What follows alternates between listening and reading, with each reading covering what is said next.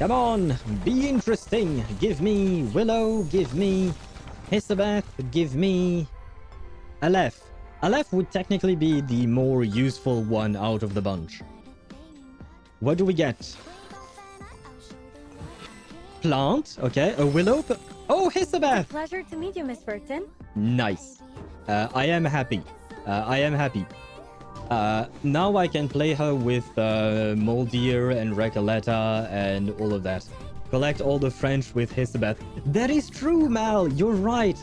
Because I was really sad because I couldn't pull for Hisabeth. I needed to save for another character.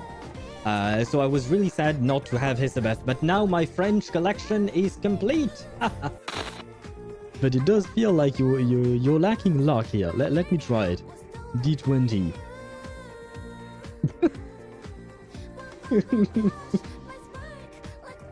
That feels like deja vu. Yeah, it does.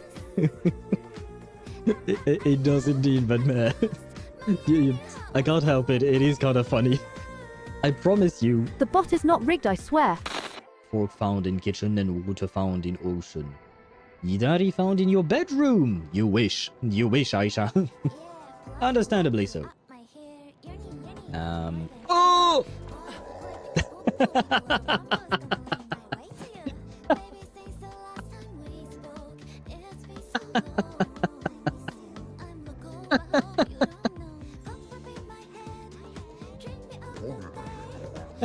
I took my eyes off of the stream for a quick second.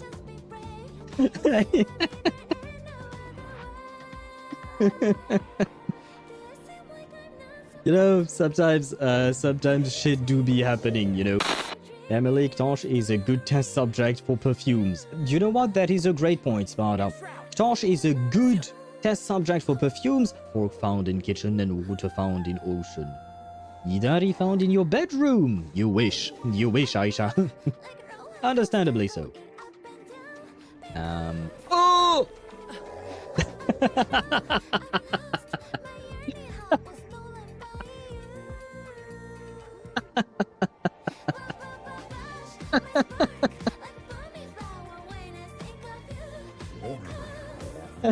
I took my eyes off of the stream for a quick second.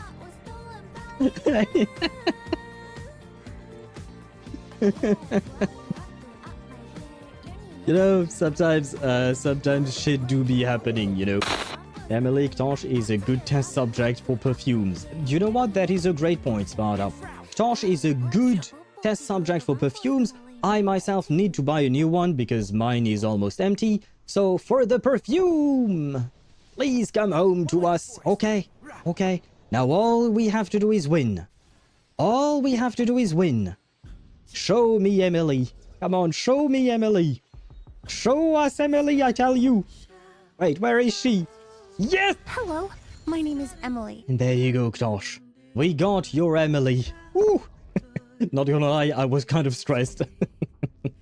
But we do be happy. Oh, brother, I'm going to die.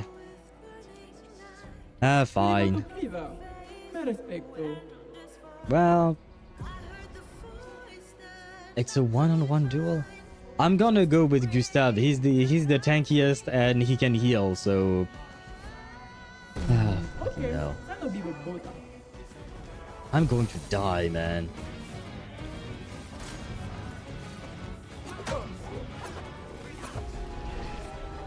Okay. Yeah. Yeah, we're not winning that. Do you think I can go check the... Wait, I have a solution. Can I teleport to the HDD to bypass this? I promise you guys, I will start the quest at some point, but I just want to, oh. Master, the simulation system is now fully operational. I thought we were done. Data transfer. I paused some of your movie downloads. This guy is probably going to kick my ass a bunch of times, and I'm not entirely sure how I'm supposed to play. How do I... Okay, that's... Okay, I guess I can't really attack directly. Also, there is a door nearby. I will look for it once we lose. Finesse and precision. Ready to evade. Too early. Yep. Yeah. Yeah, I don't think we, yeah. No. No. No, I'm good. I'm good, thanks. Yeah. Yeah, we're gonna go that way.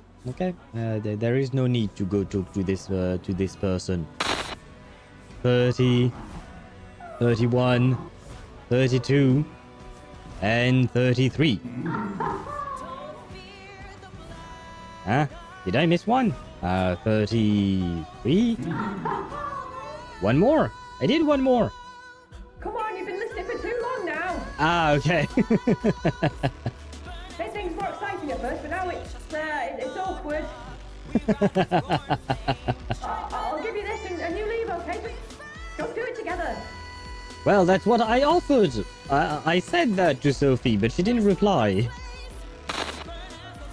Oh no, Linnea, please stay. Yeah, I'll get back to work. Bye, Rover. And check your messages when you get a sec. Did you send me nudes? Sorry. I shouldn't have said that. See ya. But she's so goddamn pretty, man. My coins. Can I get my coins? No. No. Give me my coins. Yes. No. Yes. No. Oh my god, the game giving me false hope. How dare you, game. Let us start with the first free temple, I think it is. But yes, let us believe in Chip's dream. Do we believe in... We believe in Chip's dream! Oh my god. Well, now we need to win. Come on, let's win this for Chip. Let's win this for Chip! 110 pull is all you need! Ah, brother. Well, there you go. That was quite a spin. He will come here and find a way to finish this. Yes, I shall come and finish this story, right? Mostly poetic insults to use on the no-go.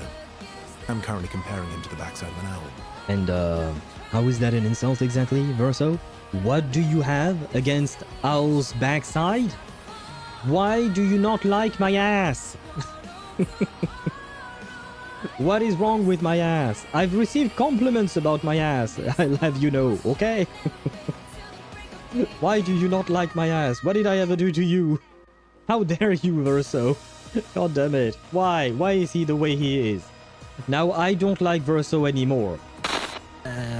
I would have preferred a male version of the thickness, if that makes any sense. So you will be happy on my account, Igor. So please come home to me. Pretty please, in 110 pull. That is 110 pull. It is! It is 110 pull. Okay, wait. We need to see Beast. We need to see Beast. Show me Beast. Please show me Beast. Beast, okay, come on, show me the man! And that is how I wish my pull went yesterday. But they didn't. Anyway, hello. Can I hear myself on Twitch? I can. Can I hear myself on YouTube? I can as well, which means that everything is working. Which means that it is time for me to get flashbanged by my webcam. Activate. It's kind of hating on the dark blue shirt. Yeah, it's not a fan of the dark blue shirt, I'm afraid. Well. One day I'll figure out what is wrong with this webcam. But that day is not today, I'm afraid.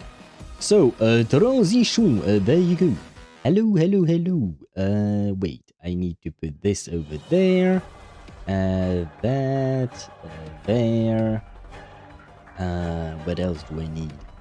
I need my UPS. Oh, no, wait. I forgot that. And now I need my UPS. I need this. And that over there. There you go. Hello, and welcome to the stream that has indeed started. So first and foremost, let's say hello to Chip. Welcome in, Chip. I hope you're doing well. Welcome in. Thank you for being first today. Once again, you've managed to snatch the first place. To the very much disappointment of Aisha, who tried to be first. She was not that far off. But unfortunately for her, you came in first, so hello to you, Chip. Welcome to the stream. I hope you're doing well. I hope you slept well. I hope you managed to catch up on your sleep finally this week. But I hope you are doing okay. And same thing to you, Aisha. Welcome in. I hope you're doing well, despite not managing to be first today. Maybe tomorrow, hopefully tomorrow, or something like that. But hello to you and welcome in. And by the way, I saw Chip ask you about your exams, but you did not reply. Is that a sign that you don't want to talk about it? If so, I will not ask. Or were you just away from from your keyboard when he asked? Because I too am curious. I hope your exam went well. And hello, Kuhani. Welcome in. How are you doing today? I hope you are doing well. Welcome in. Welcome in. Kriazg against the barrier. What does that mean? What does that mean? what against the barrier? That part I understand. The Kriazg part is yeah, less understandable to me. I've heard Nicole's quest might take 4 weeks to finish. Yes, unfortunately it does. As far as I'm aware. When you're inside of Nicole's home, there are 4 rooms to explore, and each room is unlocked each week.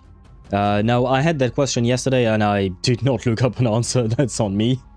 But I don't know if it's going to work like Columbina, as in it unlocks whenever you did the last quest, on the day of whenever you did the last room.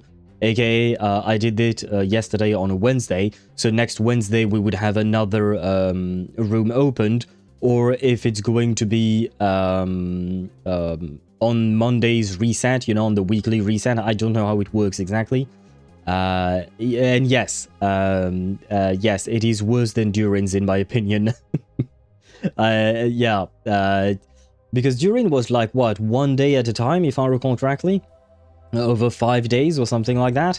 This is 1 week at a time over 4 weeks. Although I suppose, to be fair, the worst one is Columbina herself with 1 per week over the course of like, what, 8, 9, 10 weeks? I don't remember. You know, to unlock all the rewards. That being said, for Columbina, it wasn't much of a quest per se. It was just little anecdotes here and there, so I'm just like, why not? Right, why not? But for Durin, that definitely pissed me off, and for Nicole, I have to admit it does piss me off a bit as well, because I don't see a reason why that's the case. Why did we have to wait 1 day for Durin's quest to unlock? Why are we waiting 1 week between each room for Nicole? I don't see a good reason why that's the case. On top of that, I would have loved a proper quest for Nicole, because this... From what we've done yesterday, it doesn't seem like we're learning a whole lot about her, right? That's the whole point about personal story quests for characters. It's to spend more time with them and be able to actually learn about them. In this quest, as much as I like spending more time with Nicole, I do feel like we're not really learning a whole lot about her, and it is slightly disappointing. Add to that the fact that we have to wait 1 week for each room to open, and yeah, the quest is, it's slightly annoying, I will say. And yeah, managed to take a decent sleep, 1 AM to 10 AM. Okay, you know what? That's 9 hours of sleep. That's probably way better than what you did all week last week, right? So congratulations to you on sleeping well. It's supposed to be Crash Against the Barrier, the lyrics on Starfall earlier. Ah, okay. I don't know exactly how Crash Against the Barrier became Kriazg against the barrier. Oh, I suppose the R is next to the Crash? Yeah, R is next to the E. Okay, and G is next to the H. Okay, makes sense. That does make sense. But yeah, for Nicole's quest, it do be a bit lengthy for no particular reason, I suppose. I have to admit, yesterday my pulls kind of bummed me out, man. I can't lie. Like I checked the numbers on Paimon.moe because I was too lazy to count myself. But let me check again. I lost to Tignari at 78 pity, then got Nicole at 72, then lost the weapon banner at 67 pity, yes, the cursed number, and then got the weapon at 64. So yeah, she was quite expensive, not gonna lie. And it hurts that the same thing happened with Varka. I mean, for Varka, I got really lucky and got him in the next 10 pull after losing the 50-50. But if I recall correctly, yes, I also lost on the weapon banner for Varka. Skyward Blade, 65 pity, and then the weapon itself at 68 pity. And I believe the same shit happened with Flynn's. Yes, Flynn's lost the 50-50 at 51 pity, got him at 79. And then, what was the name of his weapon? Shit. I don't remember what was the name of his weapon. Was it Blood-Soaked Ruins? I think it might be. Yes, it is. Okay. I lost the 50-50, the weapon banner at 65 pity, then got his weapon at 66. And it feels like it happens every time I'm pulling for a character I really, really want. So... because like it didn't happen on Columbina, it didn't happen on Inefa.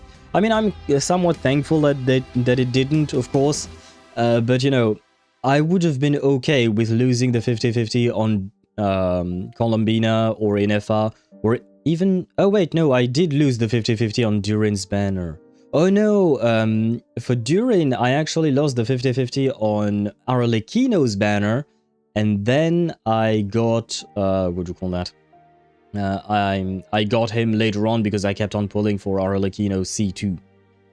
So yeah, once again, another character I really wanted and lost the 50-50 to. So yeah, it does hurt, not gonna lie. Lesson learned, pull for the characters who you don't like. Yeah, but what do I do with the characters I do like? Do I just wave them goodbye? I gotta feel, gotta feel bad, man. Gotta feels bad. But it is what it is. Although, I will say, it does feel particularly worse in Genshin Impact. I do feel like in Genshin we are getting kind of scammed, honestly, when compared to the other games that we play on the channel. Like, Honkai Star Rail, at the very least, it's not a weird scam banner on the weapon banner, it's a 75-25. Same thing with Zenless Zone 0. So at least there is that. It ain't much better, but it is better. On, what do you call that? On, you know, Wuthering Waves, the weapon banner is guaranteed, right? And in Reverse 1999, there is not even a weapon banner. The weapon is given to you by just farming through the event. And even after the event, you can still get the weapon through the shop. Without real-life currency, I mean. Being involved, plus the rates are higher in Reverse and the pity is lower, so... you know, it feels less bad to lose in, specifically in Reverse 1999. But even in Wuthering Waves, for instance, you can also buy Eidolons or Constellations or sequences, whatever you want to call them. But you can buy sequences in the shop, you can buy 2 of them per character, which makes S6ing a character less painful, right, than in Genshin, for instance. So yeah. It feels less bad to lose in those games rather than in Genshin, because in Genshin, on top of that, we're having the driest patch in a while. And we have been having some dry patches, several dry patches in a row. So, it does feel bad. It does feel bad, but, well, I still got my Nicole. I don't know what other characters will come out in the future. I don't think they've drip marketed anything as far as I know. Let me check just in case, but I think it's way too early for them to drip market anything, given the fact that the patch just dropped. I need you opened up. No. Open up fully, please. Twitter. Oh wait, they probably would have. We probably would have received a notification on Discord if that were the case. Oh, by the way, how do you guys feel about the notifications on the Discord server from Genshin Impact, Honkai Star Rail, etc.? Are they good? Are they too much? How do you feel about that? Because I can't control what gets notified or not. Because like it's whatever Genshin is tweeting that gets a notification on Discord. But I do find it useful. I do feel like they be spamming sometimes. Not gonna lie. They do be spamming sometimes, but it can be relatively useful. And hello, Ktosh. Welcome to the stream. I hope you're doing well. Welcome in, welcome in. Type G to be late. You were already late, so you didn't need to type G. You already managed to be late before typing G. But sure. But hello to you and welcome to the stream. I hope you're doing well. Yeah, you're a bit too late to be able to claim first, I'm afraid. Chip was the fastest today. And you said it's good in my opinion. Okay. Well, good that it's good. Because I was wondering if you guys would think that it was too much in terms of like the amount of notification. But if you guys are fine with it, then we be okay. Error rendering event, Twitch watch streak. I got a notification on StreamerBot for that. Well, I just saw what on Twitch's actual chat. But congratulations to Tosh for reaching 25 stream streak. Congratulations to you indeed, and thank you for being here. Also, fuck, I missed my Yunjin's birthday. Was it yesterday? I believe, yeah, they tweeted 12 hours ago. No, so it's supposed to be today then. Because I am on Genshin's Twitter, if you're curious. Wait, can I show you this? Yes, okay, there you go. They tweeted 12 hours ago. Wait, I have the exact time. 6 a.m. On the 21st, that is today. So this is today's day, I suppose. So you have not missed it. It is still her birthday today. You can wish her a happy birthday. Yeah, look, 6 a.m. On the 21st. I don't know if I should scroll down. I don't know if I should scroll down and see the comment section. I mean, Yunjin is a pretty safe character, I would say, but just in case, you know, I'm not. I don't feel like Twitter is a safe space, so just in case, I'll refrain from scrolling down. But all of that to say that you can still celebrate her birthday. Yunjin kind of pretty. She is. She kind of reminds me of Chisa now that I look at her. Chisa does have black hair instead of purple hair, but you know what I mean, right? Maybe it's the red eyes with dark hair combination. And overall being cute and not just hot, you know what I mean? Maybe that's why. But she do be cute indeed.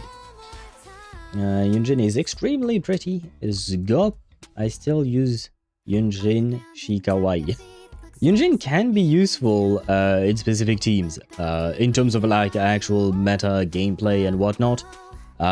She can be useful in teams where you have normal attackers mostly, I believe. Oh wait, technically speaking, doesn't that mean she could work with Vark? Never mind. Varka has elemental restrictions. Never mind indeed. Finally, some Yunjin fans. Triple Crown worth it. I might not go that far, but she is still a decently useful character. Isn't Mika like a better version or something? No. No, they serve different purposes. If I recall correctly, Yunjin buffs normal attack, and she also buffs attack speed, I think, with one of her constellations. That last part I'm not entirely sure of, it was a while. But Mika, yeah, he buffs physical. He does buff attack speed as well, through his, through his own kit. And then he gives a 60% crit damage bonus through his own C6. But even then, it's not enough for physical to be quite useful. He wasn't the support we needed for physical, I'm afraid. Though I guess he does heal, so there is that. And his healing is decent. Only through his burst, but it is decent. I have Skirk's team, okay. Don't piss me off. Full Skirk's team. Who is the full Skirk's team? It's Skirk, Escoffier, Purina, I guess. Who's the last one in that team? Shenhe? Maybe? I'm not sure. Physical... Oh wait, oh by the way, the exams are still torturous, but it's okay, we survive. I'm glad that you're surviving the exams, and I hope they will go well for you, Aisha, especially since you have to retake them because of someone else's blunder, right? But I hope that that they will be working quite well for you. She's not leveled, but it's okay, I use her. An A buff. Oh wait, so you use Yunjin unleveled? I don't know how her buffs level up. Like, is it through passives or is it actually through her talents, her actual normal attack skill and burst that she gives her buff? C6 buffs attack speed. Oh, it's C6. I thought it was C2 or something like that.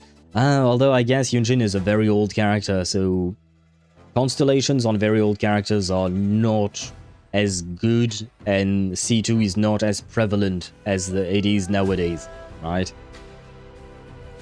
Furina, Shenhe, Esco, and Skirk. Yeah, okay, I see. That does make sense. Imagine not already having a full Noelle team. Well, I don't. I haven't played Noelle in a very long time. But I suppose you could use Yunjin with Noelle, for instance. Skirk, Diona, Barbara, Mika. Yeah, you might as well not pull for Skirk if you're playing her with Diona, Barbara, and Mika, honestly. I mean, again, when I say things like that, it's in the context of, endgame content and, like, making the most out of the teams. But, like, already, like, I guess Furina, you might pass on her, why not? And even then, I would argue it's kind of terrible. Yeah, you know what? In order of importance, the least important member of the team, I would say, is Shenhe, then Furina, and then Escoffier would be the most important member for Skirk. If you truly want your Skirk to be, to feel great to play, you kind of need Escoffier. Without Escoffier, well, I have Skirk without Escoffier. Not gonna lie, it doesn't feel great. Bro said Shenhe. Sitlali literally better? Is she? Is she really no, she's not. Because if you replace... I mean, what's the point? She does have some buffs, I guess. But, like, I don't... Yeah, no, I doubt it. I think Shenhe would still be better. Especially if you have C6 Shenhe. If you have C6 Shenhe, your Skirk is going to be an absolute monster. If you have C6 Shenhe. Without C6, it's less of a monster, but it's still pretty good. Thrilling Tale, Scroll, and Hydro buff. Hydro buff? Don't you mean Cryo buff? Because a Hydro buff on Skirk is kind of useless. And she's way easier to get a burst with. Fair enough. Fair enough on that last point. because I have C1 Shenhe, so it does make things easier. Oh, and hello gamer, welcome to the stream. I hope you're doing well. Welcome in, welcome in. How are you doing? We're talking about Yunjin, Skirk, and many things. How are you doing? How has your Honkai Star Rail stream been? Have you thought of switching categories? Or did you only play Honkai Star Rail today? But hello to you and welcome in. I hope you're doing well. Welcome in, welcome in. I'm meh. I am Wuwa broke. Ah, did you pull for... wait, who did you pull for? Chisa or Dania? I don't remember which one you wanted. Or both, maybe. Why not both, I suppose. But who did you pull for? I am sorry to hear that your Wuwa broke. I hope you'll manage to... Yeah, I was going to say, I hope you get to save again, but next patch we have collaboration. I don't know if you're interested, actually, in the Cyberpunk collaboration. Which also reminds me that I completely forgot to, what do you call that? To keep watching Cyberpunk 2077. I'm still stuck at episode 5. One day I'll finish the anime, I promise. Only HSR did a short stream because Wuwa would hang itself and crash. That's what I meant. Oh, okay. So, my bad, I misunderstood because today we had new banners drop, right, in Wuthering Waves.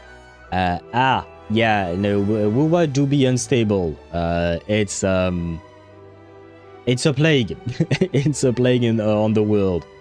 I used to have major issues with Wuthering Waves as well, until I changed computers. But it is kind of expensive to change computers just for one game. It wasn't just for Wuthering Waves that I changed the computer, but it was the tipping factor, I suppose. But I wish you good luck in trying to keep streaming Wuthering Waves without it crashing. Maybe, you know, maybe one day the devs will optimize the game so that it doesn't crash on you. I hope they do at some point, you know. And you said it only did HSR. What did you do in HSR? I'm assuming not story stuff, right? Sitlali buffs Hydro for Farina. Okay, yeah, see, I see what you mean, Ktosh, but, like... Farina's damage contribution in that team is not, like, negligible, but not too far off from negligible, honestly. The major damage dealer in that team is, what do you call that? Is Skirk. So I feel like it is probably better to just buff Skirk rather than buff Farina, because she doesn't really need that. Unless your Farina is 60-150, then play Shenhe. Okay, yeah, I suppose it does depend on how well built your Farina is indeed. And did I miss anything else? I don't think so from before. No. Oh yes, I missed Deidara. Hello Deidara, welcome to the stream. I hope you're doing well. Welcome in, welcome in. Wait, when was your first message? Oh wow, it was all the way back then. Okay, wow. Hello to you and welcome in. I hope you're doing well. And Noel chocolate cake is your first thing that you wrote.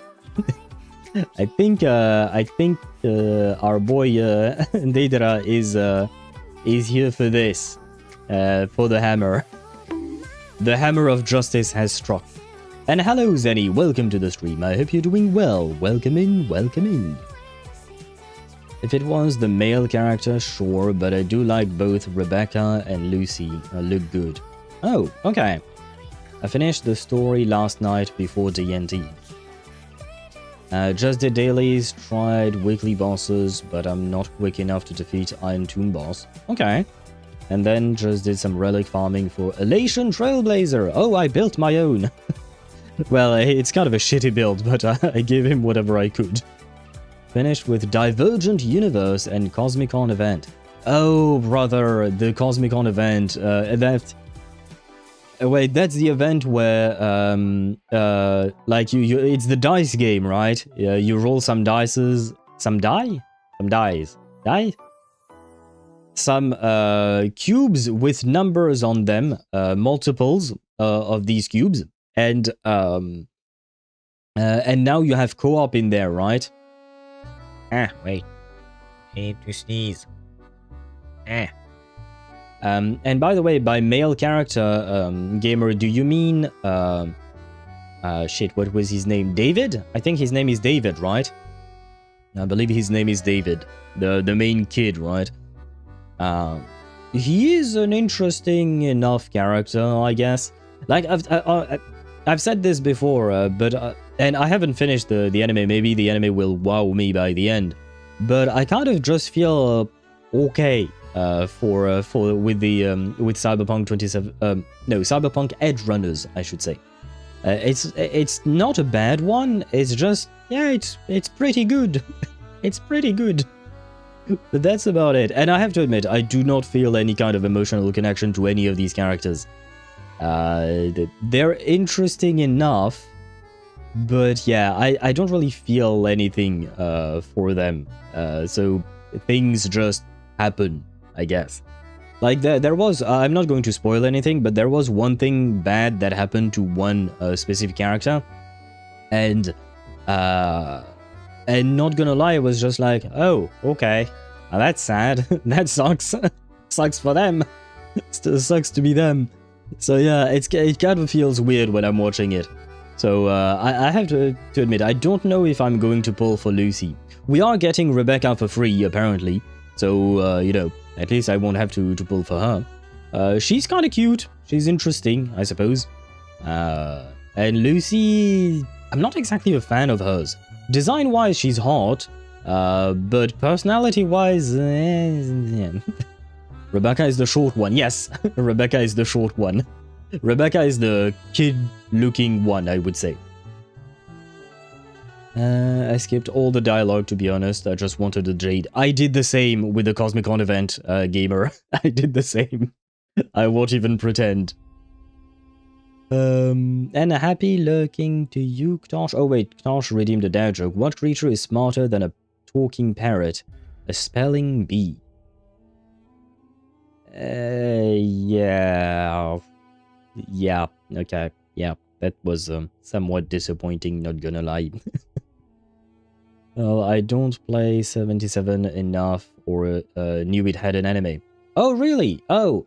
The anime is very disjointed from the main story of the game. From what I understand, it's kind of a spin-off story set in the same universe, set in the same city, but completely different characters. I think I was told that one of the characters from the anime was referenced in the game, or maybe it was the other way around, but they're fairly disconnected, to be fair. But it does have an anime, and it will have a second season, apparently.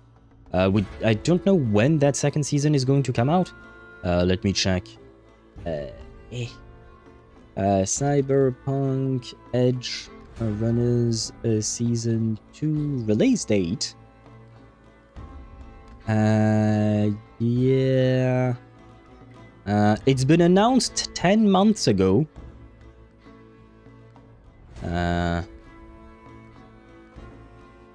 It's been announced 10 months ago, but I don't know when it's supposed to come out.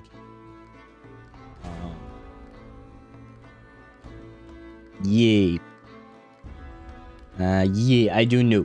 But at some point it will it will probably come out. But yeah, like I said, the anime is good. It's decent. It's a decent anime. Just not, for some reason, not exactly my cup of tea. That being said, because I tried watching the anime in both, what do you call that, English and Japanese, and I was very much surprised to learn that David, the main character of Cyberpunk Edge Runners, is voiced by none other than Zach Aguilar, the voice actor for Ether. Like, seriously, this guy is everywhere. But yeah, let it be known that David is Ether from Genshin. And other characters. I believe Zach Aguilar also voices what's his name? Mountain Shaper, maybe? Or is it the other one? No, yeah, maybe. Shit, I don't remember. He voices a bunch of characters in Genshin, to be fair. Wait, where is it? I am on his IMDb page. Can I not find Genshin? Are you kidding me? Yeah, no. Control F. Genshin. Yeah, I can't write. And what anime? We were talking about Cyberpunk 2077.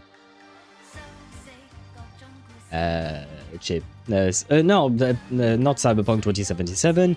We were talking about Cyberpunk Edge Runners. Yeah, IMDb is kind of broken. I give up on that.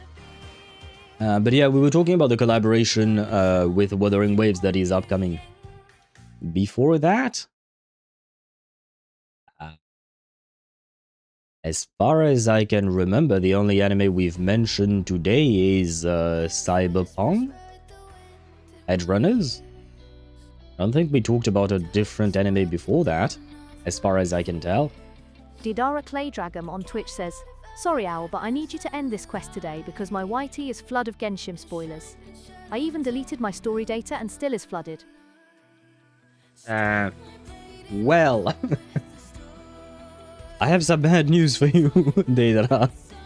I will try my best to advance as far as we can in the story, but the story is long. The story is very long.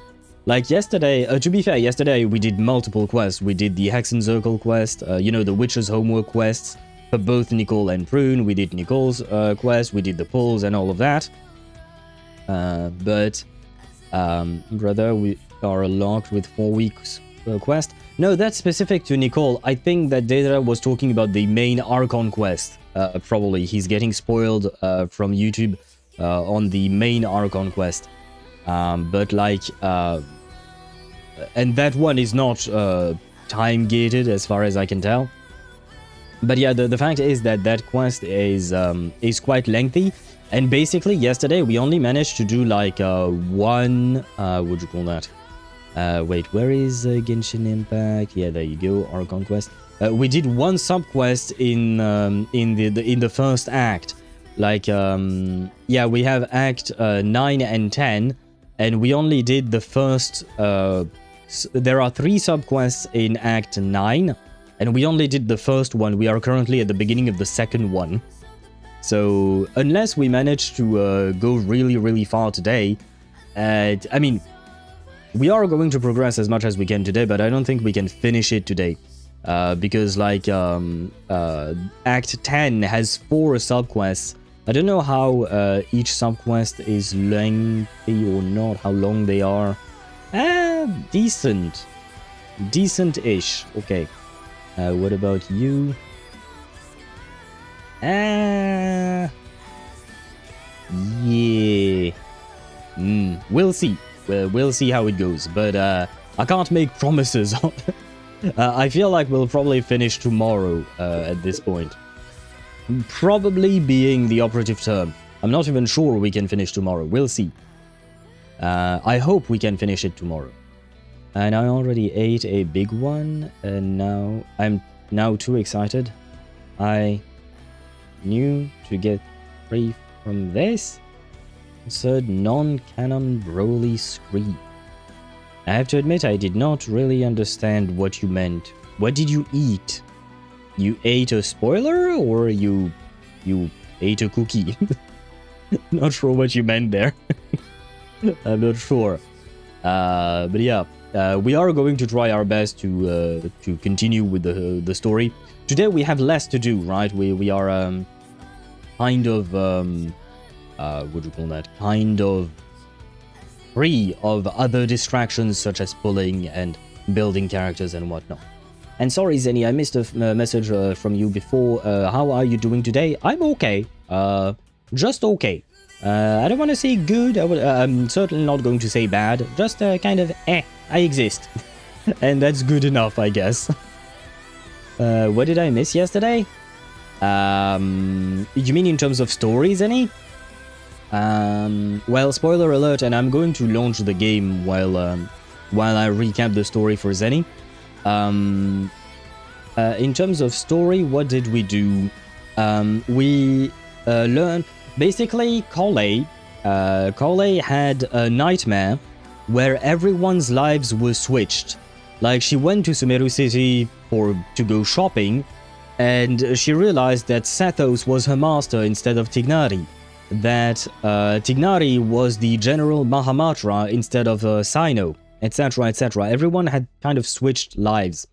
Turned out it was a nightmare, and she woke up. When she woke up, she heard Nicole's voice in her head, telling her to talk to Nahida about it. And so Tignari took Cole to see Nahida and to warn Nahida about the problem. Nahida almost immediately ordered a full evacuation of basically the entire forest of Sumeru, more or less. Everyone is now a refugee in Caravan Rebat, and basically we learned that there was something wrong with Irminsul. We don't exactly know what it is or why it's happening. Apparently it doesn't seem to be some kind of external attack, at least as far as we know, as far as the investigation has led us.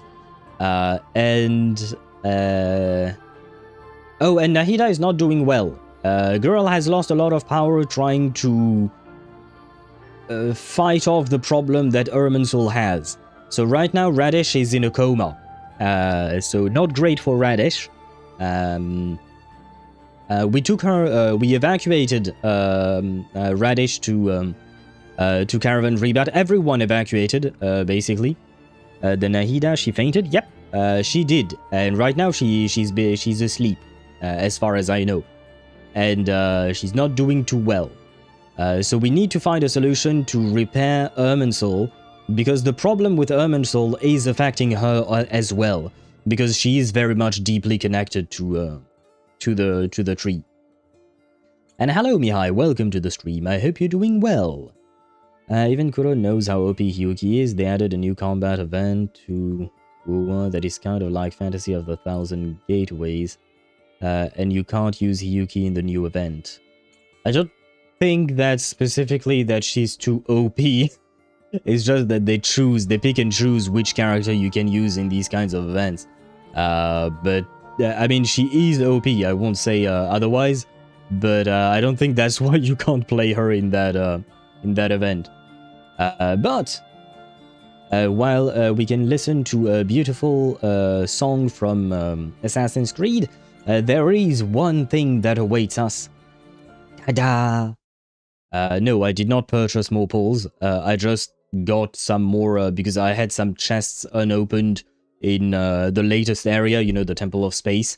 I was too lazy to to finish getting them. I was already at 100%, but you know, even when you reach 100%, you don't have all of the chests. So then I used my Nicole to get the latest chests, even though there was a compass for that. But now I have my own living, beautiful compass, right? So we did get a few more pulls plus my dailies, you know. And I might as well keep on pulling for her. We are at 4 pity, going to 5. Would she... Do you guys think she would make up to me, given the fact that she... what do you call that? She kind of cost me a lot yesterday. So maybe today she can be nice to me, right? A C1, just like that. No? You don't want to do that? I'm asking very nicely. I've been nice to you. I've given you everything I had. Will you be nice to me in return? No, that's gonna be a no. Well, there you go, guys. That's the polling session for today. I had 2 polls. I have nothing more. I don't think I have any more of Genesis Crystals. Nope, I have nothing more. Well, we tried. We tried. Maybe tomorrow we'll be able to do another pull, and that will probably be it. I think I will probably keep pulling on her banner, and after that I will start saving for whenever she gets a rerun and Varka gets a rerun, so that I can get constellations on them. Yeah, I think I'll probably... I mean, it depends. Yeah, fuck, because Snezhnaya is right around the corner, right? So I might be interested in some of these characters. We'll see.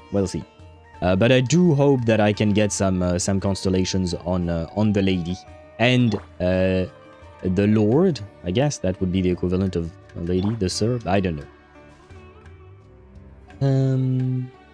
I managed to get you one standard weapon that is second best slot for him. He's at 91/207 crit ratio now. I'm assuming you're talking about Emerald of Genesis. 91/207 is a weird ratio. You should have way more crit damage. The crit rate is fine, it's even quite high, which is good. Don't get me wrong, it's good. But the crit damage is low as fuck. Like, 200% is good in Genshin. In Wuthering Waves, you usually need to reach at the minimum 250, even on supports. Well, when I say supports, I mean sub-DPS like Chiyu-1. I'm not talking about characters like Shorekeeper or something like that. But yeah, 250 is the bare minimum, and the average that is recommended usually is 270. So maybe you mistyped. Maybe it's not 207, but 270. So not 207, but 270 that you wanted to type. I get to see Nicole as well. I just started the Archon Quest as well. Are you having fun with the Archon Quest so far? It is interesting, in my opinion. Quite frightening, but I am very much invested in it. I am very much interested. My pulling sessions are like that. I usually don't do one pull at a time. Most of the time, I try to save. But for Nicole, I don't mind, especially because I don't plan on pulling for Lowen, so I'm just like, whatever happens, happens. If I can get her C1 or even C2, I have too many dreams at this point, but it would be nice and I wouldn't complain, right?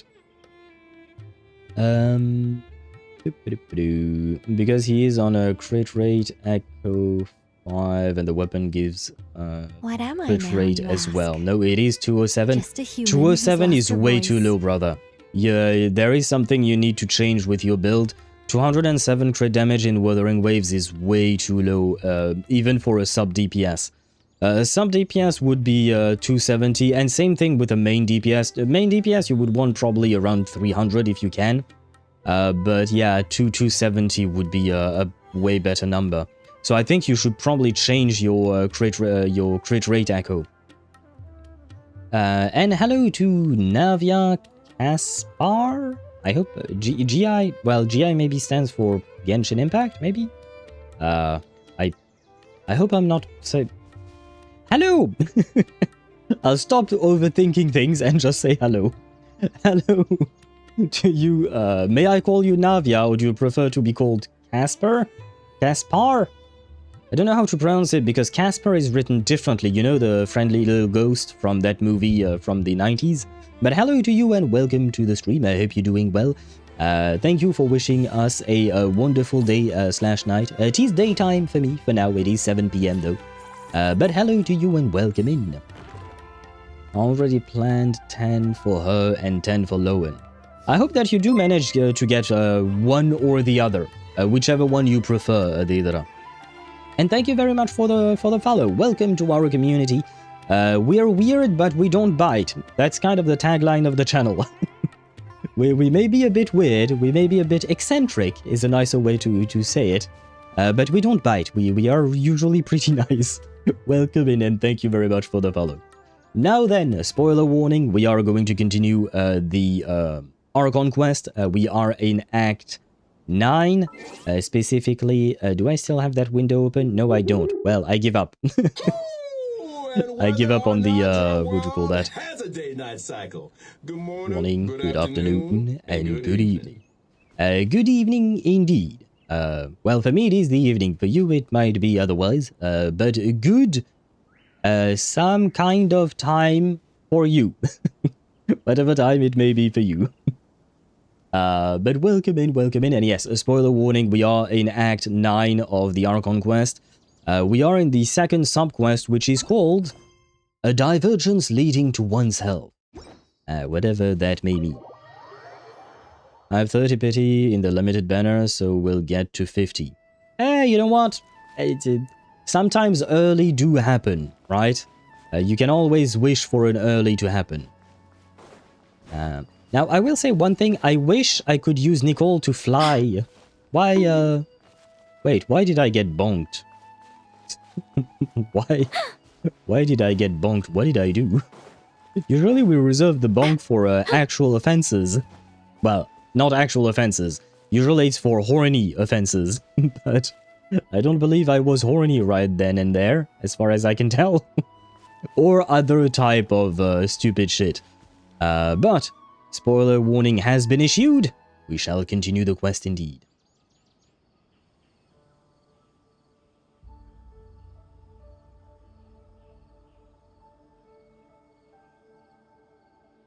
Please don't go any further. As you get closer to Sumeru City, there's no knowing what dangers you might encounter. Bye, see you later. Well, bye. See you later. That was quick. I hope we didn't make you flee for some reason. But I wish you a great rest of your day, whatever time it may be for you. Have a wonderful rest of your day indeed. So this is our mentally disturbed man? I'm going to gut you all! Okay, bro has some issues. Is the volume okay? Because I'm always afraid that the game keeps changing these things.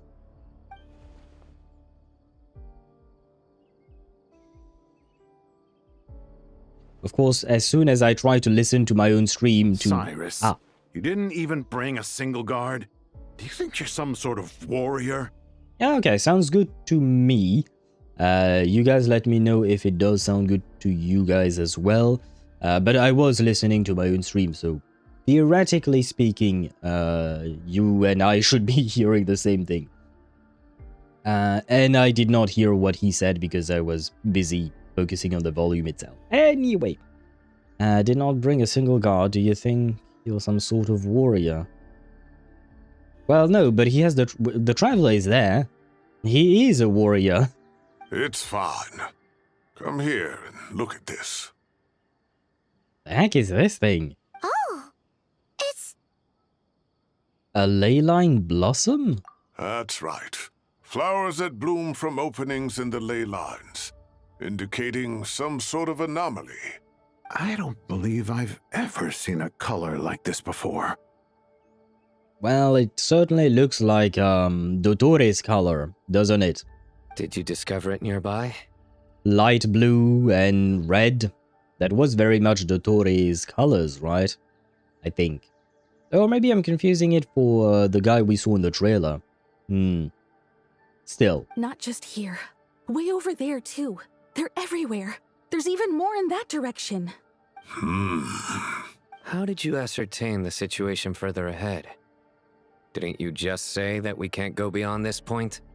Yes. This area is relatively safe so far. But if you continue forward, delusions will start afflicting your mind. I'm guessing she's not saying that in the sense of, you know, the delusions that are being built by the Fatui and all of that, right? Just found a guide spreadsheet of character builds in OF, despite playing this for like half a month now. Guide spreadsheet of character builds. There are character builds in Overfield? But like, what is the gameplay of that game? I still don't understand what you do other than look pretty. Like, and fishing, I guess. I think there was some kind of fishing minigame, maybe. What do you do in that game? Why do you need a character build? Like, do you have stats like attack, defense, HP, crit rate, crit damage, and stuff like that? Or like, how does that work? I get to hear Sino again. Hip hip hooray, totally not acting like Nicole. What do you mean totally not acting like Nicole? Would Nicole be happy to hear Sino? I'm not so sure about that. Apparently there is like an abyss thingy here, and if you want to top to the leaderboards, yep, you... Oh, okay. So there is actual combat involved. Because, like, you've talked about Overfield for a while now, and I don't think I've ever heard you talk about Overfield's combat system. However, some vision-bearing mercenaries were able to maintain their sanity a little better. They're the ones who brought back news from further afield. Sino, do you remember the class I taught on dissecting ley line blossoms? I do, Professor. I received full marks in that course. Good. After all these years, it's time to put that knowledge into practice. There must be anomalous information hidden within these blossoms. Alkindi, I'll need your help as well. I can't get over this guy's haircut, not gonna lie. The fact that they actually modeled this haircut, I think perhaps specifically for him, because I don't remember seeing that kind of haircut on any other NPC. Maybe I'm wrong, maybe that haircut does exist, or existed before, but I have no recollection of seeing it. I'll send gameplay tomorrow? Sure.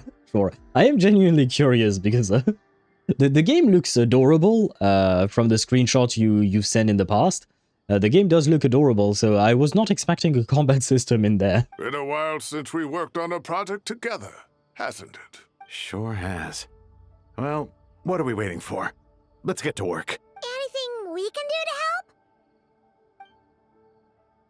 Nahida once said that Irminsul doesn't contain any information about me.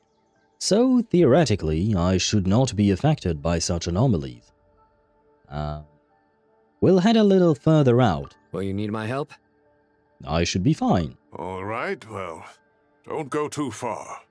There's too many unknowns at this stage. Let's regroup at Caravan Rebot later. Don't worry if you don't show up. I'll come and find you.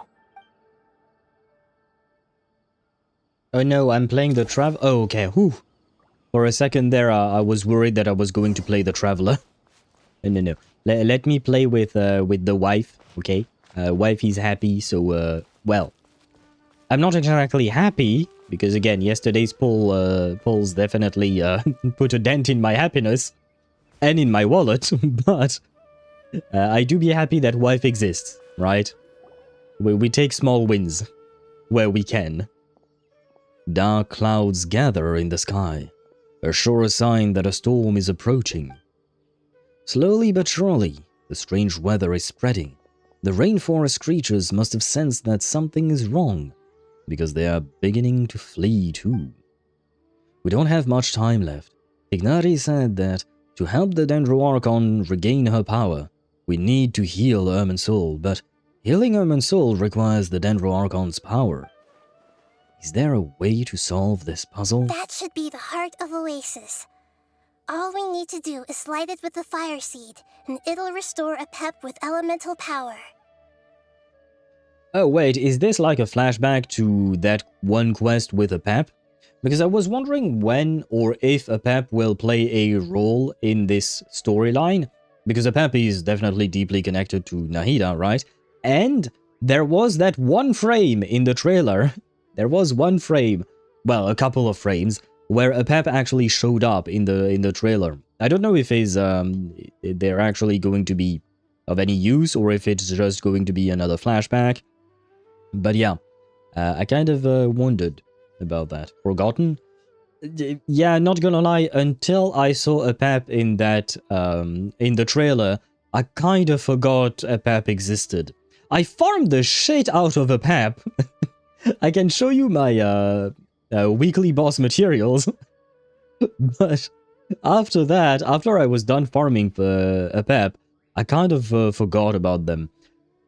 Though, to be fair, I have about 50, overall materials from that.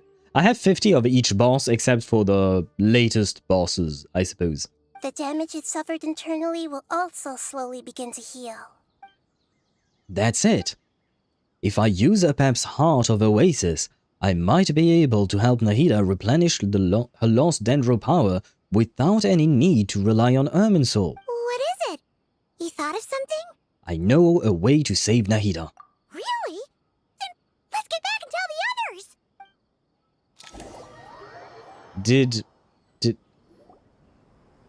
Was it really necessary for us to go on our own to think about that and then come Glad to back? see you've returned safe and sound. Like, well, why not? Why not, I suppose. Any longer and we would have gone out looking for you. Nah, no worries, we're okay. I still want to see you be dancing, please. You're hot. It would be nice to see you dancing. Although, I suppose... You know what? I wouldn't mind seeing all of the characters from Sumeru dancing. Well, maybe not Nahida. The movements would feel awkward, probably, given how tiny she is. I don't know. I'm sure someone with good animation skills can make something out of it. But anyway, not the point. Well, this is a nice surprise. I'm sure feels better with everyone we know here. It is great to see you all. That is very true. I do be very happy that we get to see all the characters from Sumeru. Are we missing a character from Sumeru that we haven't seen yet? I'm trying to think, but I don't know that we forgot anyone, as far as I can tell. We got Dia, Layla. We saw Layla yesterday. She was present yesterday at some point. Oh, Faruzan. We did not see Faruzan at all. That is a good point. I forgot she existed as well. I forgot that. Tignari is right there, brother. Chip. Tignari is right there, and we did see him yesterday as well. Everyone you see here, we saw yesterday. So Dia, Alhaitham, Kave, Sathos, Tignari, Sino. Yesterday we also saw Layla and Wanderer. Oh, we did not see Candice. We did not see Candace. And Madame Faruzan. Those are two that were missing indeed. Well, I'm actually way ahead of you in terms of the Archon Quest. I just wanted a recap from yesterday's stream. Did you not hear my recap? I did give you a recap. Not sure what you meant by that. And yeah, you should not be surprised that you would be ahead of me in terms of the Archon Quest. Because I am slow as fuck. Because I stream. Because, like... Wait, whose quest was it? Linnea, right? Linnea's quest, I did it on my own time. And my god, it took me so much less time to do it on my own time than when I do it on stream, you know? Like, basically it took me about 2 hours, when on stream it would have taken me probably 6, right? And same thing with what Swavy mentioned, like, for ZZZ storyline. It was supposed to take like 2 to 3 hours. He said that it was relatively short. It took me 2 5-hour streams. So yeah, you should not be surprised at any point that you're ahead of me in main story content.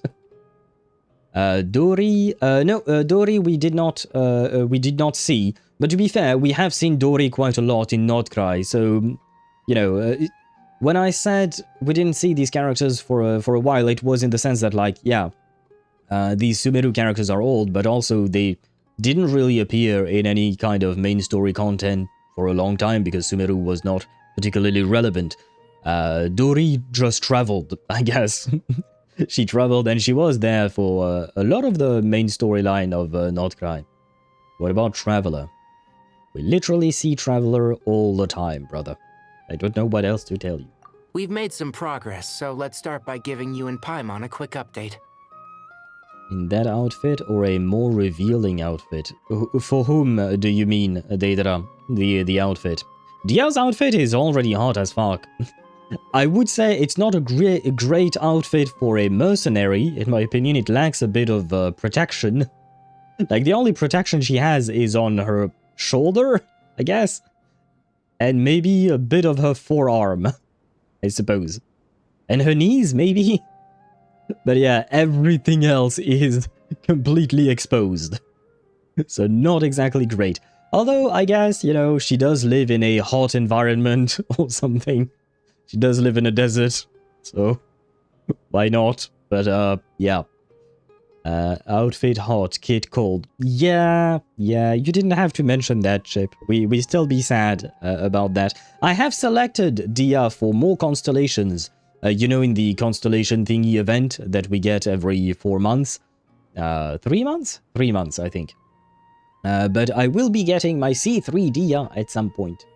You know what? I wish instead of getting Tignari C2 yesterday, I would have gotten C3 Dia. At least I would have been happy. You know, wrong pyro character, but I would still have been happy to get her. Well. By dissecting the ley line's blossoms, we've been able to deduce that although Irminsul is experiencing an anomaly, it has not completely rejected access from the outside. The Dendro Archon has the power to connect to Irminsul, but there's also another way. I assume you recall the devices everyone was wearing when you first arrived in Sumeru? Ah, yes. The internet on a leaf. On your ear. Devices? Oh, wait. Helt_Mihai on Twitch says, when you're in the desert, it's actually more recommended to be covered in clothes from head to toe to avoid sunburns. That is true. That is actually true. But, I guess she didn't get the memo for some reason. I guess she didn't get the memo for some reason. But that is actually, true, and it is good advice. Do cover yourself. Not overly cover yourself, but do try to protect yourself from the sun. And it's not just about, what do you call that? About sunburns, it's also about heat stroke. Having layers of protection against the sun is actually a way to help with heat stroke. It's not going to prevent it altogether. You should try and find shade from time to time, and more importantly, hydrate yourself. Do hydrate yourself a lot. How many Sino jokes are we gonna get in this Archon quest? I don't know that we will be getting Sino jokes, not gonna lie, because this matter seems to be very, very serious, you know? This whole storyline seems to be very serious. Radish is not feeling okay. The world might be in danger, like the entire world. So I don't know if he'll feel humorous today. We'll see. And thank you, Chip, for the hydrate. The Akasha terminals? That's right. I have hydrated. I don't live in a desert, but even if you don't live in a desert, it is also important to hydrate indeed. Of course! It's been so long, Paimon almost forgot all about the Akasha. Wasn't it shut down, though? It was. Yes, but although the system isn't currently operational, the technological infrastructure is all still there. And it turns out that a certain someone gets so bored at work that he's actually read through every single one of the instruction manuals. Brother. Does Alhaitham have nothing better to do? Oh god. I have read some instruction manuals for specific things, but it's really not interesting, honestly. No prizes for guessing who that was. If praising others is that embarrassing for you, you can simply spare yourself the ordeal. Helt_Mihai on Twitch says, they're bringing back AirPods in Genshin LOL. It is different than AirPods, because Alhaitham has AirPods for real in the game. He literally invented AirPods because he didn't want to listen to other people.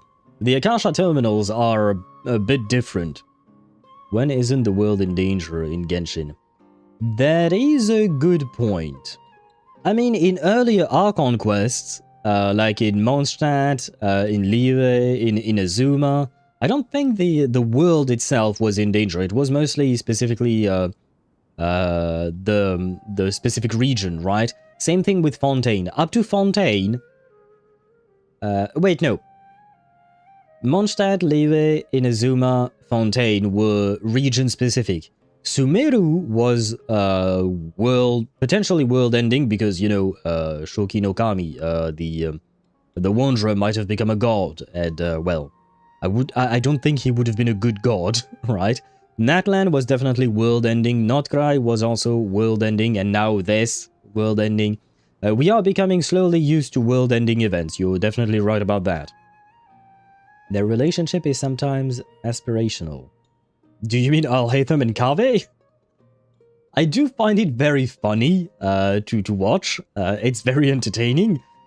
But honestly, I wouldn't want to have some that kind of relationship with my partner. Yes, because I do consider them to be partners. Let us not kid ourselves. This is our favorite yaoi couple, okay? Natlan, Abyss going free?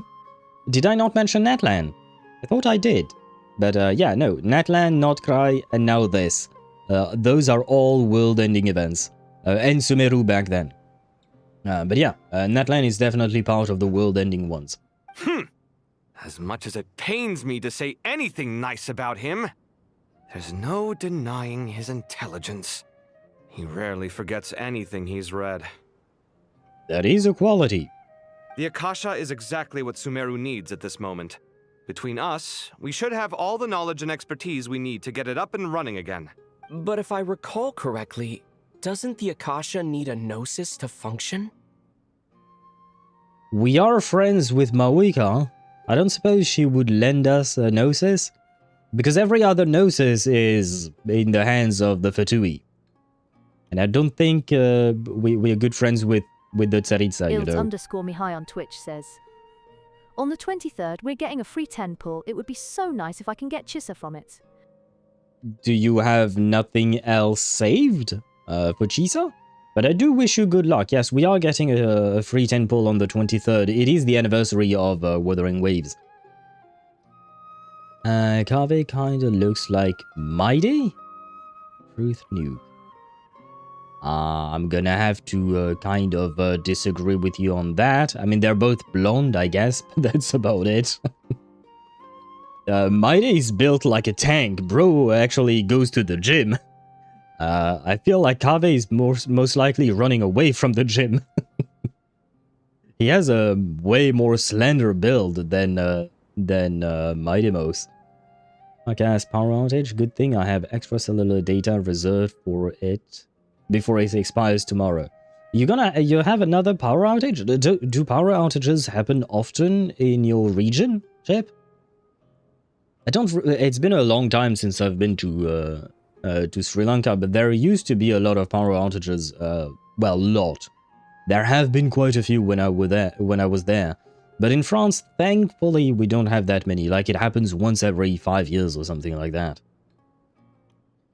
I'm at 30 pity on a guaranteed because I lost the 50-50 for Mornier.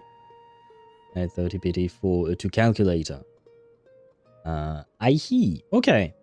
Well, I mean, you could get her early, maybe.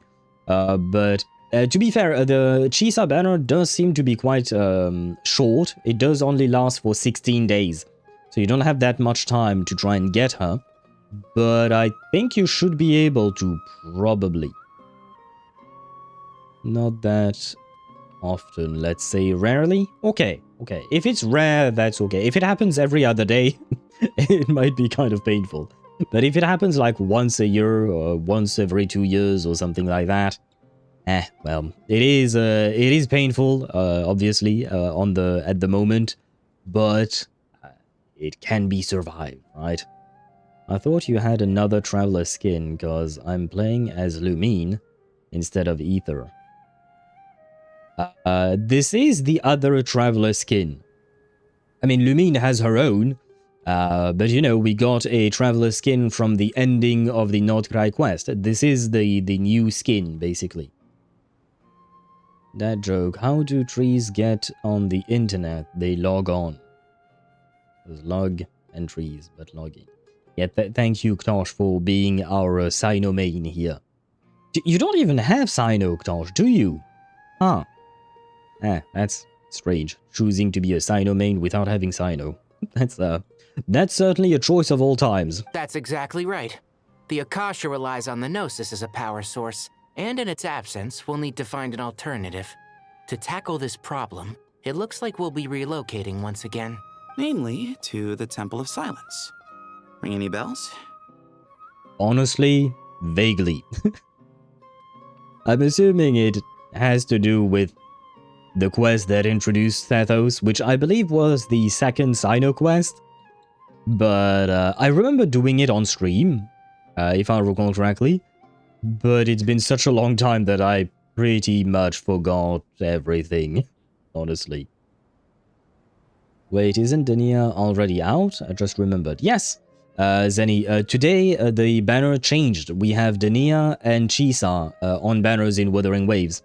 And the banners only last for 16 days for some reason. It is a week shorter, I should say. Which means that the patch is going to be a week shorter than the usual for some reason. And this is not like in my original hometown in province before, where the power outage is too often, like once or twice every day. Oh shit. Oh god. Once or twice every day is way too much. But I mean, I guess you don't really have a choice, right? Other than move to a different city, right? But yeah, once or twice every day, that would be a nightmare. When is a door not a door? When it's a jar. I see. I see that Ktosh has contaminated Mihai. I wish, man. Well, Ktosh, now you know who to pull for next. Perhaps, maybe. I just remembered, time to spend money. I hope you won't have to spend too much money, Zenny. I hope that you get your Chisa and your Denia earlier. Wait, you want both, or do you just want one? Oh, we also have a Frolova rerun. I kind of forgot about the terrorist.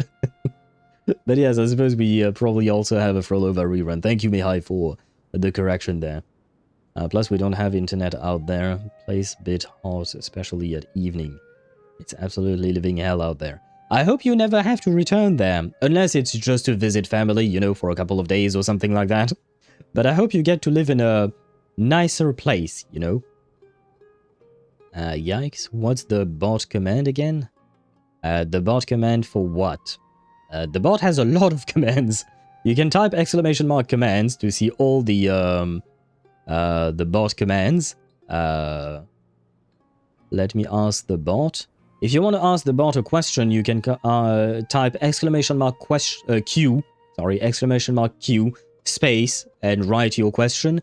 But it has to be a yes or no question, because I did not write down more answers, because it would have been way too much and way too complicated. Well, there you go. Zenny asked, should I pull for Denia? And the bot said, my answer is yes, absolutely. In terms of usefulness, Denia can be slotted into a Fusion Burst team with Amith or with Luke. Basically, those are the two main teams that she has at the moment, as far as I know.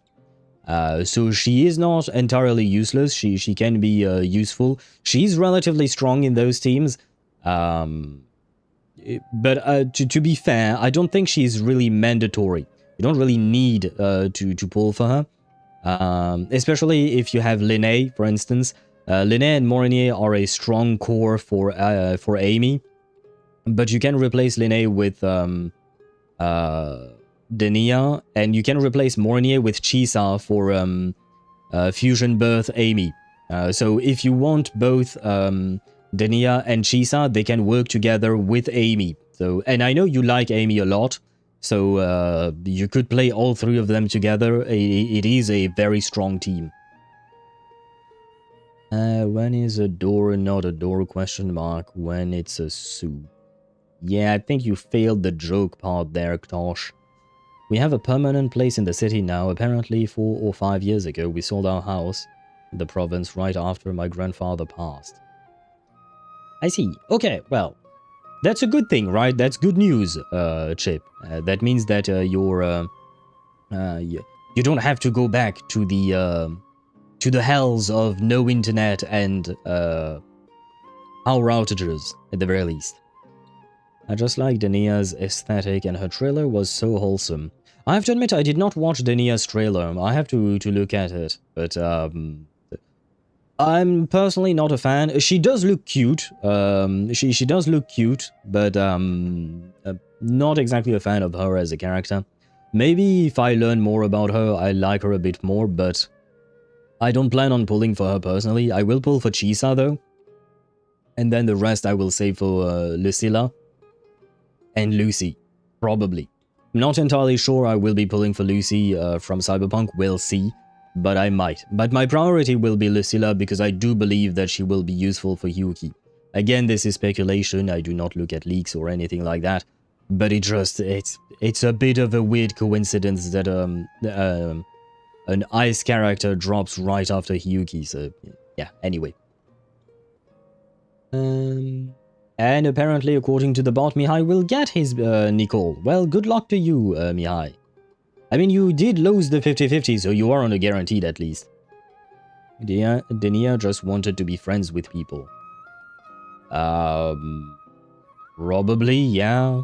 But yeah, like I said, I haven't watched the trailer, and I feel like we haven't really learned enough about her in the main quest yet. She will get a... She has a segue right now that is out that will probably teach you a bit more about her. You'll be able to learn more about her. I'll do it on stream, but it will have to wait next week, most likely. So for now, I just don't know much about her. Do you think I can build Goro full defense and just have enough ER from the weapon? If you use Favonius bow, yeah, could work.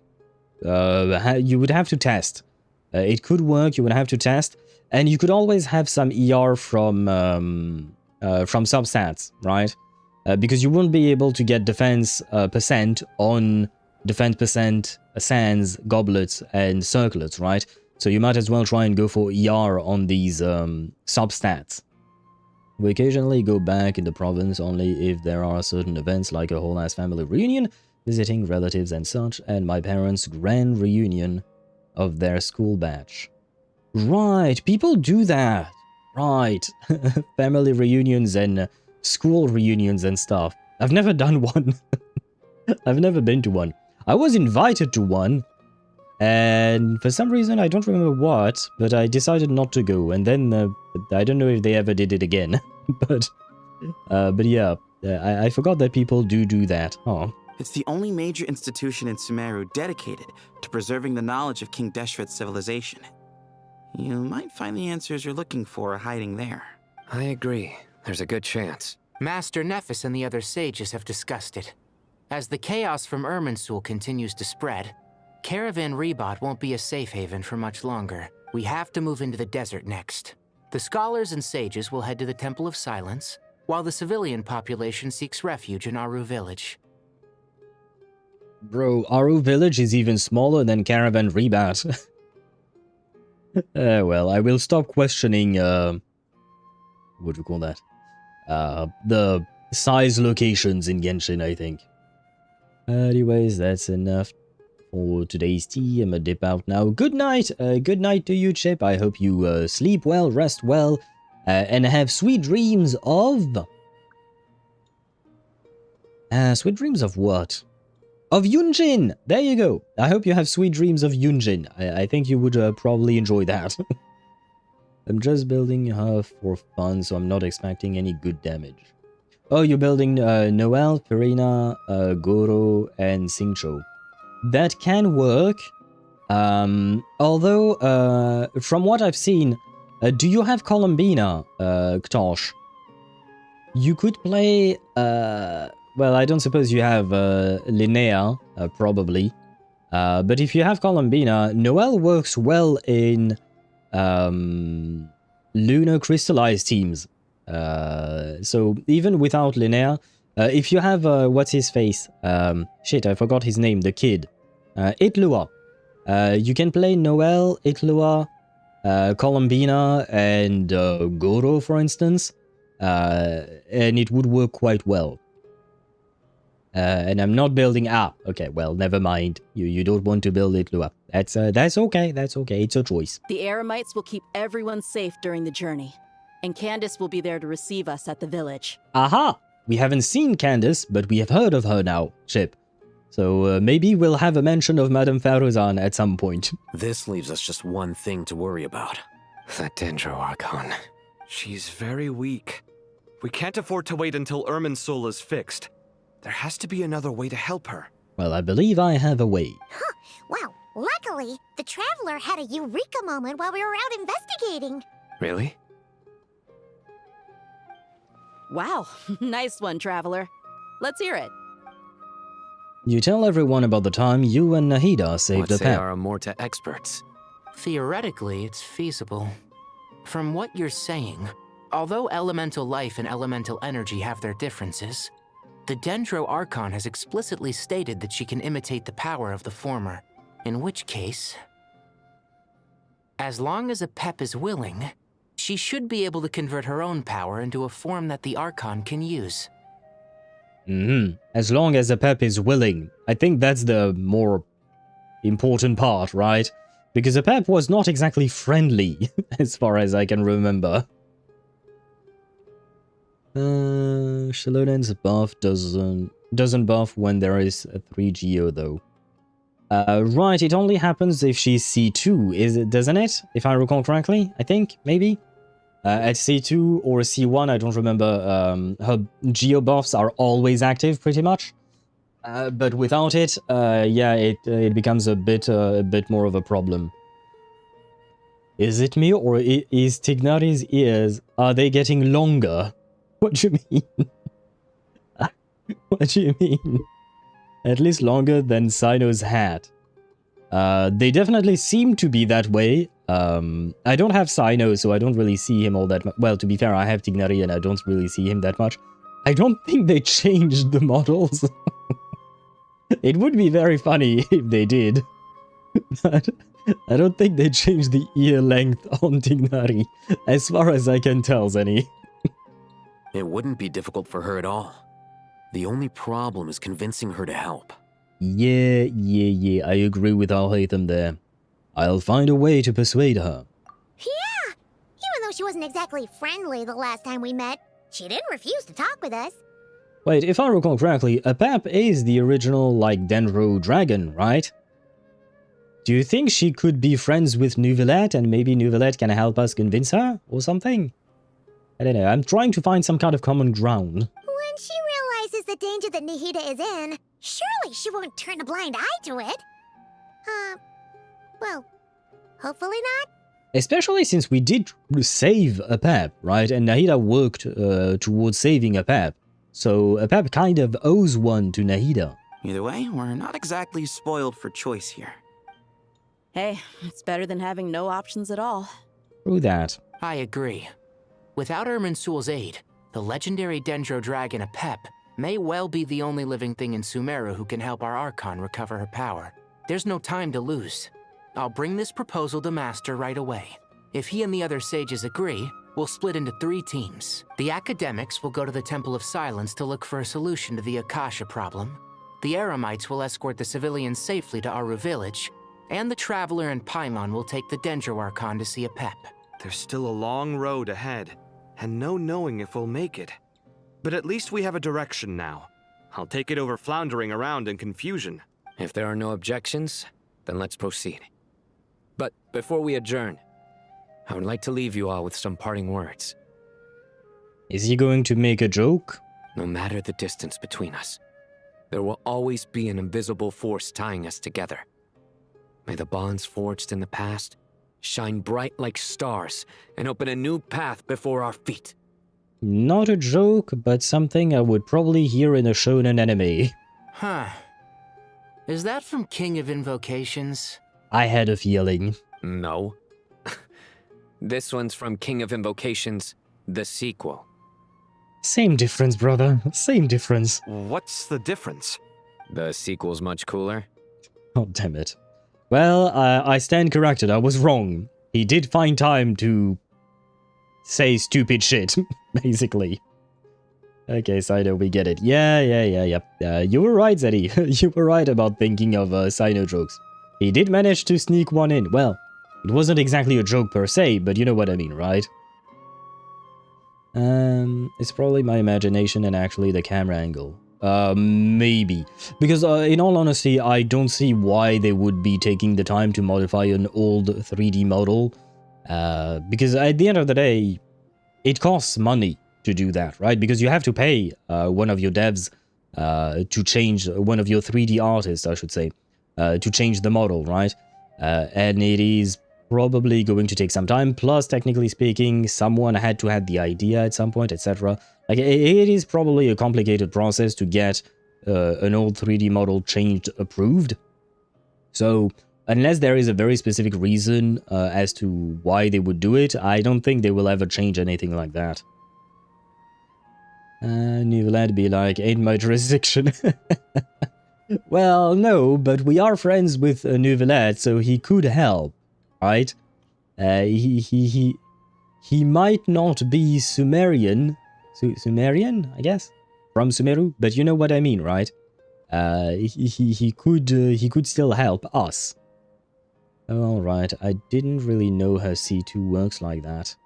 I think that's how her C2 works, or part of it, or something like that. I don't remember the full detail, Ktosh, because it's been a long time since I've looked at Shalonen's kit and her constellations, but I do believe there is something like that in her constellations. It's, I know he always has time for stupid jokes. Well, hopefully he won't try to say a stupid joke when Nahida is dying or something like that. Oh wait, she is already dying. I love you, Alejandro. Alejandro Saab does do a great job at voicing Sino. Couldn't agree more. Well, it was very apropos. Once this is all over, I'll give everyone a copy of King of Invocations and the sequel to show my gratitude. No need. No need. Come on, let's get moving. Really, I don't need that. I'm okay. I'm okay, brother. Do you think it's okay to send the Hydro Dragon at the middle of the fucking desert? True, and he even has a voice line when you go in the desert.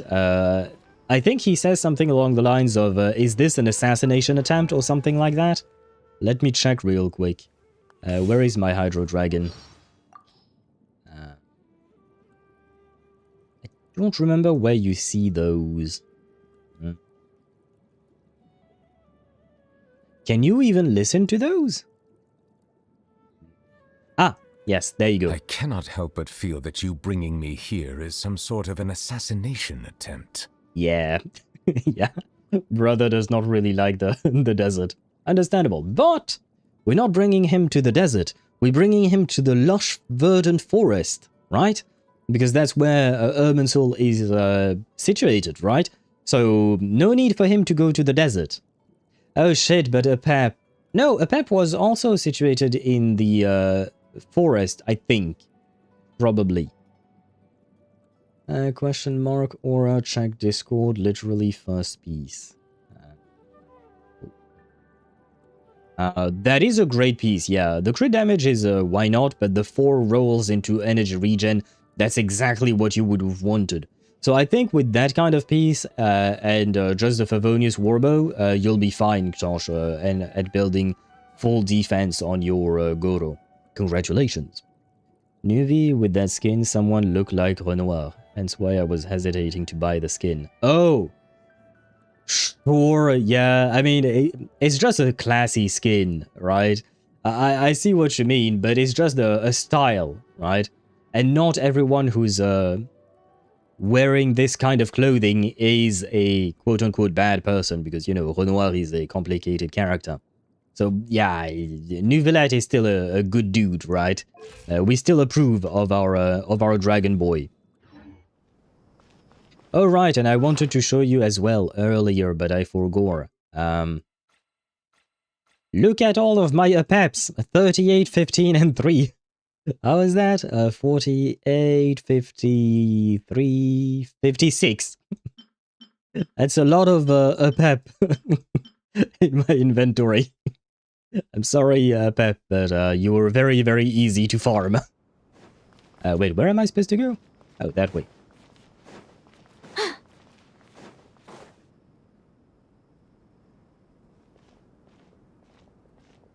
I somewhat miss beating the old world bosses. Same. I approve of your plan of action. Same. I do miss beating up on them, but I mean, at the same time, it is kind of a waste of time, right? So, you know, it is what it is. Have you heard of using your weekly materials? I have, brother. I have literally. Let me check. Well, you're gonna enjoy this, Ktosh. I have 67 characters built out of 91. So I have 70% of my roster that is built. So I do be using quite a lot of materials.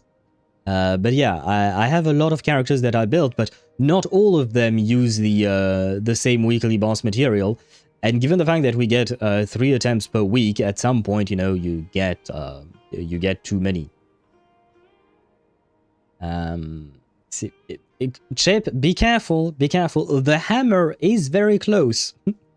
The hammer is very close to you. Makes me want to go back just to bully Child again. Oh, come on, poor Child. He deserves better. Well, kind of. Well, I mean, we already have Skirk who bullies him. Do we really need to go back and bully him ourselves any? Skirk is already yeeting him into portals. But we can't proceed with everything right away. The people need to rest. For many of them, this will be their first time in the desert, so we'll need to find additional personnel to help escort them. You two, please go on ahead with the Dendro Archon. Let's rendezvous at the Temple of Silence later. Wait, what he just said. This is going to be their first time in the desert. Is this kind of like, basically the first time rich people are going into the poor people's neighborhood? More or less. Because it is kind of how Sumeru is divided, right? On one hand, you have the forest with the rich white dudes, and on the other hand, you have the desert with the poor black dudes, right? That's how it's divided. And you even literally have a wall between the two of them. But now the rich white dudes are going to the poor black dudes' place. Interesting, is all I'll say. Interesting. I hope they learn something. No problem. We got this. Words can't express my gratitude. So let me just say, I hope everything goes smoothly for all of us. Goodbye for now. Alright, let's get going. If Paimon remembers correctly, the last time we saw a Pep was in... Traveler, Paimon. Oh, Kale, hello. Could I borrow you guys for a moment? It'll only take a second. Sure. Kale, what's the matter? Well, the thing is, Master Tighnari once told me, after you raise a problem, you should think about how to resolve it. But ever since I had that dream, I feel like I haven't been of any help at all. Well, you didn't exactly raise the problem, you got a vision. And we still don't know who gave you that vision. Our theory is Barbeloth, but we don't even know. So I'd say Barbeloth, if we are right, Barbeloth is the one who raised the problem. As for not being able to help at all, I mean, you can help with the evacuation, probably, or something like that, maybe. So in theory, I got a Goro set in 200 resin, kind of aura. That is kind of good, yeah. I will just put Noel on Maréchaussée Hunter, or however you spell it. Yeah, that's not how you spell it, but I read it properly, no worries. POV, what dudes experiencing how Mexican feels crossing the borders of USA? Well, I mean, at least they don't have... Well, I was going to say something terrible, but... you know what, I will say it nonetheless. But at least, you know, in Sumeru, they don't have ICE border patrols, you know, trying to shoot them and kill them, you know? So I feel like Sumeru might be better than the US at this point. I tried my best to keep up with the conversation, but there was so much new information. I couldn't take it all in. So I just wanted to ask. Which is kind of wild when you think about it. Do you have any tips for me there? Wait, sorry, I did not listen to you, Kale. I was busy talking to Chip. My bad. Tips for what? So much new information. Can't take it all in. Take your time. It's okay. Write it down. It can help. Try to write it down and map it out in a way that is helpful for your brain to understand. We all have different ways of understanding things. But yeah, take your time. What kind of tip does she want? Paimon knows exactly how you feel. Or you can do like Paimon and just give up on trying to understand anything. That's also a solution. But fear not, everything you need to know is right here in Paimon's notes. Sumeru chapter. You've been taking notes? It's got tons of info about all the things we've seen and heard on our adventures. Some parts are a little simplified, but hopefully it all makes sense. You sure kept that one quiet. You see? Being the greatest guide in Teyvat isn't just a fancy title. It takes a lot of hard work. To be fair, you haven't really been a guide to us in a very, very long time. Just saying. The ice equivalent would be the wild beast lost in the desert. You're not wrong about that. They do be extremely aggressive, and they would attack anything that is on sight, right? And when I describe them like this, you don't know if I'm talking about the ice agents or if I'm talking about the wild beasts, which is another problem of its own. Paimon, that's just called the fucking Atlas. Yeah, and technically speaking, the guide, like the travel guide, wasn't it made by Alice, I think, if I recall correctly?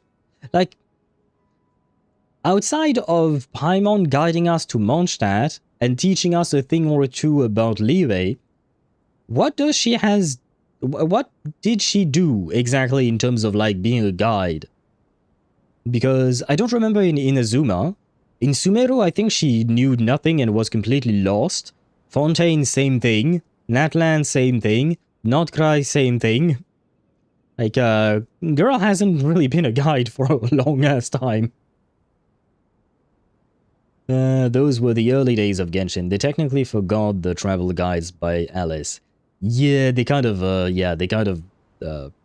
put that in a box and threw away the box. Paimon doesn't always understand the things you're talking about with other people. Whenever that happens, she notes down the confusing parts and goes over them in her own time. This is perfect. Could I borrow it?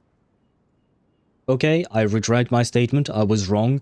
Paimon does not just ignore the fact that she doesn't understand, she actually does homework. I retract my statement. I was wrong. My bad, Paimon.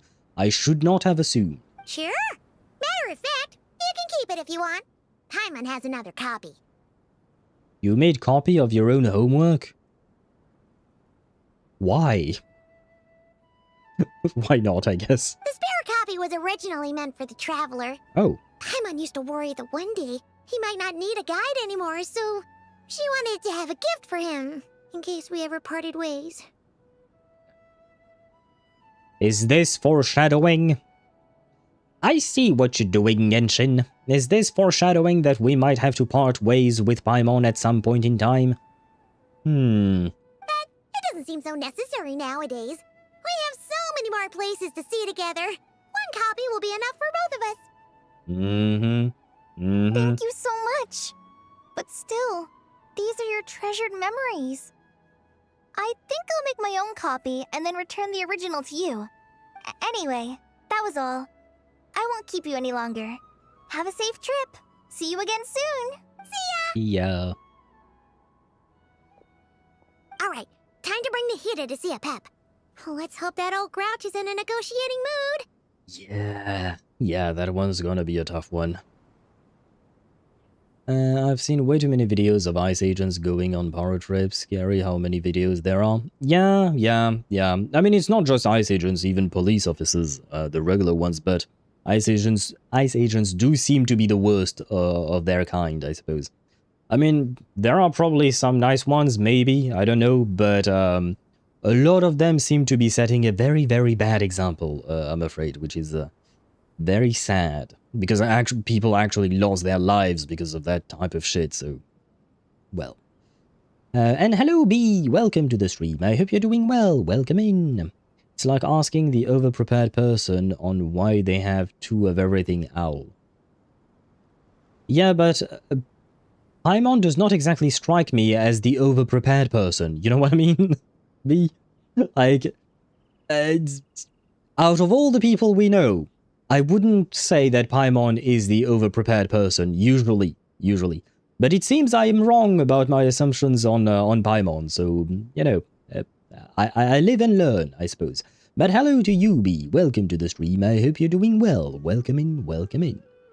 Not gonna lie, Paimon's gonna be my best friend / classmate in case I don't have / too lazy to work on my assignments. It do be helpful. I mean, in my university days, I did borrow other people's notes, and I did give my notes to other people. Oh, I was especially proud of one thing. In my statistics class, the teacher didn't want us to learn everything by heart. He just wanted us to understand how each formula worked, so he allowed us to have notes during tests, because he just wanted us to be able to apply the proper formula to the proper situation, right? And to the corresponding situation. So I built, not built, but I wrote an entire, what do you call that, document, I guess, on my computer. And I was very proud of myself because it was really clear and concise, and it had a summary. So all you had to do was understand what the situation was, and then you could click on the summary to take you to a detailed explanation of what to go through in order to assess specific sets of data. And a lot of my friends wanted me to share it with them, which I did, and I was really proud of it. It took me a long-ass time to make, because I didn't fully understand everything at first, but eventually I understood, and I did make that, and was very, very happy with the result. But yeah, they borrowed from me, I borrowed from them, we helped each other. Paimon's definitely the type of student to remind the teacher that they forgot to give homework.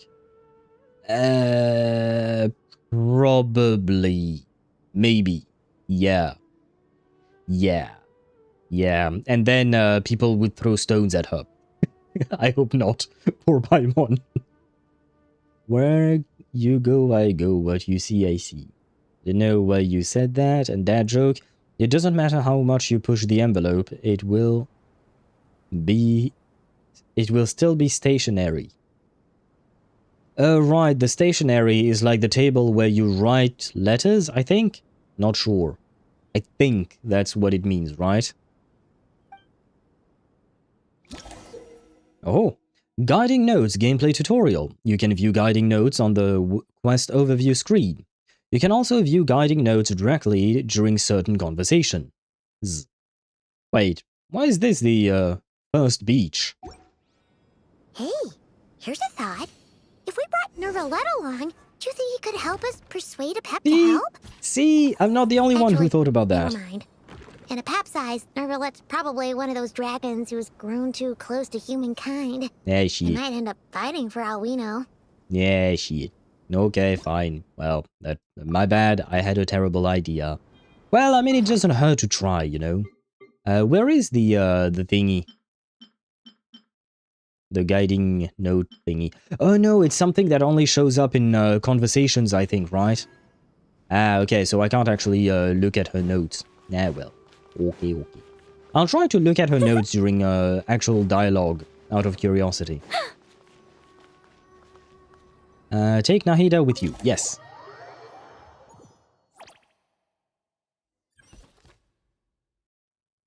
Hey, they forgot to add Paimon's little thing. Oh god. I had a feeling your kind might come calling. Hello. The ley lines are in disarray. Something has gone wrong with Irminsul, yes. Aha, view guiding notes. Yeah.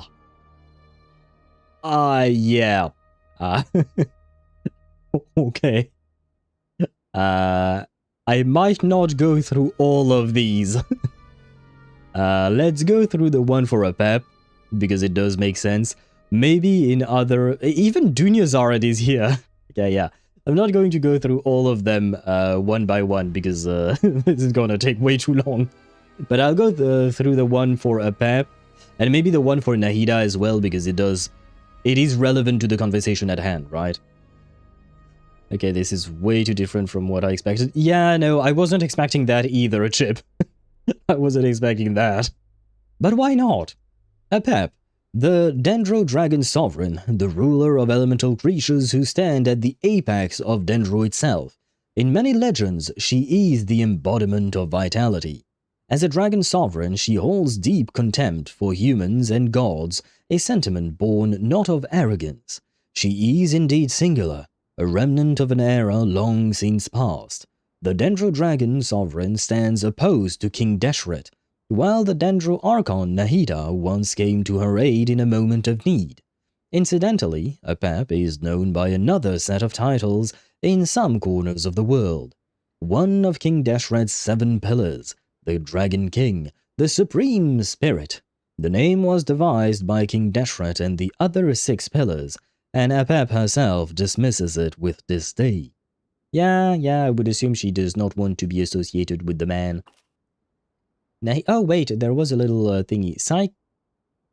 Physic of Purity. Okay, and what was that? Ah, she did not have one. Okay. Boor, the Blessed One of Wisdom. Holy fuck. Mahakusaladhama. Mahakusaladhama? Yeah, the only thing I notice is that there is the word salad in the middle, but that's a word of all times. I wonder what it means actually, but yeah, I'm not going to venture a guess. The Blessed One of Wisdom was once a bird caged within the Academia's sanctuary of Surasthana. Filled with curiosity about the world, she once constructed it using her imagination alone, but in truth, she prefers to experience its joy in person. Those who pursue knowledge within the city of academics honor her as the god of wisdom, and the many beings that enjoy the blessings of nature know her as the Lord of Dendro. But in a little corner within the Dendro Archon's heart of hearts, she'd much rather you call her Nahida. Oh, that's adorable. Is there anyone else that is relevant? Not right now. I might go through the other ones later on, but I don't think they're all that relevant for now. Irminsul, a giant tree that interweaves with the foundations of the earth, enduring since the dawn of the world. The Irminsul trees are scattered across the lands are but its branches. Deep within its roots, beneath Teyvat, dwells the totality of knowledge and memory preserved from ages past to the present. Temple of Silence, an organization founded by Hermanubis, one of the 7 pillars of King Deshret, along with his followers during the chaotic age of the Sea of Sand. Its purpose is to protect and regulate the knowledge and technologies left behind by King Deshret's civilization, shielding them from the grasp of those with ill intent. Even after centuries, they continue to uphold this ancient duty. I will say, I do appreciate this thing. It does feel like a bit much to give you all of these characters to go through and read, but it is still interesting because, I mean, I guess maybe for those who might have skipped some storylines, it might give them some context. And even for me, like, to remember some details maybe, because Sumeru was 3 years ago, right? Yeah, we've got Nod-Krai almost ending, Natlan, Fontaine. Yeah, the end of Sumeru was 3 years ago. So, you know, it's been a while, right? So I do appreciate these little things. You know, it's kind of like the glossary thing in Wuthering Waves, where there are some highlighted words, you can click on them and you have an explanation for the word. I do really appreciate these little things. I do feel like they help. I guess we can skip the explanation then. Even from a great distance away, I can sense that Sumeru is headed for destruction. You who took our home from us, prepare to watch as your own world is plunged into oblivion. Or maybe we can stop it? No? Oh, how the cycle of history comes to a poetic conclusion. This isn't a joke, Apep! Nahida's in grave danger! Can you please help her? Yeah, I don't feel like she's in a helping mood. Is she now? Then do explain. For what reason should I lend Boor my assistance? The safety of Sumeru depends on it. The very survival of the world could be at stake. Because you owe a debt of gratitude, and this way you can repay it. I don't feel like the first two is really any concern to Apep, so I'll go with the last one at least. Fuck life, I lost to Dvalin for a bit of HP. Level 80 Dvalin. Oh, you mean your characters died before you could finish the fight? You owe a debt of gratitude. Be thankful that Nahida saved you in the first place. Apep, if you truly despise gods and humans so much, well, after the great humiliation of being helped by a god in the past, shouldn't you be jumping at this chance to balance the scales? Now that is a compelling reason. Hey. When El Ahmar plotted against me and I was tortured by forbidden knowledge, it was Boor who saved me from agony. Yeah, I was there too, you know. Okay, fine. Forget about me. And though I regard with shame the pity of my enemies, To receive aid without repaying it would likewise tarnish a dragon's dignity. Oh, tiny boor, puny humans. Just this once I shall deign to show you the true power of dragonkind. Oh ho ho ho. Oh ho. Whoa! It's happening again! We're gonna get sucked in! Hold on to me! We don't have the protection of the fire seed this time.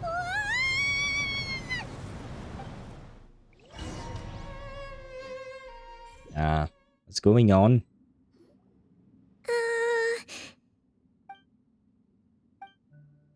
This is an awkward silence. Is silence a mandatory part of an audience with a dragon? It is done. The heart of Oasis is supplying her with life force as we speak. It shall not be long before she recovers. Ah, we are watering the radish. Radish is going to be okay.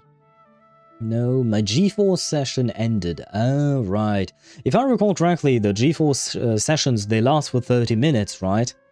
That kind of sucks. But I should warn you. Boor's existence is closely intertwined with Irminsul. Unless the issues plaguing it are resolved, she will never completely recover her former strength. Oh no, she'll never be a full radish. Thank you. Spare me your words of gratitude. Will giving your power to Nahida affect you in any way? You may also spare me your feigned concern. It's not feigned concern. Are we not allowed to be concerned for dragons? I am friends with a dragon. Well, never mind. Just like last time, it's impossible to have a normal conversation with this dragon. A dragon's sovereign's power is far greater than you can imagine. While I was indeed weakened when the heart of Oasis ran dry, providing Tiny Boor with a morsel of my life force shall have little consequence for me. Oh, good to hear. Why is the floating hydro fungus getting a voice line? Just like a pep once said, the elemental life forms who merged with her have now been reborn. The knowledge, memories, and emotions they once had are gone. They are brand new individuals now, and yet, for some reason, they seem drawn to Aimon and me. Ever held in high favor, I see. Oh, well, you know. We tend to be making friends along the way, you know. The compliment was sincere. Simply accept it. Thanks. Come to think of it, I am curious how a pep sensed the ley line anomaly from so far away and immediately guessed that something was wrong with Irminsul. I mean, if the dragon sovereigns are like the natural inhabitants of Teyvat, and the most powerful beings that used to be in Teyvat before Fanes dropped in and killed everyone, basically, it would stand to reason that they would be somewhat connected to the planet in some way, shape, or form, right? Now they last an hour. Oh, it lasts an hour. Okay, an hour is still better than 30 minutes, because 30 minutes does feel quite short. An hour is still annoying, but I do feel like it is better than what I had in mind. Any idea how long the new quest is? No idea. For me, very long. For a normal player, probably less so. But how long exactly, I genuinely have no idea. Could she know something that we don't? Pep, do you know much about Irminsul? I mean, I would... right, wait. Because I said that the dragons are connected to the planet, but this would cement the fact that Irminsul was a pre-existing structure and not something that was implanted by Fanes. Maybe he just used it because it was convenient or something like that, but it was already part of the planet, first and foremost. I did once. Oh? That tree was not planted by the heavenly principles. Well... Irminsul existed before they ever arrived in Teyvat. Well, there you go. The game literally said the exact same thing as I did. What? There was a time when it belonged to Teyvat, to dragonkind. Its appearance and function then differed greatly from today.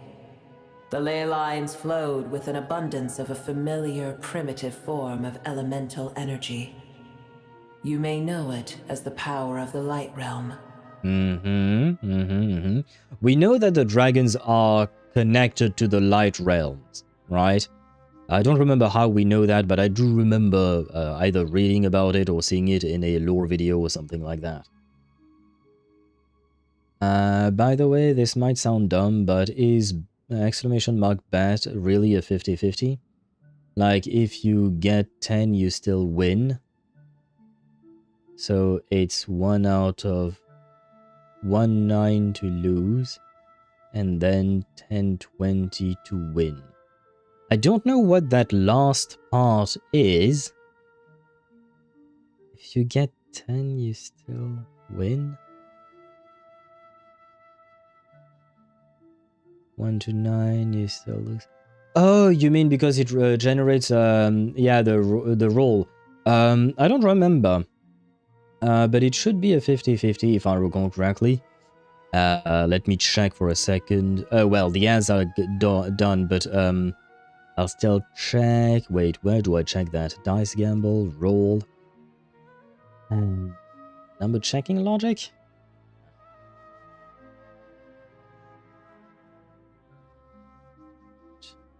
Yeah, no, that's not what I want. So checkpoint. I know, dice logic. There you go. It is a number between 1 and 20. So... oh, win check would be... Win check would be... Wait, what?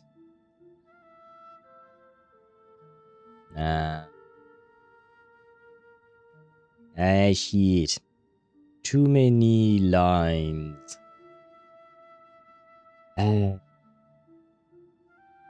don't see it. The number...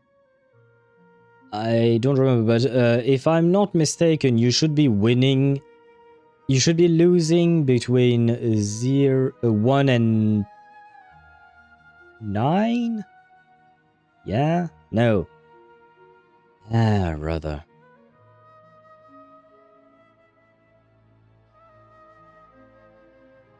No, you should...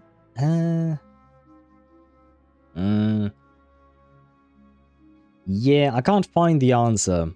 There are too many lines that I would have to go through one by one, because the system is quite complex.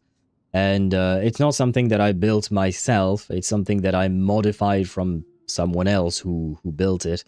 So it is kind of complicated to find the things, because they are not... each line of action is not... built the way I would have built it, because I'm less experienced as well, because also my brain works differently. So, unsure.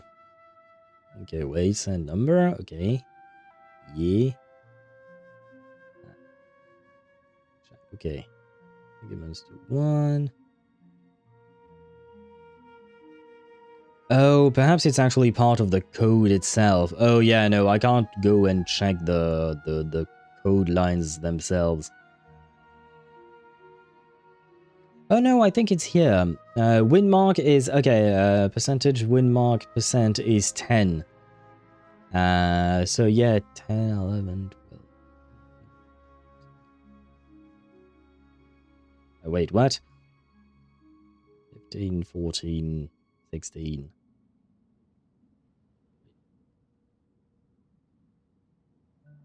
10, 11, 12, 13, 14, 15, 16, 17, 18, 19, 20. Yeah, so technically speaking, I should have placed the win at 11, and 10 would still be a loss, right? To still make it a 50-50. So yeah, you do have slightly better odds than a 50-50. Huh. Well... You know what that means? That means that that I should be making it 11 and above win, and 10 and less loses, right? If we want a true 50-50. But if you change to 11, you will be more likely to lose. Wait, 11, 12, 13, 14, 15, 16, 17, 18, 19, 20, whereas 1, 2, 3, 4, 5, 6, 7, 8, 9, 10. No, it would be 10 each. It would be 10 on each side. Can't you add 0? I don't know, because 0 is a bit of a special number, and I don't know if it wouldn't break the thing. But if I make it 11, it will be a true 50-50. There you go. Well, thank you for pointing that out, Tosh. Up until now, guys, you had a slightly better chance at winning. You can thank Tosh for that. But now we do have a true 50-50. But yeah, no, if you move it to 11, that would make 10 numbers before and 10 numbers after, so that would be a true 50-50. So up until now, it was not a true 50-50. You had a higher chance of winning indeed. So you were right, I did not check that. So yeah, like I said, thank you, Tosh. As for adding the 0, I'm not sure if it would break the mini game or the thing itself or not. So it's just easier to just move the mark to 11. So 2 more Selenic Chronicles with Columbina so I can get the Nod-Krai glider. So close yet so far. Only 2 more weeks. 2 more weeks to wait, I suppose, for you. But does that mean you missed some of these Selenic Chronicles? Because as far as I know, I managed to get all the rewards for it a while back. At least a couple of weeks back, if not more. What the fuck is this quest? They got me playing Tignari, Dori, and Kole. Well,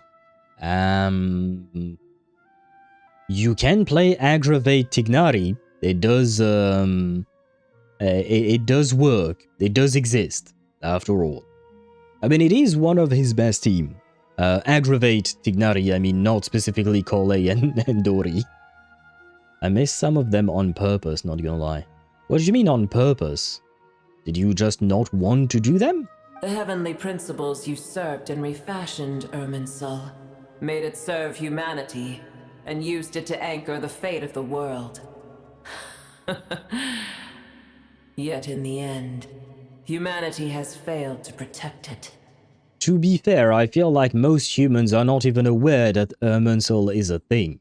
Heavenly principles, God of gods. It makes me sick. The enmity between your kind and mine can never be bridged. I think Neuvillette would beg to differ. Even so, you still agreed to help us, so thank you. As things stand today, holding a grudge against you would serve no purpose. But there will come a day when we reclaim this world for ourselves. The opportunity will arise no matter how long we must wait. I can already sense that far away from here, the Hydro Dragon has wrested his authority from the hands of the usurpers. Well, actually, it was handed to him. Maybe we should tell her that. It was actually handed to him by the Hydro Archon. So, Archons might not all be bad. I feel like that would be a compelling thing to tell her. Though we have yet to meet, I know that we are both preparing for our revenge day and night. She's not wrong about that. Neuvillette did say that he would judge all the Archons. So, she's not wrong. I've been lazy and busy. Ah, understandable, Zenny. Understandable. I have missed, I think, 1 or 2, once at least, for sure, Selenic Chronicles. And it wasn't being lazy or anything, it's just I forgot. I forgot it even existed. And hello, Swivy. Welcome to the stream. I hope you're doing well and happy lurking to you. Will I get Nicole and will she come home before 75 pity? Ah, the bot said no. Will she even come home? Okay, well, at least there is that Tosh, right? She might come home late, but at least she comes home, right? It's probably best if we don't tell Pep that we're on such good terms with the Hydro Dragon. Yeah, I mean, you can omit the part where you're best friends with Neuvillette, but you could still tell her that the that Fossalor gave back the power just to prove that not all Archons and humans are bad, that not all of them are trying to steal from the dragons and whatnot. Ah, well. I guess that's a no. I hear a great disturbance out there. Huh? What is it? Sandstorms come. The Jinn. I see. What happened? Another calamity approaches. Ah. You both seem restless. Let us part ways here. Boer is safe with me. Once she has recovered, I shall return her to your side. Thank you. Oh, thanks again. Take care, alright? I told you already I have no need of your feigned concern. When will you stop thinking that it's feigned? There she goes again. We've done what we came for. Time to check what's going on out there. Oh, the heck is that thing? Nahida? You're awake! Are you okay? Cease your interrogation. Yes, she awoke for a brief moment, but she has now lost consciousness again. Take it. We shall talk more at another time. The heck is this did she give me? The statues of the gods hang inverted from the heavens, but one alone is unique among them. Its location is square, square, square, square, square, square, square. Remember, tell no one. The moment I touched the key Nahida handed over, a mysterious piece of information appeared in my mind. Oh, was this some kind of knowledge capsule, maybe, or something like that? Arya Mommy. I have to check how to buy these balls. I'm missing on so much. Oh, you were talking about the Pokemon. I believe right below the stream, there should be an extension in the About section of my Twitch page. And in that extension, you should be able to see what kind of balls, Pokeballs you have. And yeah, it is there that I think I bought some of these Pokeballs in the past. So you should be able to do it through there. Never mind, the quest is kind of peak. You will know what I mean when you see her. Well, thank you for saying so, but we'll see indeed. I don't have any. You should have dollar amounts. Oh, wait, what do you mean you don't have any? Do you not have the extension? The extension should work no matter what, because I don't think I've deactivated it or anything like that. And hello, Zekaro, welcome to the stream. I hope you're doing well. Welcome in, and thank you for the hydrate. I will do that in just a moment. Balls? Oh, you don't have any Pokeballs. You should... Oh god. Oh no. Oh no, my Mozilla Firefox just died. Oh no, what happened? Is my computer okay? Our computer is okay. Okay, good. Good that it's okay. Wait, where is it? Yeah. There is a golden, there is a shop. And you can, in the extension, there is a shop directly on the extension. And you can buy your Pokeballs there. There you go. How is it going today? Okay-ish. The Radish is not feeling good.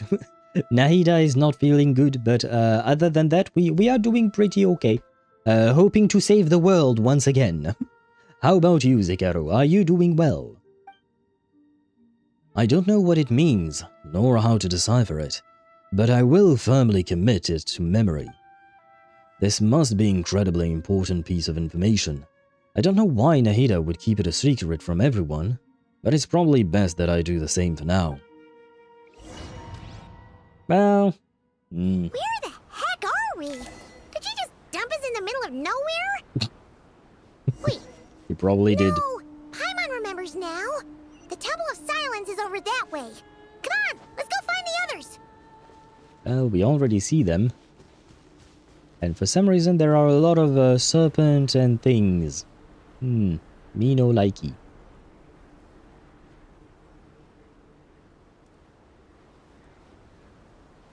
I have a bad feeling about this. There's no need for everyone to stay here. I'll protect the sages. The rest of you, return to Aru village. Yes, Mahamatra Sino.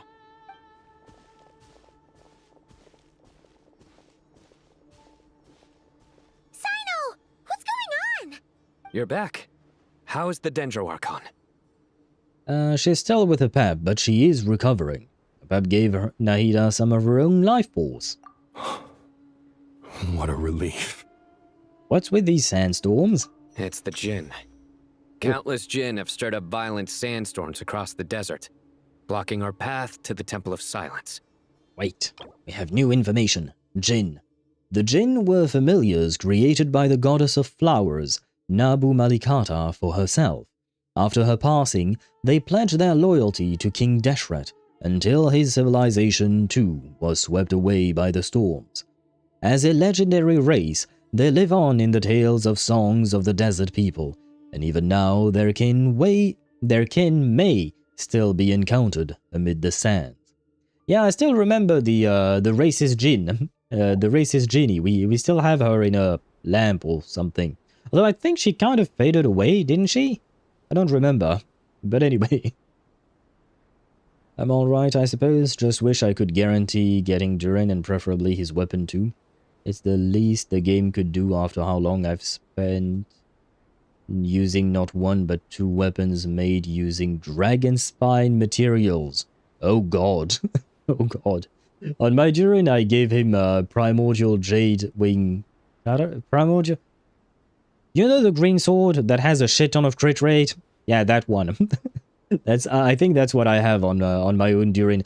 I kind of wanted to get his weapon through this banner, but I kind of lost everything. Yesterday I pulled for Nicole because she's my favorite character in the game, and I lost the 50-50 on Nicole, and I also lost on the weapon banner as well.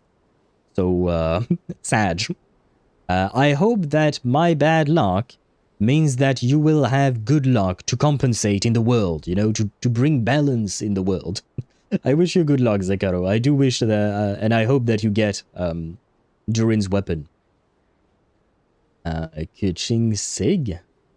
Is that supposed to be considered Keqing's signature weapon? The Primordial Jade Cutter. I believe that's the name of the weapon. They added a glossary to Genshin? Nice. Yes, they did. It is nice indeed.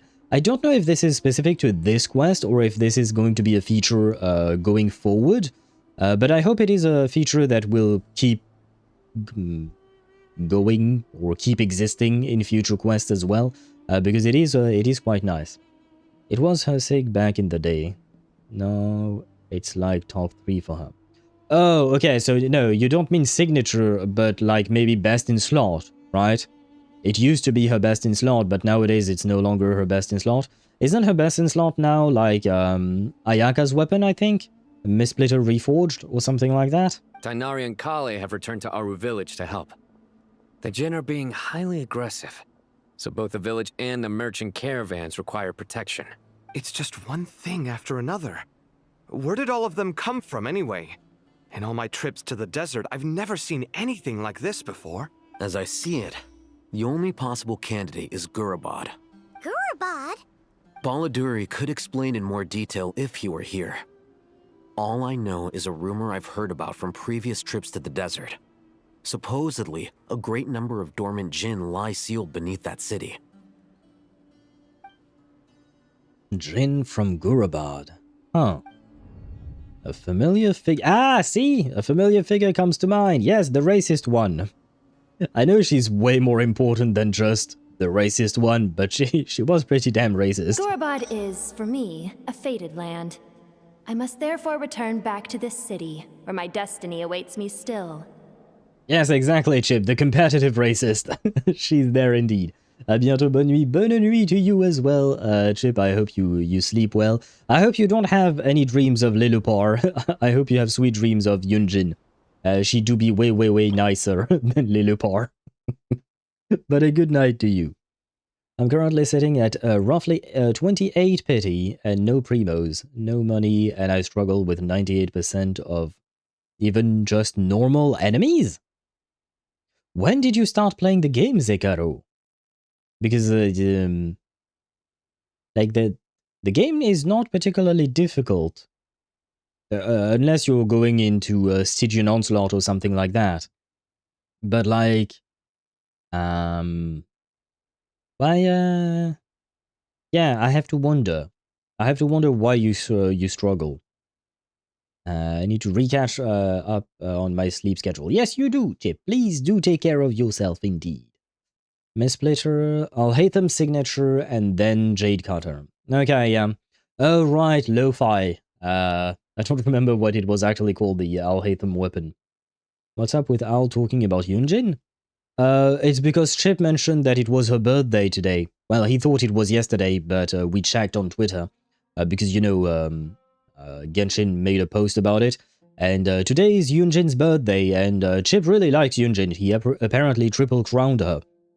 So that's just why I'm mentioning her.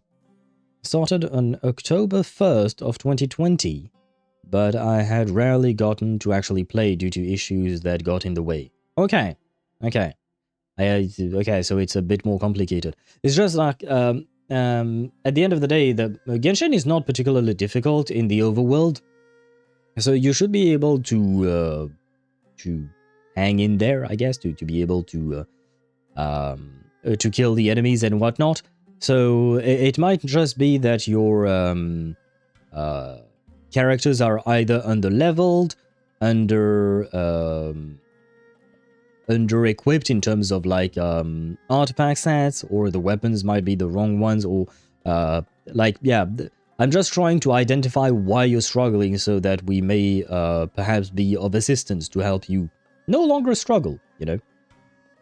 And Tosh tried the stats all. He has been on 14 stream and was first 15 times. So you can see he was first more times than he was on stream. But yeah, I guess you forgot a daily somewhere in there. Given 18 hugs, been bonked 8 times, bonked 20, survived 44 and died 10, won 64 and lost 62, and own 115 hull coins. That ain't too much, but I mean, you've been betting all quite a lot. If I'm a new viewer and use the stats all command, does it say thank you for being such an active member of our community? Yes. Yes, because I did not make a specific command for new viewers because there is no way for me to tell whether someone is new or not.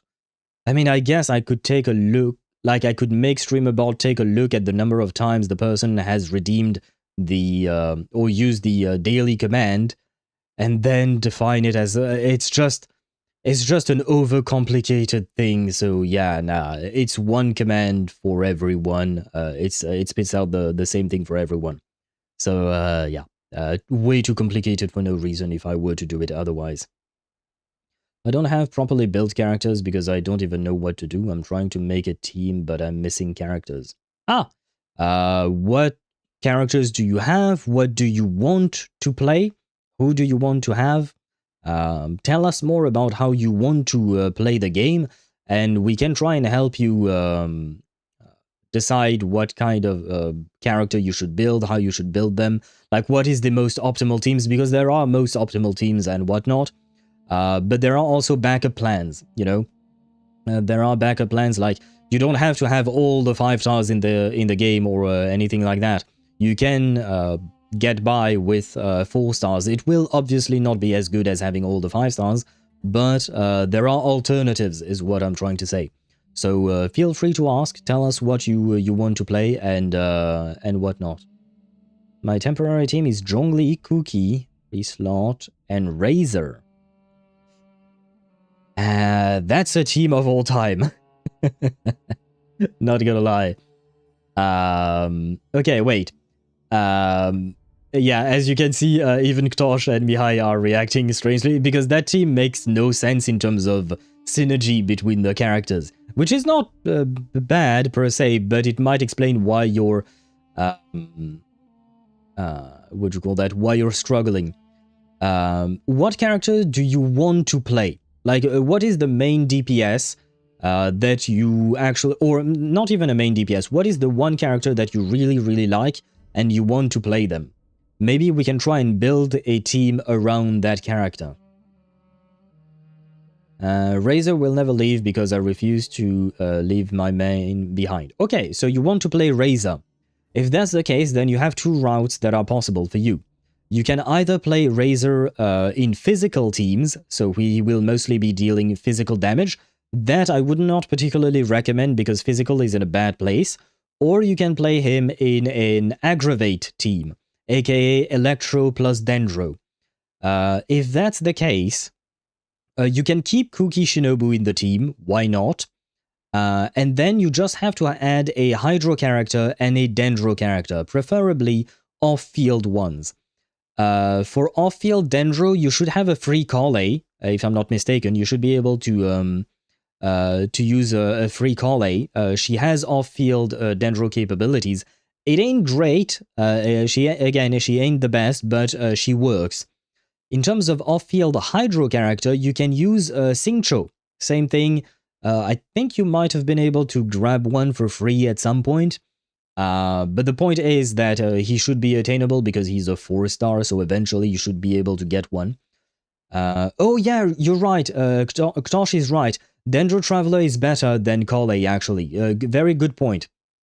If you have unlocked the Dendro Traveler, the main character with his Dendro element, he will be better than Kale. Thank you, Ktosh. But yeah, you can keep your Razor. You could keep Kuki. Yeah. So you could go Razor, Kuki Shinobu, Dendro Traveler, and Xingqiu. That would be a pretty strong team. It's, well, decent, I should say. And it has synergies, right? Kuki will be there mostly for the healing, but Xingqiu... well, I guess, yeah, that would be more for a Hyper Bloom team, but it's... Well, it's a... wait, what was the name of a mix between Aggravate and Hyper Bloom? Is it Super Bloom or a... I don't remember what we called that one. The team I've been trying to get is Razor main DPS, Durin sub DPS, Charlotte healer, and Zhongli shield. I refuse to use bow characters. Okay, I don't know why you refuse to use bow characters. Quick Bloom, thank you. Right, because there is the quicken reaction first. Right. Thank you, Tosh. May I ask why you refuse to use bow characters, Zekaro? First of all, a word of advice: you should not have a shielder and a healer in the team, because that's a waste, basically, of potential damage that you could do. Because the shielder should be shielding, and if you don't have a shielder, the healer should be healing. Having both is redundant, basically. But yeah, just like Ktosh said, no point in having Zhongli if you have a healer, and Charlotte, better for attack speed? Charlotte does not give attack speed, that's only Mika that does that, if I recall correctly. I don't feel comfortable with bows in Genshin. If you're talking about aiming, most characters in Genshin that use bow, you don't need to aim with them. If that's the problem that what do you call that, that you may have. You don't have to aim with most bow characters most of the time. It depends. Some of them you do need to aim. It is part of their kit, but a lot of the time it's automatic aim. And you just left click and they aim automatically to the nearest target. So if that's your concern, you'll be fine with specific bow characters. But the team that we mentioned are not bow users, none of them. The Traveler is a sword user, Kuki Shinobu is a sword user, and Xingqiu is also a sword user. And then Razor is a Claymore user, I suppose. So at least you don't have to worry about that. But yeah. The team that you're playing has a redundancy with a healer and a shielder. You should ditch one of them, whichever one you want to ditch. Now the thing is with Razor and Durin, if you want to play Razor and Durin together, then in that case I would bring in Charlotte and maybe Fischl in order to have an overload team.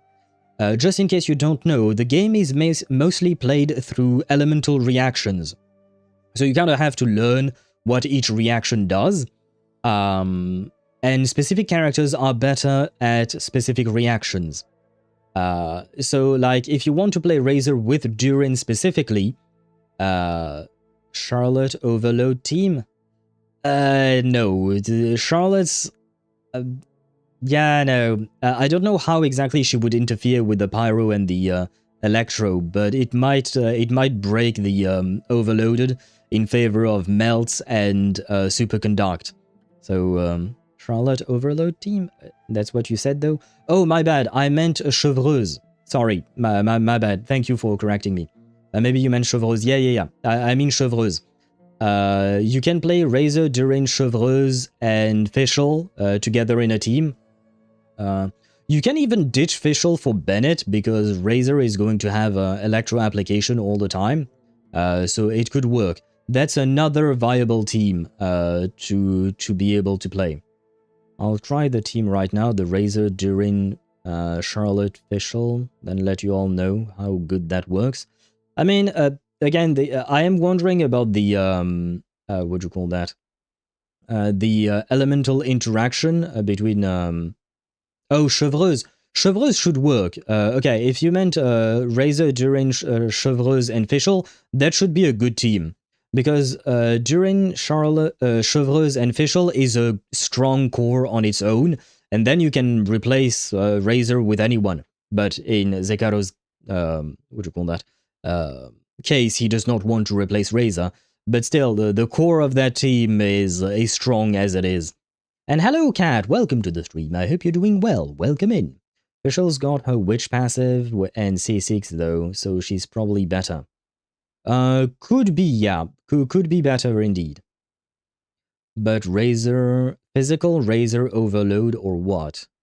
That would be terrible.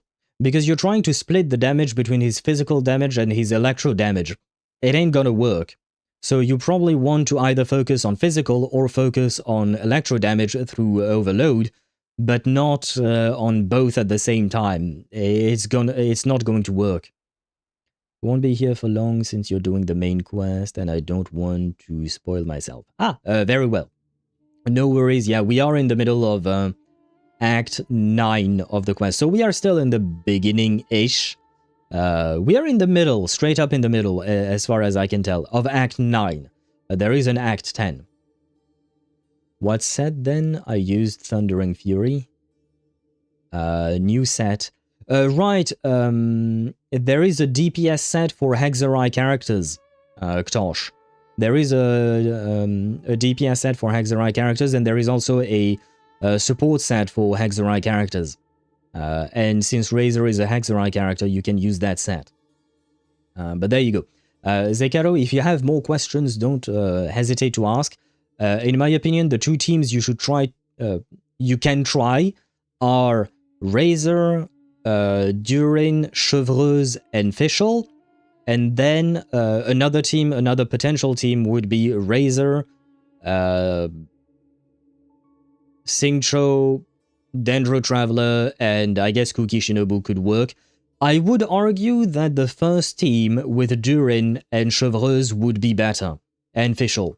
I would argue that team would be stronger than the latter one. Yeah, most likely. Most likely. So, yeah. Razor, Durin, Fischl, and Chevreuse.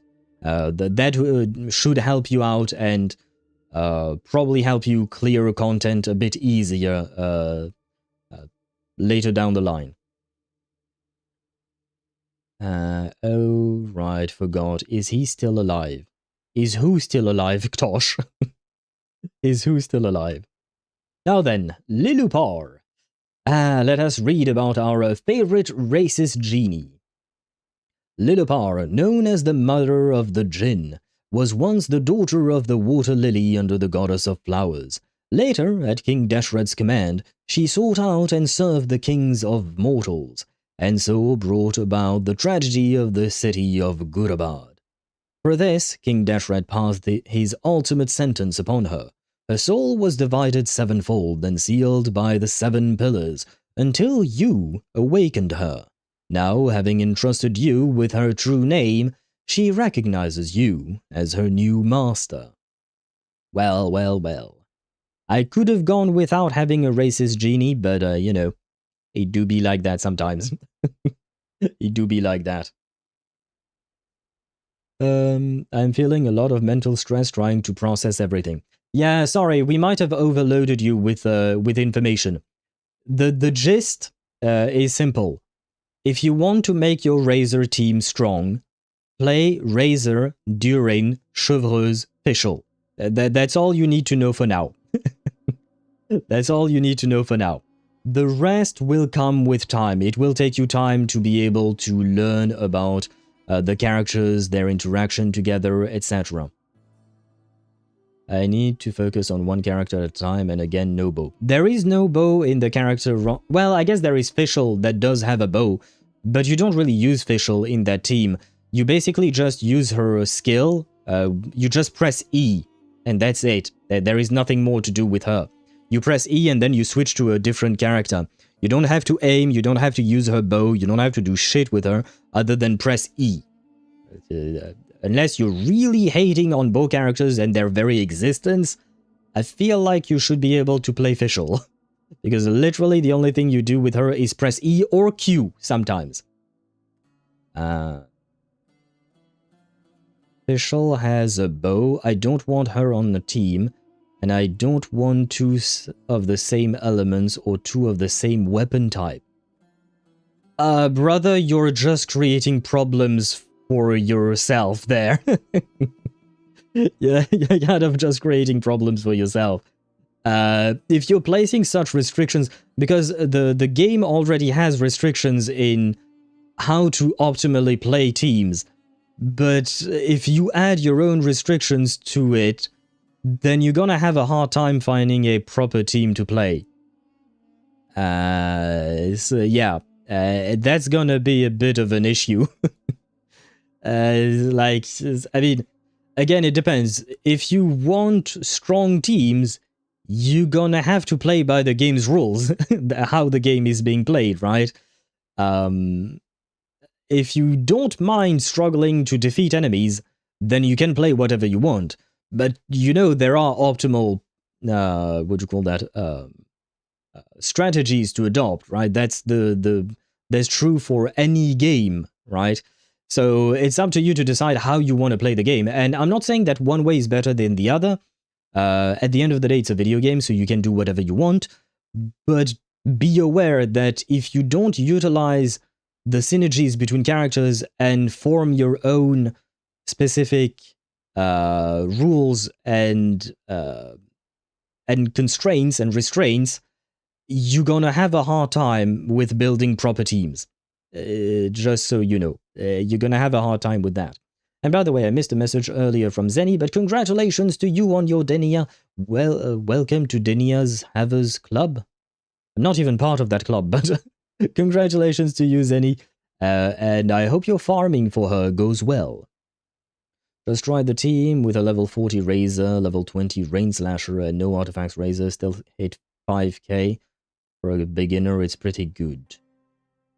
Yeah, I feel like that kind of testing doesn't mean much, because, like, yeah, that kind of testing isn't going to help us much.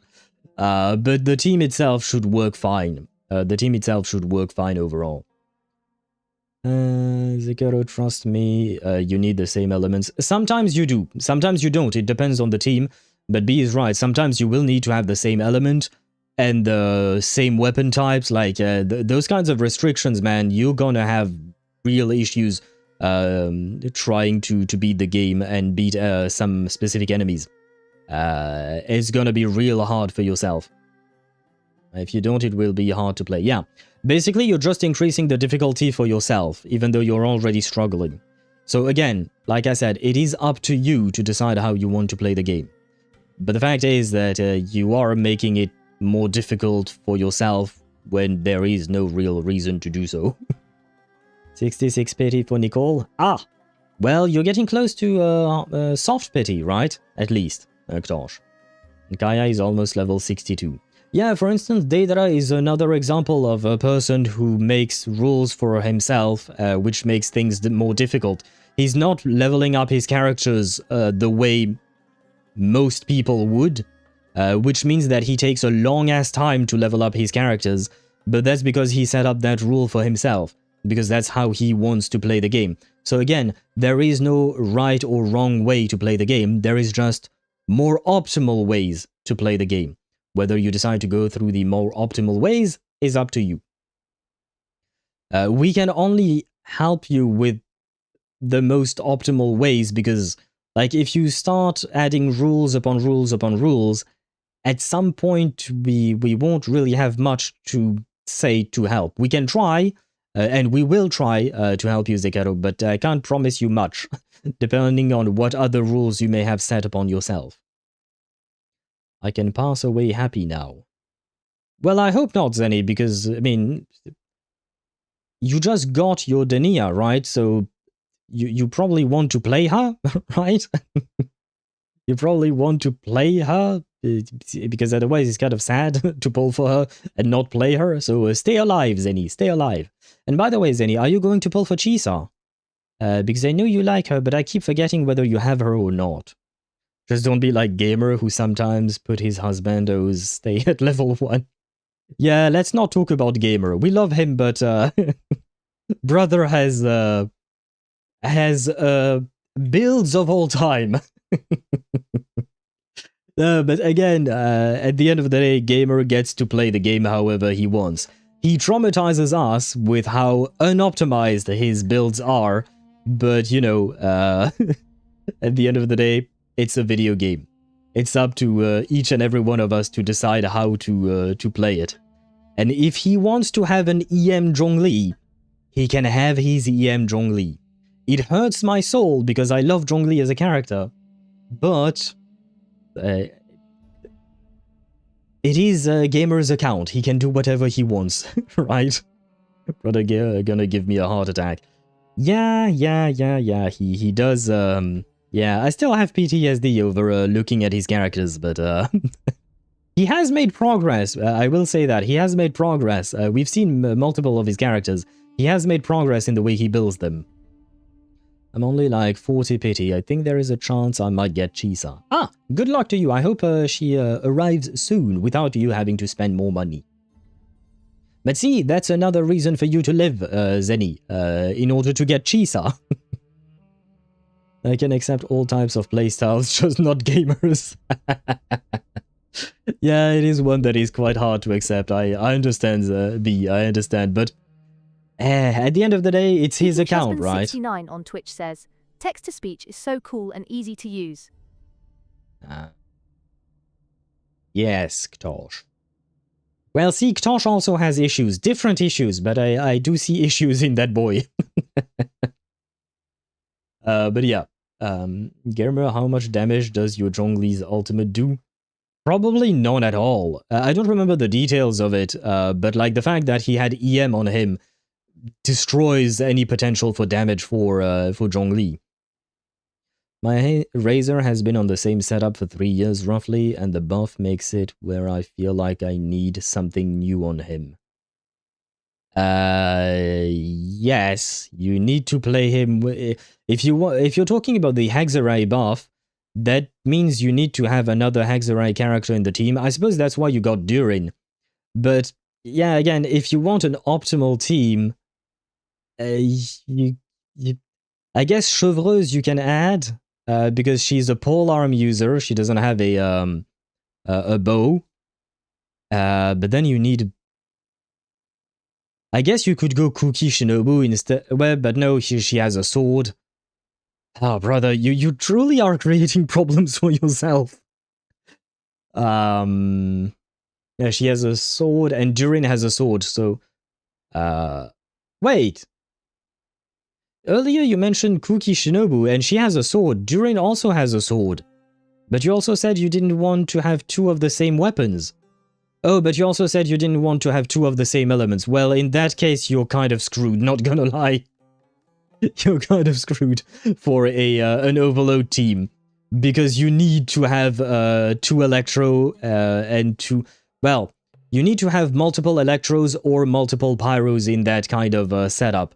And that's the best kind of setup you can have for a Razor during core, if that's what you want to play.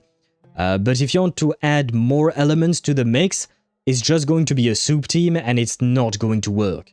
It's just not how the game works, so we can't really help you with that. You kind of have to break some of your rules, otherwise you won't be able to truly play your Razor. Zekaro, your limitations gonna make my head hurt. I'm thinking of team comps for you, just the same as Owl. Yeah, I am trying to rack my brain to try and find something that you could play with, but brother, you're making it very difficult. You're making it very, very difficult to be able to find anything that would work with that kind of limitation. Or even Lisa for the res shred. Yeah, Lisa I suppose could work. Lisa could work. Not exactly the best, but she could replace Fischl, for instance. But that is still against Zekaro's rule of not having two of the same element. So we can't make any kind of proper team because he wants no two characters of the same element. No team has 4 elements aside from, I guess, a cryo character with hyper bloom, right? That would mean cryo, hydro, dendro, and electro. That is the only setup that is decently viable that has 4 different elements. He could keep his Razor in, but that would mean ditching Durin, sorry, if you want to do that. And even then, in terms of free-to-play accessible characters, he would still want Xingqiu, so the sword would be taken. So we can't have Traveler, Dendro Traveler. We can't have Kale with the bow, because she has a bow, so no bows. Nahida would be a Catalyst user, so it could work, but the problem is that Nahida is a premium character, so it wouldn't work either. Wait, my Razor has been using 2-piece Bloodstain, 2-piece Pale Flame with the Snow-tuned Star Silver. So you're okay, I see where you're struggling. You're playing a physical Razor.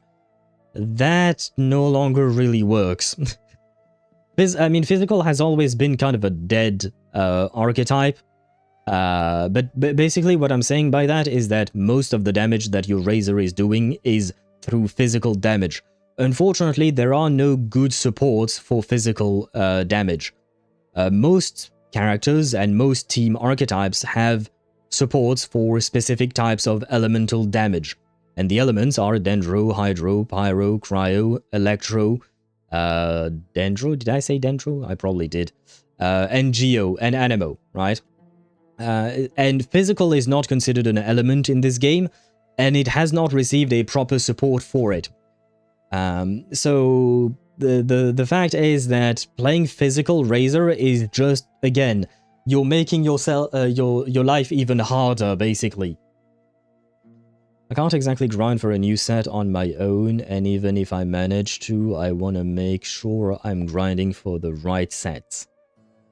Well, there is a new set for Hexerai characters. I can't tell you the name off the top of my head. I could look it up later on once we're outside of this conversation thing. But like, yeah, all the restriction you're placing on yourself, man, you're gonna have a hard time playing the game. I can't tell you anything less than that, to be honest with you. You can still play the game, but you have to accept that it's gonna be harder for you than it is for pretty much everyone else, because the restrictions that you're placing upon yourself are breaking the strategies that exist in the game and how the game is usually played. So it's either you have to lose some of these rules and break some of these rules, or you have to accept the fact that you're gonna struggle. Because like at some point you can't reinvent the game, if you know what I mean. Like the game has a set of strategies, and you kind of don't want to use any of them. So it's kind of complicated there.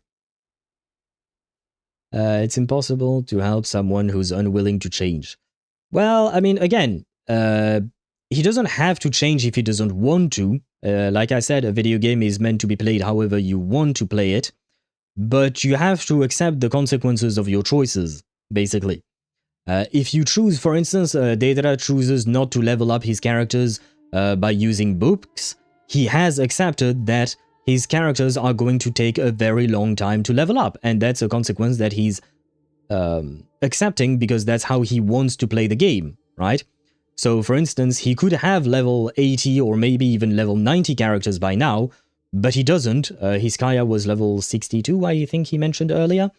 But that's a choice he made, and he is living with the consequence of having characters that are under-leveled. So, the fact is that, again, Zekaro can play however he wants, but he has to accept that, depending on what rules he set for himself, he might have a harder time playing the game. I only own one 5-star weapon, and it's a Quill of Avonia. Weapons haven't been great in terms of what I get. There are a lot of craftables, just like Tosh said. There are a lot of craftable weapons that are really decent and pretty good. You don't have to have all the 5-star weapons. I don't even have all the 5-star weapons. I don't even want all the 5-star weapons. It would be a lot of money or a lot of pulls to be able to get all of them. But yeah, you don't need to have all of the weapons, or even some of them. You can get by with 4-star weapons. Even Deidara finds it extreme. Yeah, Zekaro's limitations are quite extreme in how he decides to play the game. It is a choice of all times. My master, I am sorry that I couldn't stay by your side for long, and that I could not have more time to get familiar with you. Ah, yes, the racist Jean wants to be familiar with me. I don't really know how to feel about that, because she sounds nice, honestly. Her voice sounds nice, but yeah, she's not exactly nice herself. And she kind of committed genocide, if I recall correctly, on the city of Gurabat. Well, I don't think she did it directly, but she did manipulate people into everything going wrong in the city, I mean. Not gonna lie, I would rather play solo Varka than whatever this is. Again, it's choices, you know. Some people make choices and they make their own life more difficult. Stone Silver is something I've enjoyed. Willing to change it out though, but I can't stand how to make more since it's still at R1. Snowtomb Star Silver is the physical weapon you get in Dragonspine, right? That one is kind of complicated to refine just because of where you get the ingredients for it, which is Dragonspine. But again, I mean, that weapon is good if you want to play with Razor, physical Razor, aka Razor dealing physical damage, but it is the worst type of Razor, basically. Out of all the possibilities that Razor has in terms of gameplay, you kind of chose the worst type. So you are going to struggle no matter what. If you decide to keep playing Razor physical. Unless you get the best of the best artifact sets for him, and substats rolls and whatnot, he is going to struggle no matter what. Lilipar. Paimon and I should take a trip to Gurabad. Yeah. We once said goodbye to a friend there. Well, maybe not a friend exactly, but someone we met on the road anyway. She was a strange bottle. Well, she wasn't the bottle, she was inside the bottle, but anyway. His best is Prototype Archaic, if we're talking 4 stars. A craftable in Mondstadt. True that. Ktosh is right. Prototype Archaic is better because you can play that in different teams, and on top of that, it's probably easier to refine if you want to refine it. The story is waiting. The story do be waiting But the discussion is complicated, to be fair to myself, Deidara. If we can find a way to wake her up, maybe she can help solve the situation in Gurbad. I kind of like the idea that we're going back to old quests, you know? Here we're talking about Lilopar, earlier we were with Apep. Like, we're kind of revisiting everything that we've been through in Sumeru, and it kind of feels like everything is connecting. Like, all the separate threads, separate storylines that we've been through in Sumeru are slowly connecting, kind of like the Avengers. Well, be careful. You may find there's more than just the Jinn to worry about. You mean there are other dangers in Gurbad? It's a sensible assumption to make. The moment we arrived in Caravan Rebod, the Irminsul anomaly started spreading in that direction. Now we've moved to the desert, and suddenly we're plagued by Jinn and sandstorms. So whatever is happening is following us and humans, specifically? So I guess it's kind of being... We are being targeted. Well, not we ourselves, but the people of Sumeru are being targeted in some way. Or maybe someone specific is being targeted. As a nose, Diluc only had it since it was just something nice looking, and I haven't planned on using Diluc, so he just pulls something cool regardless of stats. You plan on breaking your other rules though, because there isn't a usable team with your rules, not gonna lie. Yeah, you're gonna have to break one of them rules if you want a proper usable team for your Razor. Otherwise, you're not really playing the game by the game's own rules. Yeah, it's... you can think of it this way, like, for instance, we can take Baldur's Gate 3 as an example. Think of it as playing a... what'd you call that? A wizard, but investing all of your stats into strength or charisma or something like that. Anything but intelligence, right? Because you put yourself... You placed a rule upon yourself that you wouldn't build a character with intelligence, but you still choose to play with a wizard. Your wizard is not going to deal any kind of damage, or is not going to roll well, because it's kind of like... it's not exactly how that works. That's what we call Shadowheart. I don't know how you played your Shadowheart. I played mine as more of a cleric. I have to admit, I don't remember what stat she was using. I think it was Wisdom. And I did build her with Wisdom. So, again, I don't know how you're playing your Shadowheart. But that's the point, right? If you don't use the right stats on a character, you can't expect them to be as strong as if you built them properly, right? So, if you restrain the game's core strategies, you can't expect to get the best result out of that. Like, it simply doesn't work. Or it's like building Goro with HP, or building Zhongli with EM, like Gamer. It just won't work. You can force it all you want, it just won't work, because that's not how the game works itself. To call it a coincidence would be a stretch. Don't worry, we've gotten a lot stronger since our last stint in Sumeru.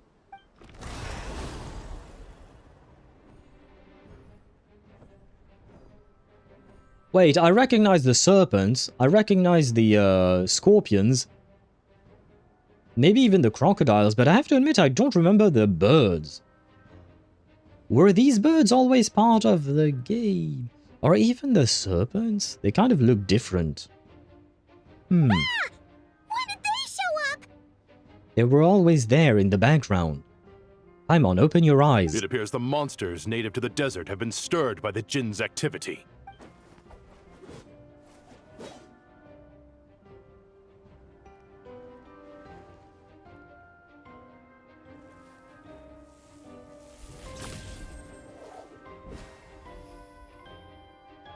You should get going. We'll take care of things here. Ktosh redeemed a dad joke. Doctor, you've got to help me. I'm addicted to Twitter. Doctor, I don't follow you. Uh-huh. Ktosh, you wrote the exact same joke but with Instagram instead of Twitter. I mean, they were but hanged. The design, I think. Oh, changed the design. Yeah. Okay. Maybe. For the birds, I don't know. I genuinely don't remember the birds themselves. The rest, I think I could agree. Maybe it's the same, but slightly different or something like that. Be careful. Too. Don't do anything too risky. You got it? Yeah, don't worry. Well, maybe you should worry, because I always do end up in danger. What is that thing? Party setup. Oh, I can change my party team here. Oh, nice, I suppose. But I'm not going to.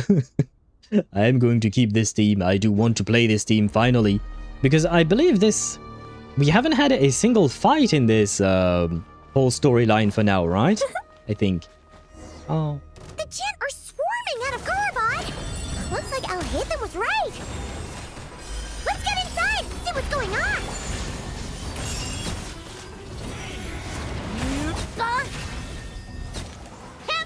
No, they died! Come back! My Varka! My Varkas! What is this thing? Durin, stop attacking it! What is this? I guess maybe it was a puzzle that I opened a long time ago or something. I have to admit I don't remember. But yeah, now I no longer have energy on any of my characters. Well, I guess the game decided to become more difficult for me. Well, difficult. On me. It's good. We're probably going to be fine. How many of these things are there? We'll never take them all round. Let's just head further inside for now. Nah, look, we're fine. We have an angel, we have the Grand Master of the Knights of Favonius. Thunder! We have a mini dragon, and we have whatever the fuck this thing is. We have a purple radish, I guess. Or something like that. What the? The Fatui? They must be using this place as a stronghold. Oh. Are they the ones behind all this? Are we going to get introduced to Pantalone? Regrator, are you here? Thunder! Fighting Jin with one hand and Fatui with the other? This is pure chaos!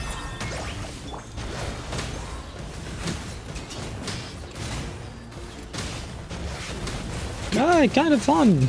I was complaining about the lack of fights, but the game truly is giving us a fight. Begone. I think I'm supposed to ignore the enemies at this point. I think we're supposed to ignore the enemies and move on.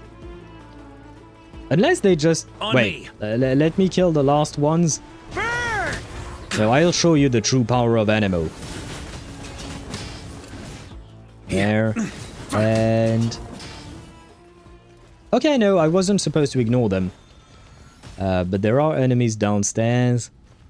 Yeah, I mean, we are going to follow the quest marker. Ah, wait. I think not. My turn! You heard my wife, she said no. So, no. You die. There you go. You don't respawn, right? No, okay, good. My other rule for Genshin is keeping the traveler in the party for story quests. That can work depending on what traveler you have, what element you have for your traveler, right? If you have Pyro Traveler or Dendro Traveler, honestly, he's pretty good at those. The other types, not so much. Enkaching. Eggplant? Oh, you mean Prune. I mean, she do be purple like an eggplant, why not? Withered Nahida. That feels kind of like an insult to poor Prune, but it's not entirely wrong. Do you see that strange machine?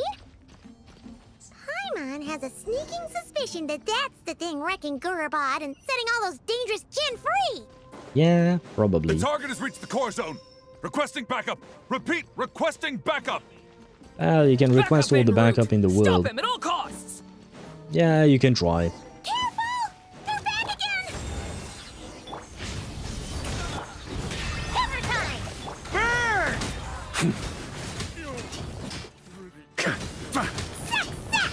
Nice one, Traveler. Let's keep going. Or...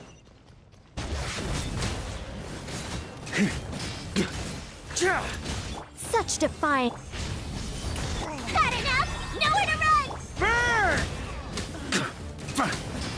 And I'm not even using the full power of this team.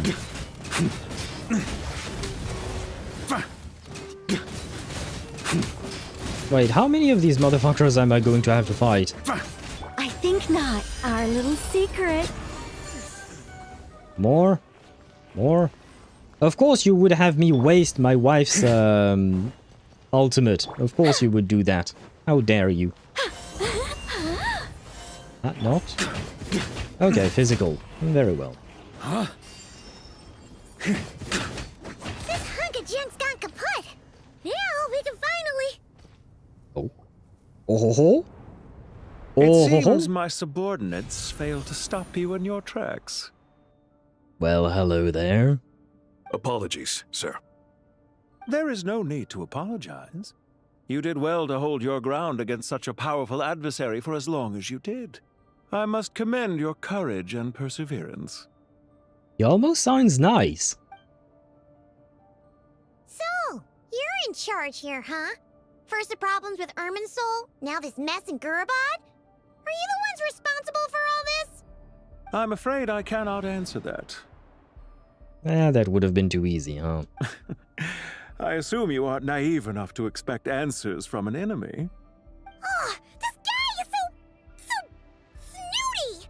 However you want to spin it, you're clearly involved in this somehow. So you can either start talking, or we'll have to make you talk. Let's get him! Traveler, what's wrong? Something seems unusual about him. Is he trying to provoke us? This feels like a trap. Judging by the tents and supplies, there must be many more Fatui stationed here than the few we saw on the way in. So where are the rest? You're remarkably calm. Some would act more rashly upon finding the ringleader all alone. Like But you Paimon? keep your cool.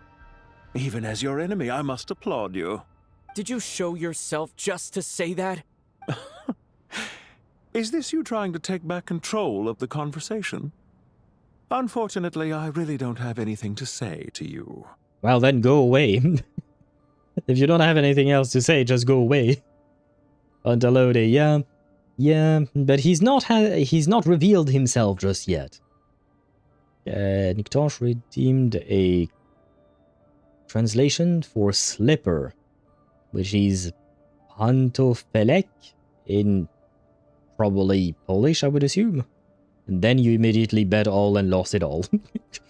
I won't congratulate you on that one, Ktosh. I am here merely to indulge my own curiosity. Your names are well known among the Fatui. Naturally, I wanted to observe you up close while I had the chance. Hey! Don't treat us like we're some kind of exotic animals in a zoo! Oh, I wouldn't dream of it. You seem rather predisposed to misunderstand me. I'm quite aware that you are both heroes of great renown. You have resolved crises in many nations and won countless allies along the way. I've been following your adventures with great admiration. My only regret is that the trajectory of your journey conflicts with our goals. What do you mean, admiration? Sorry, but that sounds pretty weird coming from you. I don't see why. We may happen to occupy opposing sides, but there is no cause for deep-seated enmity between us. To respect one's enemy is to respect oneself. Well, yeah, but it's kind of hard not to be hostile towards you when you're actively trying to destroy Sumeru. And potentially the rest of Teyvat. Well, now that you're observing us up close, what do you see? I've observed as keenly as I can. Yet, while I endeavor to understand, your true strength remains a mystery to me. Violence is not my area of expertise either, so you see, I would much rather converse with you like this than determine a victor with the edge of a blade. Besides, I've heard that even 3 moons in the sky fail to eclipse your brilliance. I know better than to bite off more than I can chew. Okay, so he acknowledges that he cannot defeat us in battle. Interesting. I like it. I like the fact that he acknowledges that fact. Because to be fair, there are some Fatui Harbingers that are definitely stronger than us. We've seen that with Arlecchino. We've seen that even with Dottore, because we didn't fight him alone. When Pantalone says that even the 3 moons in the sky failed to eclipse your brilliance, we weren't alone for that, you know? So there is that to take into account. We had the power of the actual moon goddess, an angel, the Grandmaster of the Knights of Favonius, who is probably one of the strongest humans alive. And who else was there? Oh, I guess Flins was there, who's a Fae. Lauma was there, who is a bit of a special... she's a special doe, I suppose. But yeah, we weren't alone at all in there. Do it, Pantalone, look the drip, be right back, sad. We shall welcome you back later on then, Deidre. By the way, do you get the free 500 primos for 1 act or all the story in this version? I don't know. I believe you receive 1 pull per act that is finished. And I think at the end you receive 500 primos for finishing the whole story. I think that's how it works. Unsure, but I believe that's how it works. 3 moons?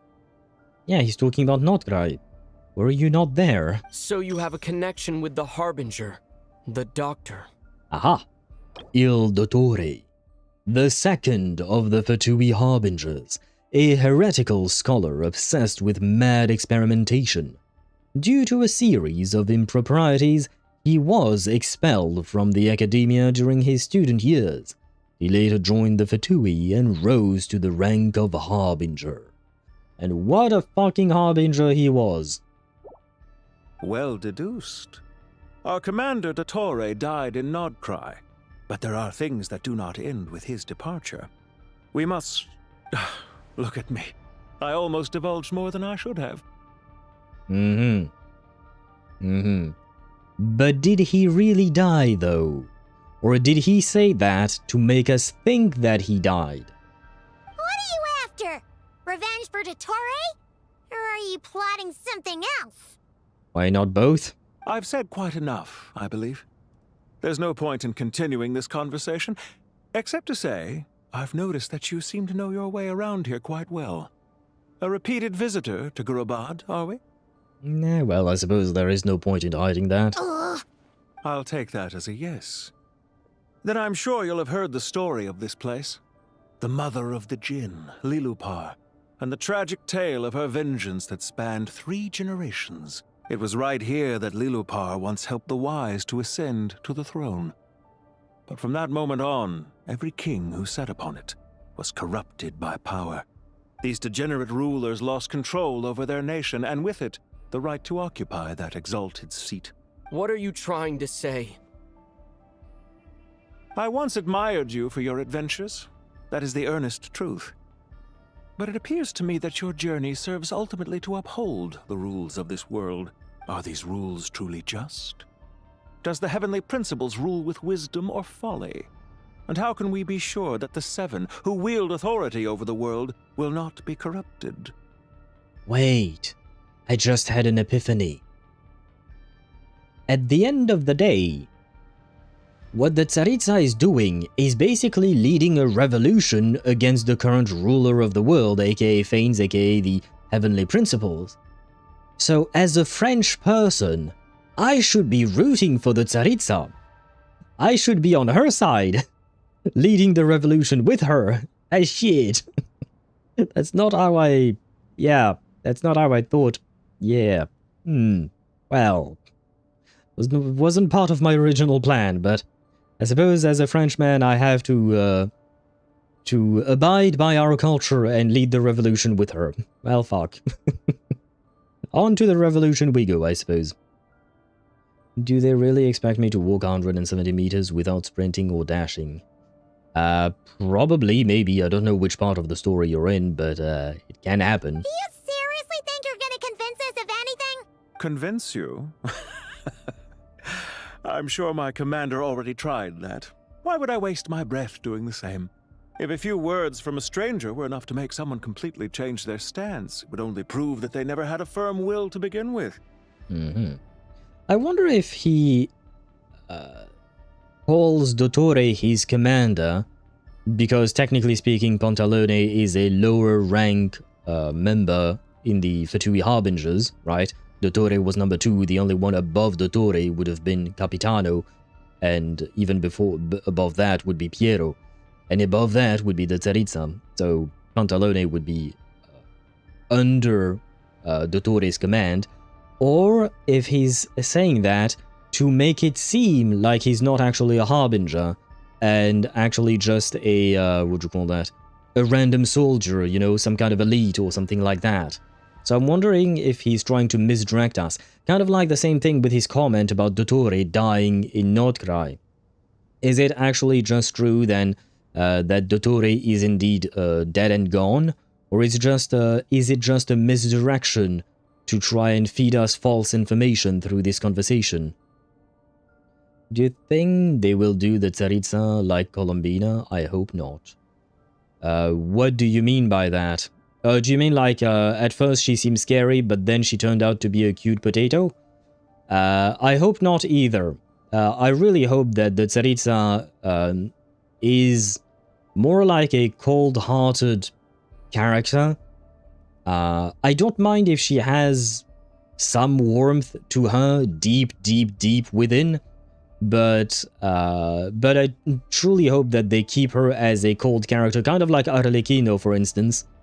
But something along those lines, because cute characters are dime a dozen. We have too many of those. We have a lot of cute characters. And they're nice, but for the sake of diversity, I would wish for a different type of character for sure. I'm back. Welcome back. Pantalone, come closer. We are friendly. Yeah, I don't think he wants to be friends with us. I don't think he wants to be friends with us, I'm afraid. I hope she will be Arlecchino, but hot. How dare you? Do you mean that Arlecchino is not hot? Father would like a word with you. I don't think you will like that. How dare you say that? Father is hot. It's a different kind of hot, but I do hope that number one, I hope that the Tsaritsa is not a kid or a teenager in terms of looks. I hope that she's an adult, because it would be nice, you know. But on top of that, well, I mean, she's going to look good, for sure. I don't think there are any characters that I would say look bad in Genshin. There are some characters that don't particularly suit my taste, but I wouldn't say that they are ugly or anything like that. So I don't think they would do that to the Tsaritsa.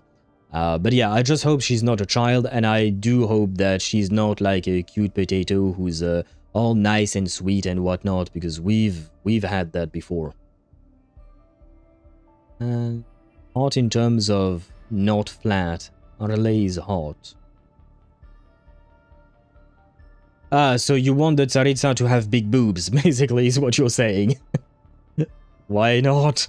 I am merely stating my position, so that we might understand each other better.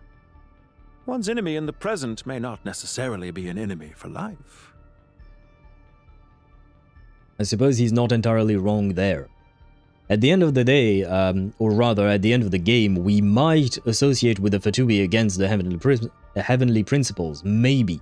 I'm not guaranteeing that it will happen because I have no idea, but it could happen. And wait, I was going to say something. Ah, right. I don't mind whether or not she has big boobs, the Tsaritsa, Ktosh. I don't want her to be Lauma levels of big boobs. No offense to Lauma, she's nice and all, but I've said it before, I'm just tired of seeing these kinds of body proportions in video games, and specifically anime and anime video games. Like, the body proportions are They're not egregious in Genshin. It's not like ZZZ, for instance, or worse, even Nikkei, for instance. But I do wish that we had more, you know, medium-sized characters. Flat characters, why not as well? But yeah, just medium, quote-unquote, like average or something like that. Yelan type shit. I mean, Yelan also has relatively big boobs, to be honest. She has relatively big boobs. Lauma is little? In what world, Daedra? Lauma is tame. Yeah, if you compare her to the other games that you play, for sure, yes. Or even if you compare her to, what do you call that? To Zenless Zone Zero, yes. But in Genshin, she is the one who, what do you call that? Who has the biggest boobs. Lauma, I mean. Nicole is average. Yes, and I like it. That's why I like her. Because she feels more like a normal woman, like not with humongous boobs and a huge ass. Hu Tao is massive? Yeah, nah, that's yeah, you're gonna have to check your eyes, Ktosh. But yeah, Daedra, I don't know where you came up with the idea that Lauma was tame or small. Lauma is literally the girl with the biggest rack in this entire game. I'm a fraud, lol. At the very beginning of Nod-Krai, I said that I'm skipping all of Nod-Krai characters, but I'm done with the racist because I'm done with the racist buffs. And here I am now owning almost all Nod-Krai characters. I'm missing only one or two. Well, I mean, I told you back then, because I do remember that conversation. It did happen multiple times, and I always told you, you're making your life harder for no reason. It's kind of the same thing I told Sparta about Honkai Star Rail and the global passives and whatnot. You're just making life harder for yourself. Nefer is also average. Nefer is on the bigger side. Nefer is on the bigger side. Just like Yelan, if I recall correctly. And when I said average, I'm talking about real-life average. Normal, real-life women average. Normal, real-life women do not look like the game characters that we have. Just go outside and look, and you're not going to see that many women with that kind of body type.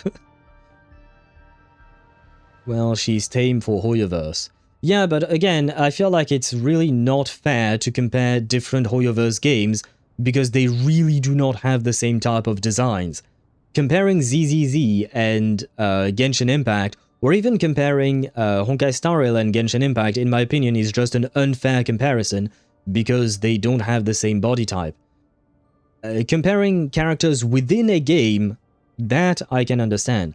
But comparing, what do you call that, Genshin to ZZZ, comparing Genshin to Nikkei or something like that, it just doesn't make sense because the game is not meant to be, the game is not built the same way. Including ZZZ were the biggest, maybe Rina and Ramiel. Yeah, but even then, they have huge boobs, and even Evelyn has huge boobs, in my opinion. I guess she would be counting in terms of, like, being average inside of ZZZ, but I still feel like Evelyn's body proportions are wrong, basically. Not wrong per se, but just exaggerated, and I don't like it, as much as I love the character.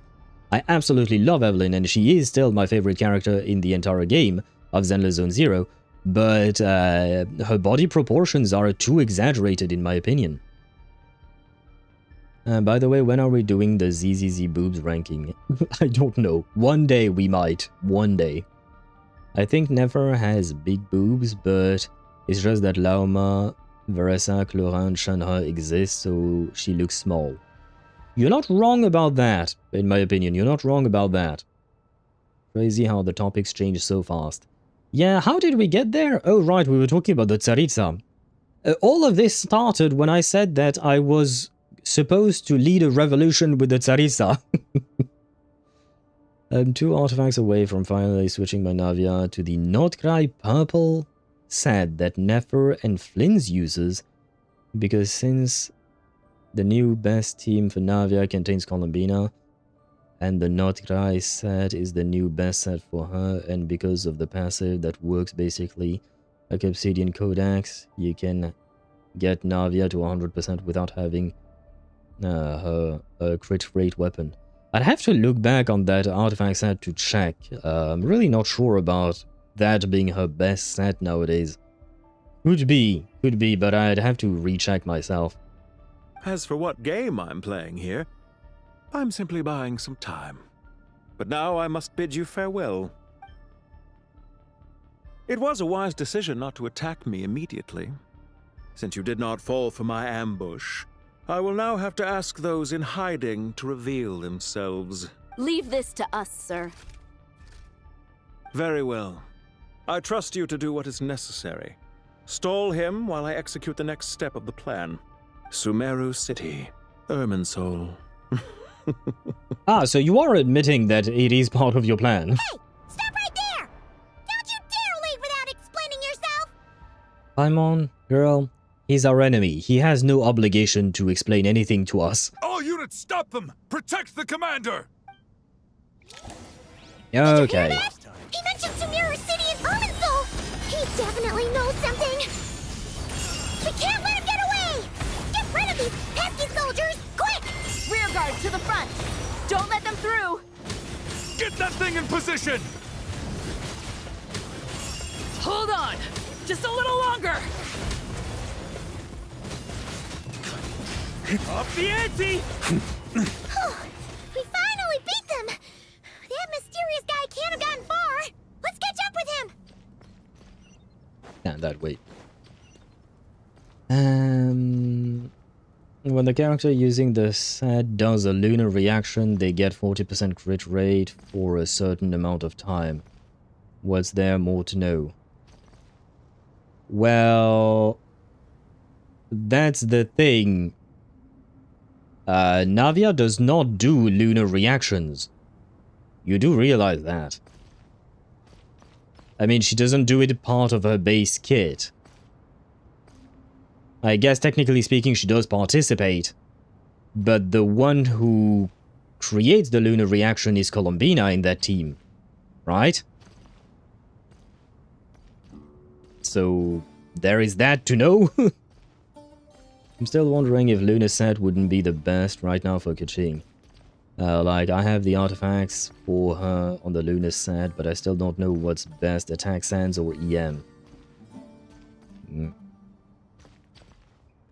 Well, it depends on what team you're playing with your Keqing, but if you're talking Lunar, I think attack would still be best, because EM would sacrifice her personal damage for a tiny bit more contribution to the lunar reaction. But given the fact that the lunar reaction itself, or rather the actual lunar damage, is not a part of her base kit, it's not really... I don't think that would work all that well. The EM one, I mean. But I know for sure Tsaritsa will be big. How do you know that for sure, Deidara? Tsaritsa hasn't been teased yet. If you do Columbina skill, then Navia bursts, she does Lunar Crystallize. Navia causes the reaction by applying the Geo. Okay, so she could benefit from the passive. But why not just have Maréchaussée Hunter on her? And just use Irina in the team, I guess. I mean, yeah, I'm really not sure if that's really her best set now, but you do you. I'd need to see some calculations to really see that, because I've never heard of that being the case. Let me check if Pridewind has something on that. Because, not Pridewind, sorry, Keqing mains. I don't know if they thought of updating, what you call that? Navia's thing. Oh, 6.5, yeah. Let me check. Wait, what? Combos, crystallize, shard pickups, yeah. Skill cooldown, constellations. Yeah, I'm looking for artifacts. Ah, gearing. Okay, the weapon doesn't change.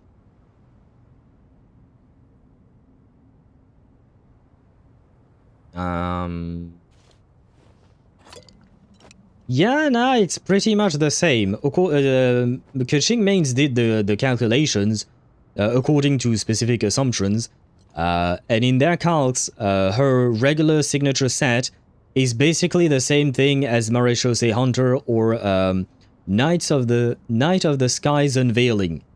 Basically,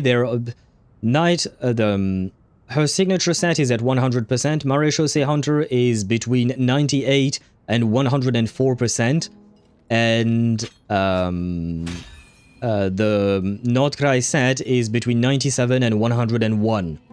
So at most you would gain 1% by switching sets. Not gonna lie, for me I don't really consider that a worthy investment. Because it's a lot of resin to invest into switching between the sets. So yeah, and even then, the best result, technically speaking, would be apparently with Marechaussee Hunter. So yeah, I don't think that Knights of the Skies Unveiling is the best. I mean, it's literally not. It's literally not, and given the marginal improvement that it brings, I would definitely not recommend anyone try to build that specifically for her. Bronya or Alacia, coded Tsaritsa will be, or Anna Shariak. I'm doing that 1% because Navia is one of my favorite characters, and combine her with one of my favorite Archons. Archons? Oh, you mean Columbina, right? She's the Archon equivalent to Nod-Krai, right? Because she's not exactly an Archon. But okay, I see what you mean. Sure, I mean, if that's what you want, at the end of the day, just like I said with Zekaro, play the game however you want. I would just not recommend it for most people to invest that heavily into, what do you call that? Into a character, switching between a character. And even then, the 1%, honestly, you might not even get it because it will also depend. That 1% difference is actually coming from... shit, I closed that window. Is coming from the team, from my understanding. Yeah, in teams with Ascendant Gleam and non-negligible lunar damage, this set competes with Navia's other options and potentially even pulls ahead by buffing the rest of the team. Without Ascendant Gleam, this team is not worth considering. Note that, since some of this set's power comes from Lunar Reaction's bonus, it does not scale as well with Navia's investment or artifact quality as the other options. It's literally written there, so, like, will you even get that 1%? I don't really know. So, again, up to you to determine what you're willing to do or not. And by the way, Deidra, for Anna, I think, yeah, we have the name reveal for the Tsaritsa, and her name is supposed to be Anastasia, right? Or was it something else? I don't remember. It was something similar to Anastasia, I believe. So she could be an Anna Shariak XP, maybe, hopefully. I would love to see that, because Anna, I do remember seeing her, and she was quite pretty. Found him! Over here! Well, he's also a pretty dude, but, you know, not the same. You're very persistent. Well, I have survived many, many moons on this planet. Hey, you! Stop running and explain yourself! What are you trying to... He's not even running, he's just walking. I'm on wait! Yeah, Paimon, you have to stop rushing things. A barrier? Relax. A small trap like this won't be enough to hold you. The sandstorms from Gurabad will die down soon enough, but this small window of time was all we needed to launch the next phase of our plan. No, wait, no, wait. Oh, pause. There you go. Sorry, I was serving myself tea. Don't be discouraged. No! What? I knew that someone would come here eventually, so I planned ahead. Wait, I didn't get to read.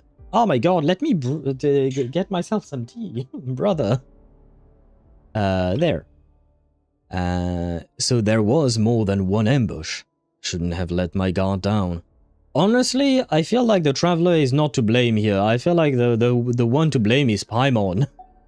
Paimon, stop rushing into things, god damn it. Where to chat with you, which door to exit from, even which mechanism to wait by for you.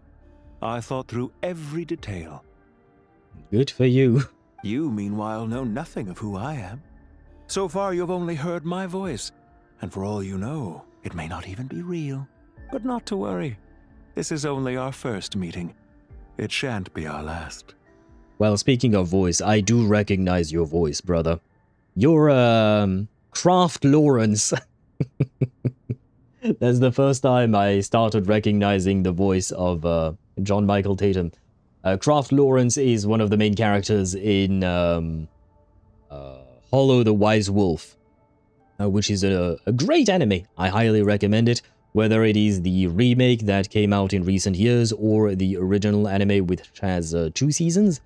Although the original anime is not complete, the remake aims to complete it, and both Brina Palencia and John Michael Tatum reprise their roles as Craft Lawrence and Hollow the Wise Wolf, the titular character. And they're amazing together. They have great chemistry together, these two characters. Anyway, I shall stop yapping about my love for this voice actor. Just answer me one last question. Why do you continue to follow Dottore? He has conducted countless cruel experiments, even on his subordinates. Follow isn't quite the right word. Wait. Let's just say even those you see as villains have their friends, even if they aren't the most sincere of friendships. What's going on? Why? I turned off auto mode, right? Why did it move on to Pantalone's voice line, even though I did not press any kind of button? That was weird. When any set of rules is established, there will be those who benefit and those who lose out. People will do anything to justify what they have gained, or escape from the hardship imposed upon them. Neither he nor I are tolerated by the rules of this world. We were both searching for a new order. Our ideas of the final form that should take may have differed, but our journeys took a shared path. Goodbye, Traveler and Paimon. I wish you a timely escape, albeit not too soon. I will need a little more time to prepare, after all. Hey! Come back! Yeah. I never understood why some heroes would do that, you know, scream at the villain and say, hey, come back! Wait, this what? dark wall. We've seen these on our adventures before. It swallows people up! Yeah, okay, again, the game just skipped the dialogue line, not skipped it, but moved on to the next dialogue line without my input.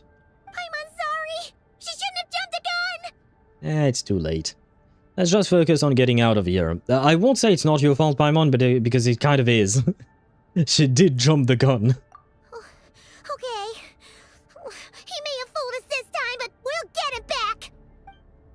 Yeah, now it's time for me to run. Never mind. Teleportation works as well. Sino and his team are guarding the north. We'll take this side. Oh, is this where, Ktosh mentioned that we would be playing Tignari, Kole, and Dori? Fuck me. There's so many Jin. We can't let them get into Aru Village. Don't fret. I am well prepared for this situation. Huh. So you have a solution? Perhaps you're unaware that I have a trusty genie partner of my own, Plumpy. If I send her to negotiate with the others, this whole thing will be resolved before you can say Mora. Off you go, Plumpy. I have a feeling Plumpy is going to get beat up.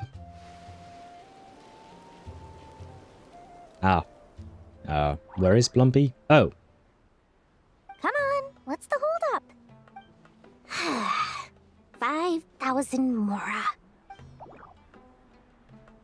20,000 Mora. I see her Jin is just as bad as she is. I see. 100,000 Mora. Final offer. Is it happy?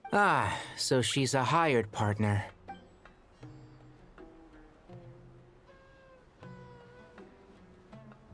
Hired partners are reliable too. Plumpy here is a highly skilled negotiator. You'll see. Just a few words from her and... She's getting beat up, isn't it? Isn't she? Yeah, that's what I thought. Plumpy! Very skilled negotiator indeed. Very skilled. Don't you, Jin, have any respect for the rules? This was supposed to be a negotiation! How dare you treat my messenger like this?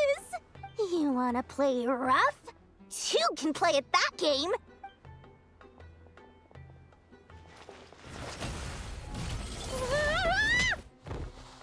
Ah, yep. She died. I love that animation. The way she died.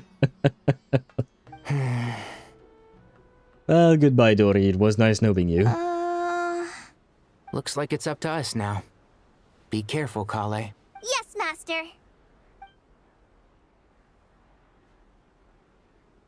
What happened? How did I pass out? I don't know how to play Dory. Plumpy, it's time for revenge.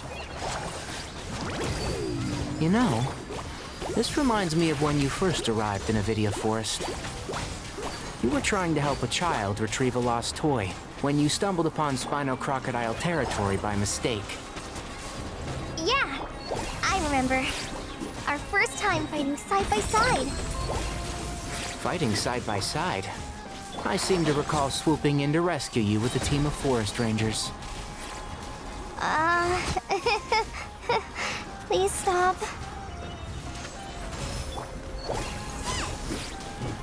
Fly! Just like we rehearsed. And Shroud, I hear everything. Yeah, that was a bit of a mistake. Ah, well, we won. There's too many of them! I can't believe I used 12 rare items in one battle. Ugh. I shudder to think how this is going to affect this month's accounts. The sight of that glaring deficit might be more than my poor heart can take. Well, I mean, yes, but at the same time, if the entire world is reduced to a crater, you know, I feel like this month's account will be the least of your worries. Tighnari, how's the situation on your end? We held the line, though it was a close call.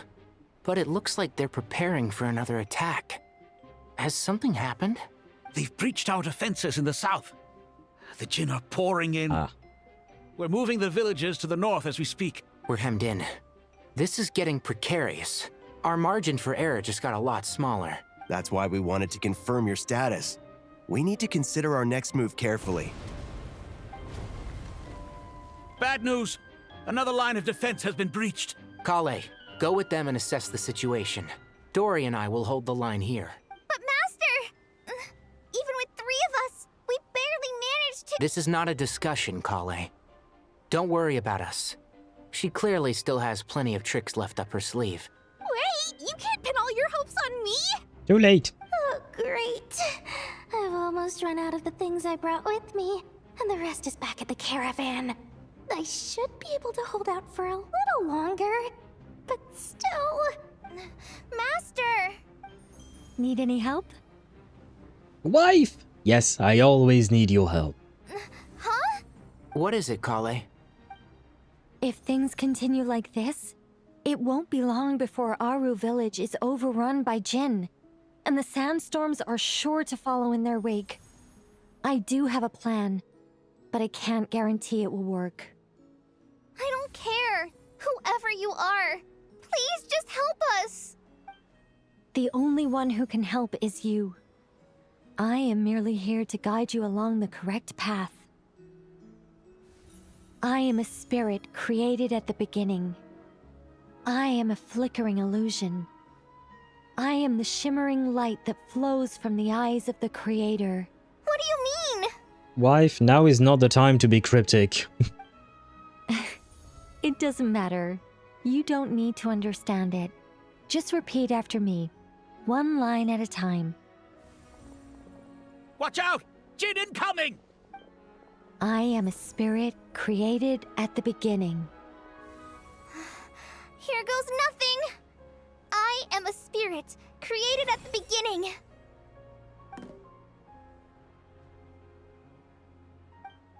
I am a flickering illusion. I am a flickering illusion. destruction! Are these angelic powers? What's wrong, Plumpy? I've never seen you so agitated before. But how do you... Do you know what Kale is reciting? I am the shimmering light that flows from the eyes of the Creator.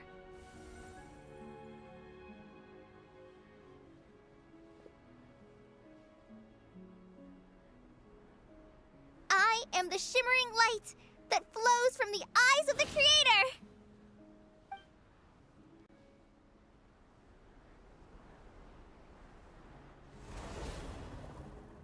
Rawr. It's a song composed by the goddess of flowers, but very few records of it remain, even in historical texts. All we have is a few fragments. Is Kale an avid historian? Not to my knowledge. The Jinn have actually quieted down.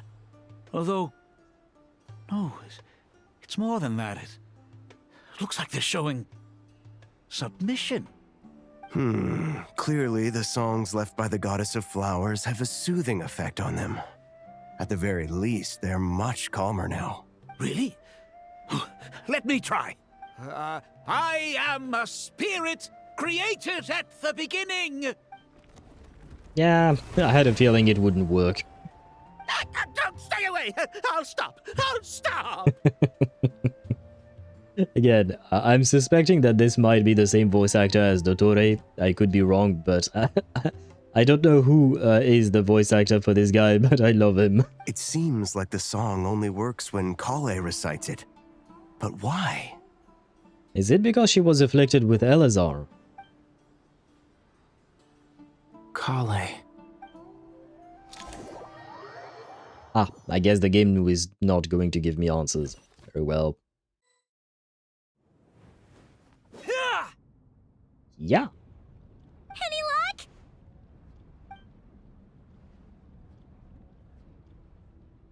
The only way out of here is by brute force, but too much force and the entire ruins might collapse.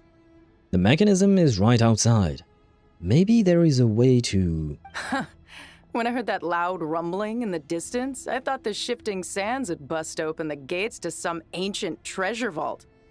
Turns out it was just you guys. Is that Jet?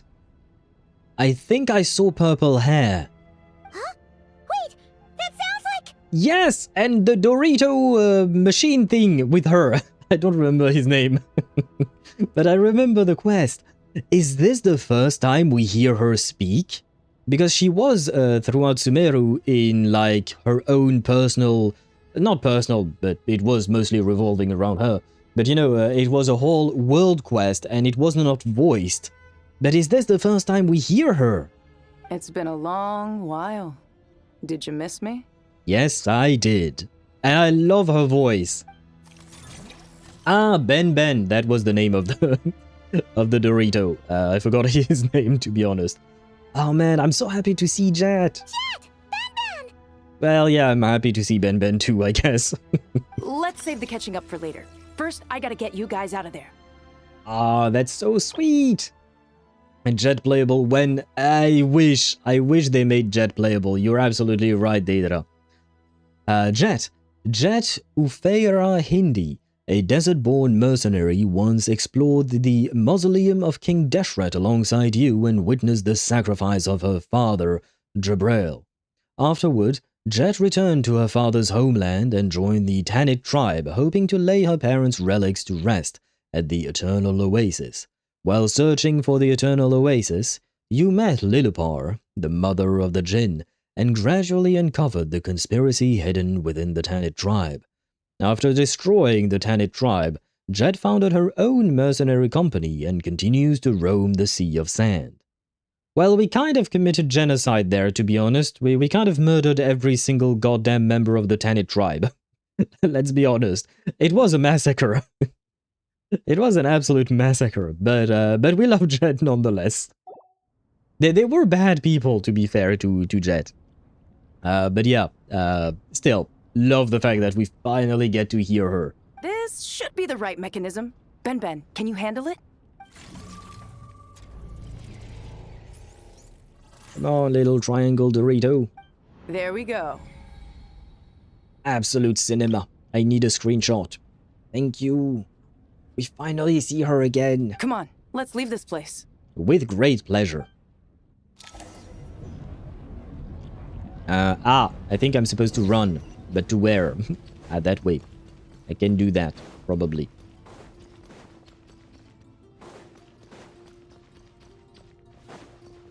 Part of me is kind of curious, what happens if the thing catches up to us, but I guess it's just game over, huh? On me.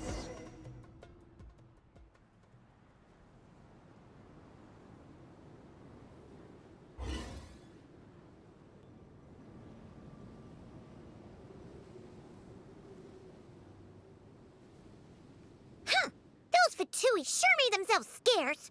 It's like they were never here. The Fatui? They came to the desert again? Yep. No idea what they're planning this time. They were being very coy about it.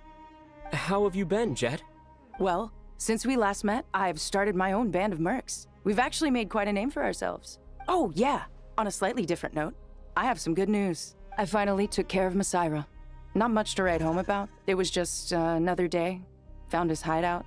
Dragged him out of his cozy little bed. He tried to talk me into seeing his point of view, as usual. But I'm way past that by now. There was nothing he could say to save his life. So, the Masaira chapter has finally come to a close. Remember to wipe the blood off your hands. I kind of feel like that last one is not great, but, oh. What about you guys? Bet you'd forgotten all about me and Ben, huh? Never! Never! We could never forget about you. Of course not! We're super duper best friends! Yes, exactly. You briefly recount the events of your recent travels to Jet. Wow. Sounds like I should make time to visit some other nations too. Anyway, what brings you to Gurabad? Oh, right. Paimon almost forgot. We're here to look for Lilupar. Oh, that bottle? Yeah. Yeah! We need her power to calm the Jinn and stop the sandstorms. Here's hoping we actually manage to find her, after all the trouble we've been through. Surely, with everything's been going on in Gurabad, she must have woken up, right? Only one way to find out.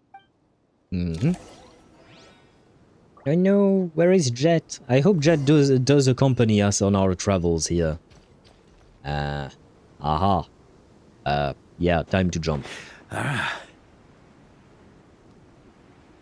to jump indeed. Oh no, we're gonna have some ads soon. Yeah.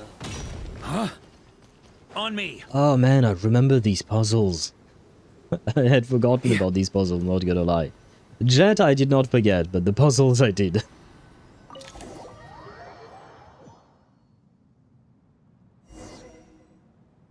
Look for Lilupar.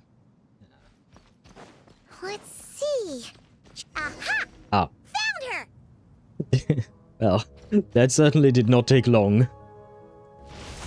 Oh, will we get to actually hear a Lilupar? Lilupar! Because I don't think we've ever heard her either. She was also only part of World Quest, right? What a long dream that was. It's been a while, my master. Oh, and you're here too, little wildcat. The four of us back together again. Imagine that. Not gonna lie, I do like her voice. How have you been? I hope this wasn't a rude awakening. After we last parted ways, I merged with the land beneath Gurabad to suppress the dark calamity stirring in the depths. It rekindled the flame of vengeance within the Jinn, depriving Gurabad of any hope of peace. I fought against it for a long, long time. Until one day, I sensed a change in a foreign land to the west. Suddenly, the pitch-black abyss fell silent. Is she talking about Natlan? A foreign land to the west? Could she mean Natlan? Gurabad isn't far from there. Did the abyssal presence beneath this city fall silent when we defeated Gasoithoth? Once satisfied that that dark power could no longer bewitch the Jinn, I too fell into a deep slumber, from which I have only now awoken. Why have you returned to Gurabad, my master? And why is my sand-swept homeland in disarray once more? Well, it's kind of complicated. Well, basically, Sumeru's in messed around with Irminsul, and now they've released the djinn in here. Well, I guess that was the uncomplicated way of phrasing it. We managed to chase off the culprits, but we have no idea how to seal this place back up and stop the sandstorms. I wouldn't exactly say that we managed to chase off the culprits. I think they just left because they wanted to, and then they trapped us behind. Child's play. I shall quell the djinn and scatter the storms. Thank you, Lilupar. No need to thank me, my master. I have granted many wishes in my time, and this was the most trivial of them all. I do like her voice.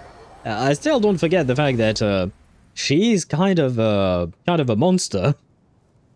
A racist monster nonetheless. But yeah. The sandstorm's gone. The sun shines bright again. He does have a nice voice, and so does Jet. I'm back, single and ready to mingle. Aha, welcome back, Tosh. When I said that we'd meet again under a lovelier sun, this was exactly how I imagined it. In the midst of a world-ending calamity? Yay! Although, honestly, Paimon would love to hang out with you more, even if the weather sucked. That goes for me too. Which harkens back to Deidara's question. Jet playable when? Because if she becomes playable, we get to hang out with her all the time. So, HoYoVerse, pretty please give us Jet playable, you know? Now give her a body. Oh, do you mean Lilupar? Nah, don't give her body, otherwise she'll be hot, and it's gonna be hard to reconcile between the fact that she is someone who literally destroyed an entire city and multiple generations of people, and, well, the fact that she's hot, right? But that goes for me too. I would love to hang out with you a lot, so please at least become a 4-star, if not a 5-star, please. Pretty please. Well, there shouldn't be any more djinn breaking out, right? Are we okay to head back? Yeah, let's all head back to the Temple of Silence. Sounds good. You can introduce us to your other friends. Another adventure begins. If evil, why hot? Stopped. We should be able to get to the Temple of Silence without any problems now. Time to regroup. Well, an excellent question. The only answer is why not, I suppose. By the way, where are we at in terms of the story? We are still in Act 9. Ah, we only completed one sub-quest. I see. I see how it is. This is going to take a long time. Oh, enter.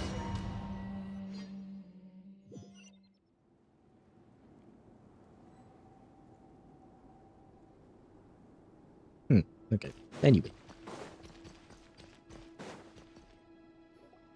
I didn't have time to see who was there. So, this is the Temple of Silence.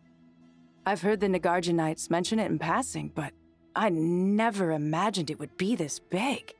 It's colossal. It do be big. I thought the temple moved to the rainforest ages ago. When did they scamper back into the desert?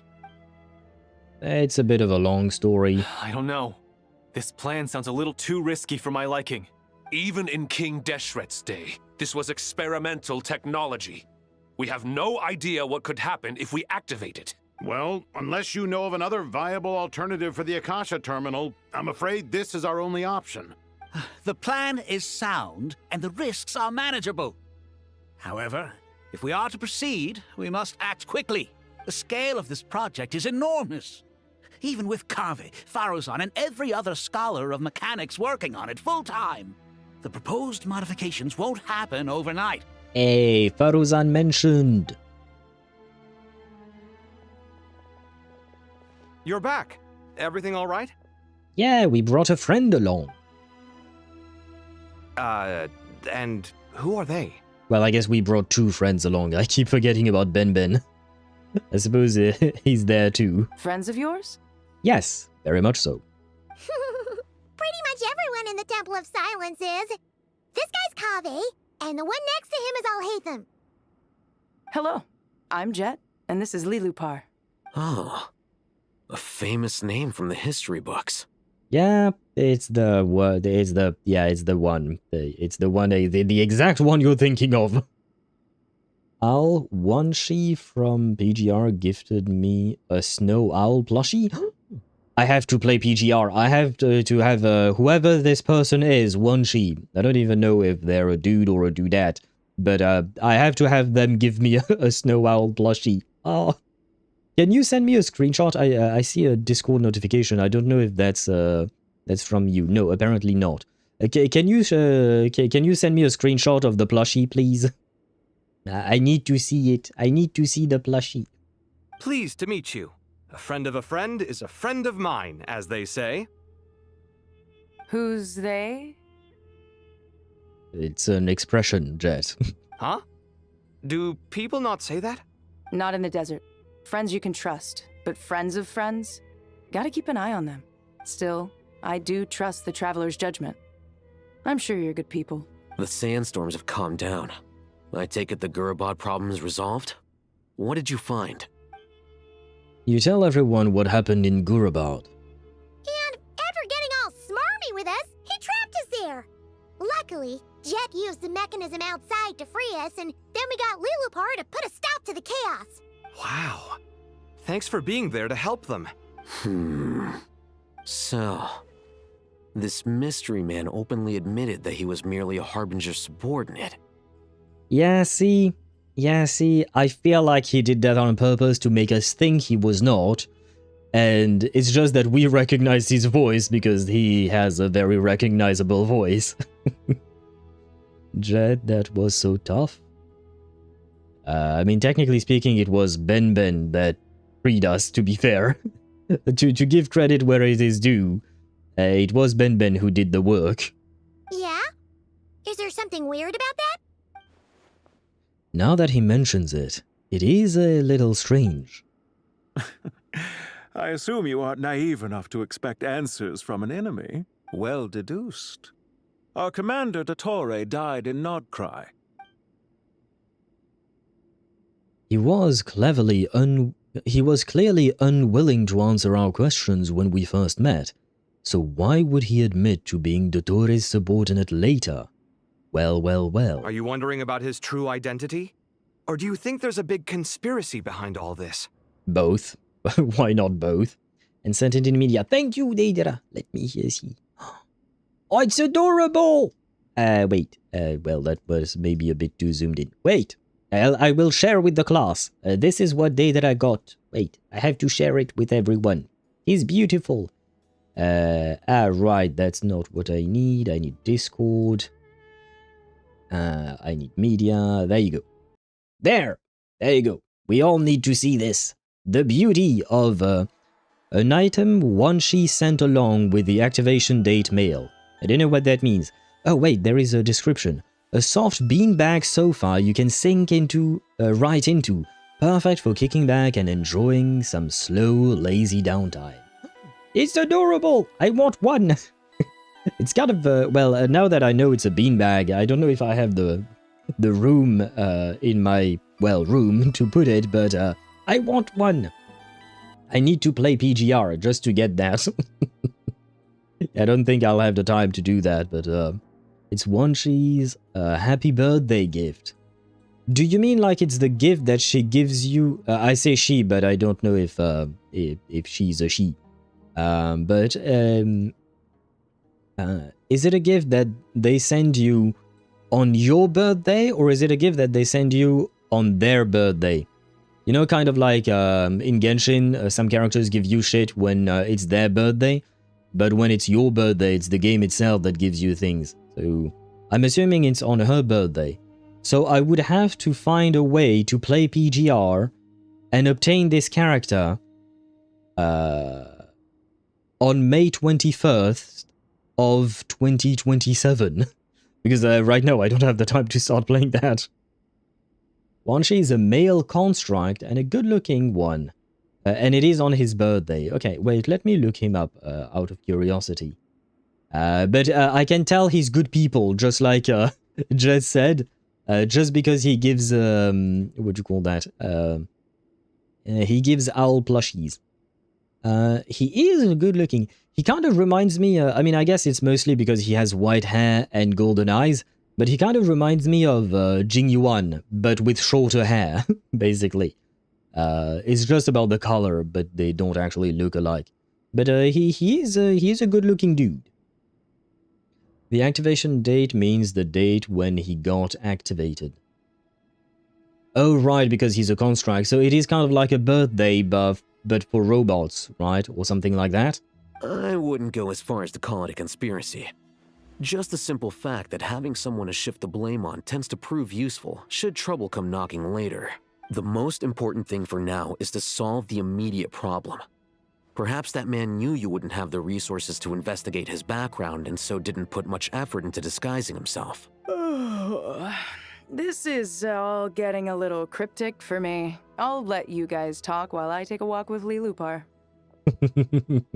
I see she hasn't exactly changed, huh? She's not really one for mysteries. She is more bronze than brains, right? Jet? They know each other? Aren't you with the Blazing Beasts? What a coincidence. Didn't expect to run into you here. We're mercs. You can run into us anywhere. Well, I Who's suppose this it with does you? make sense. So, did you find the solution you were looking for in the Temple of Silence? No, I don't mind the yaoi couple, but please give me the Yuri couple as well. Well, I suppose Dia is already with Dunya's art, right? But still, give me those two hot women back. Jet and Dia, those two are hot mercs, man. I need them in my life. You bet we did. This place is incredible. It has everything. So far, we've discussed a plan and verified its feasibility. Building a new system from scratch is out of the question. So our only option is to modify the Akasha using certain resources we hope to find in the mausoleum of King Deshret. Yeah, I mean, that would make sense, right? Yes, kinda cool. Hope artists cook some good artworks of Jet. I hope so too. And artworks of Jet, maybe artworks of Jet and Dia fighting side by side. I feel like that would be kind of awesome. The Mausoleum of King Deshret, a towering structure rising between the heavens and the desert sands, said to be the resting place of King Deshret, Al-Ahmar, the god king who once ruled Sumeru. Within its myriad chambers, the king sequestered himself to plumb the depths of forbidden knowledge and truths. As the fruit of this pursuit, his unfinished grand design, Aru, remains preserved within the tower. Oh, the city of Gurabad. It seems I have missed some of these things. The royal capital of a mortal kingdom that once stood above the Great Red Sand. Under the rule of successive gilded dynasties, it was destroyed and rebuilt time and again, bearing witness to the rise and fall of King Deshret's civilization until it was finally swallowed by the sands along with the Eremite leaders. To this day, many fables and legends about it still circulate throughout Sumeru, the most famous being the tale of Shiruye and Shirin, probably. Safha Shatranj. I don't know how to pronounce that. A board constructed during King Deshret's rule over the Sea of Sand, modeled after the entirety of Sumeru. It stands as a symbol of the god king's foresight and wisdom.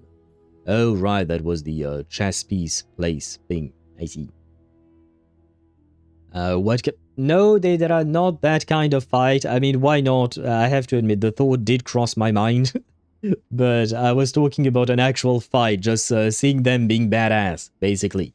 But you know, we wouldn't mind seeing their asses as well. I know. Technically speaking, I can bonk you on... yeah, it won't count. It won't count, but... bonk... well, technically it won't change anything if I do that, if I'm not mistaken, but let's see. Yeah, you're still being bonked, but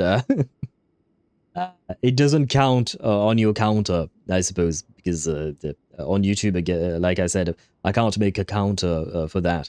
But you at least you have been bonked. It might not enter the counter, but you have been bonked for your thought.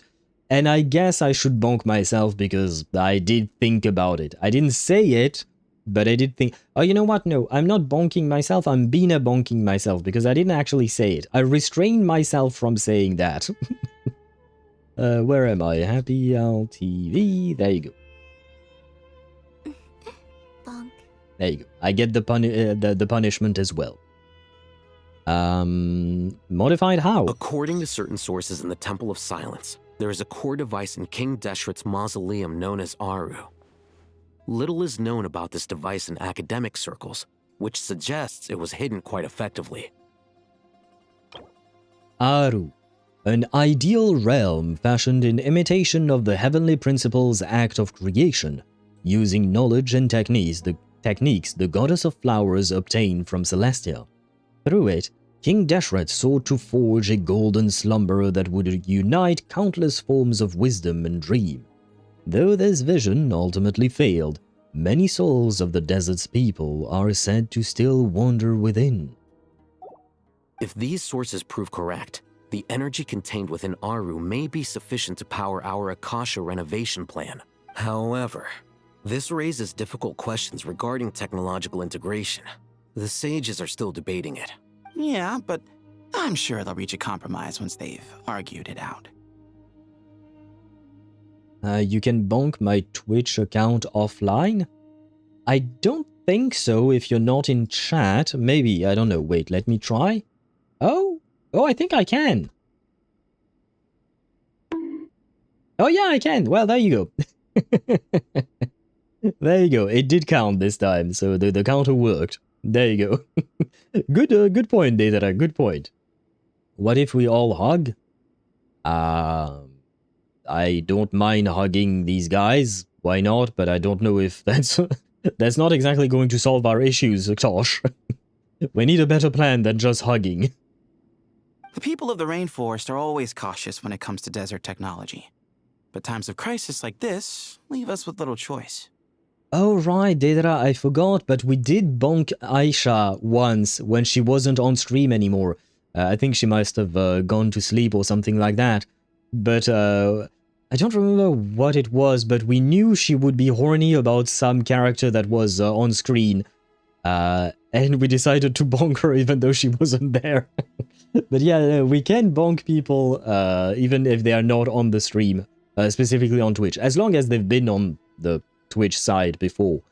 Because I can't bonk your... well, I guess technically speaking, I could bonk your YouTube account. Wait, Tosh, why did you Bina bonk Aisha? She didn't deserve that one. She did nothing wrong. Well, I mean, even last time she did nothing wrong. Like that, I think, yeah, you did not need to test that, but, well, Aisha may have revenge on you later on. We'll have to tell her about that. We did come clean the last time when we actually did. I did come clean and I told her that we bonked her back then. And she even, if I recall correctly, she even agreed that she would have deserved it because she probably would have barked for whichever character it was on screen. But this time, she didn't really deserve the Bina bonk, to be fair. Wait, Paimon has a question. Is this the same Aru we've heard of before? It's sealed off, right? Some sort of prison where the Goat King, Ibis King, and Crocodile King are locked up. Well remembered. Yes, that's exactly right. According to our records, Aru was the most brilliant creation King Deshret ever conceived of. Built by divine and mortal artisans working together. It was a miraculous accomplishment, and it lies hidden deep within the king's mausoleum to this day. That being said, what Aru actually does and why it was built, those are deep secrets we are not privy to. Until recently, I wouldn't have been optimistic that the place even exists. The only reason I'm inclined to believe it now is because we heard it from the Ibis King Thoth himself at his temple. The tale of how the 3 retainers of Al-Akhmar were imprisoned in Aru. Paimon totally gets that. When Paimon first heard about it, she thought it sounded pretty unbelievable too. Do you guys still remember that? The Ibis King told us they were trapped in Aru and that they had to answer 3 questions to get out. I think I remember. What causes our rise and fall? What obliterates love and hate? And what determines truth and falsehood? Those were the 3 questions, right? You don't happen to remember the answers. Yeah. If only Nefer were here. She's dealt with the Ibis King before, so she might know more. Oh, Nefer's a friend we met in Nod-Krai. Nod-Krai? Funny. She showed up here earlier. Well, I mean, she is from Sumeru originally. And, well, to be fair, she does travel quite a bit, given her line of work. Huh? Yeah. Had another lady with her, too. Both said they knew you. They contacted the sages, claiming they might be able to offer some assistance. Another lady? Did that other lady have big boobs, or was she tiny and scared of everything? That determines whether it was Lauma or Yahoda. Really? They came here to help out? I would assume it was probably Yahoda, right? Yes, really. It was just before you got back.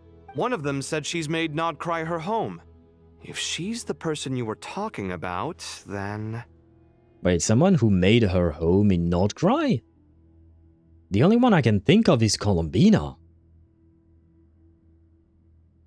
Because Lauma was already there. Yahoda, I have to admit, I don't really know much about her past. But yeah, the only person I can think of that made Nod-Krai their home was Columbina. Looks like betting on Aru was the right choice. I mean, having the moon goddess with us would definitely help. But I'm guessing she has to stay back in Nod-Krai, kind of like, you know, Nuvelet, he doesn't go out much of Fontaine, kind of needs to stay there. Well. How does Sathos know about Nod-Krai? Like, why wouldn't he tell us about it back in version 3 if he knew about it? Because there was no reason to mention it, I would assume. I mean, at the end of the day, it's also because the region probably did not exist back in version 3. But more importantly, was there ever a need to mention Nod-Krai? Here, the only reason why Nod-Krai was even mentioned was because Nefer dropped by and we told them that Nefer was from Nod-Krai, right? So we brought up the topic. And it was just part of the conversation. But organically, there was no particular reason, as far as I can remember, that he would talk to us about Nod-Krai back then. So that is one in-world explanation. The real explanation is probably just because Nod-Krai wasn't even a thing in the developer's mind when Sathos came out. See? They're right over there. Oh, it was actually wife! Oh, right, I guess, yeah, she did kind of make a home inside of Nod-Krai. But she also has plenty of homes elsewhere, although she said she kind of gave up on the other homes. Anyway, okay, sure, why not, okay. Nicole! Nefer! Oh wait, there is a thingy for Nefer? Nefer. A secret beneath the sands. Head of the Curatorium of Secrets and the true power behind the scenes at the Voynich Guild. Like so many others who have made their way to Nasha Town, she too is a kinless exile from a distant shore. However, she is no common soul worn thin by greed. She deftly walks that thin line between power and conspiracy, always looking out for the perfect moment to strike. In the pursuit of intel and riches, you will find no better dealer. Just be sure to come prepared with a payment that is worthy of her time. Why, hello! We're here to help. Hello, wife is here. Nice. Nicole, clamor within. A member of the Hexen Circle known as N. She is an angel who did not degenerate into a Seelie, but has instead lived in human form to this day. As she cannot speak, she communicates with others using a unique method, conveying thoughts directly into the consciousness of her opposite.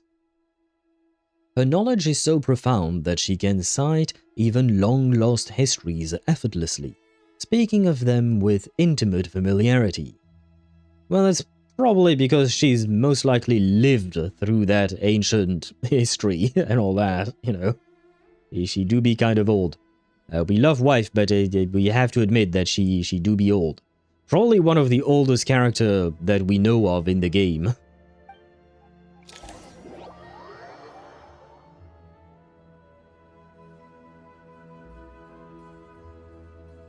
It's a good thing we left early.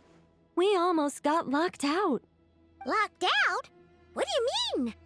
Oh, you haven't heard? An invisible barrier has appeared around Sumeru's borders, cutting off all travel in and out. Didn't the exact same thing kind of happened in Nod-Krai? Huh. That does scream Dottore machinations of some kind. No one can leave and no one can enter. Sumeru has become a lonely island. Are the Fatui behind this too? Actually, no. This has nothing to do with them.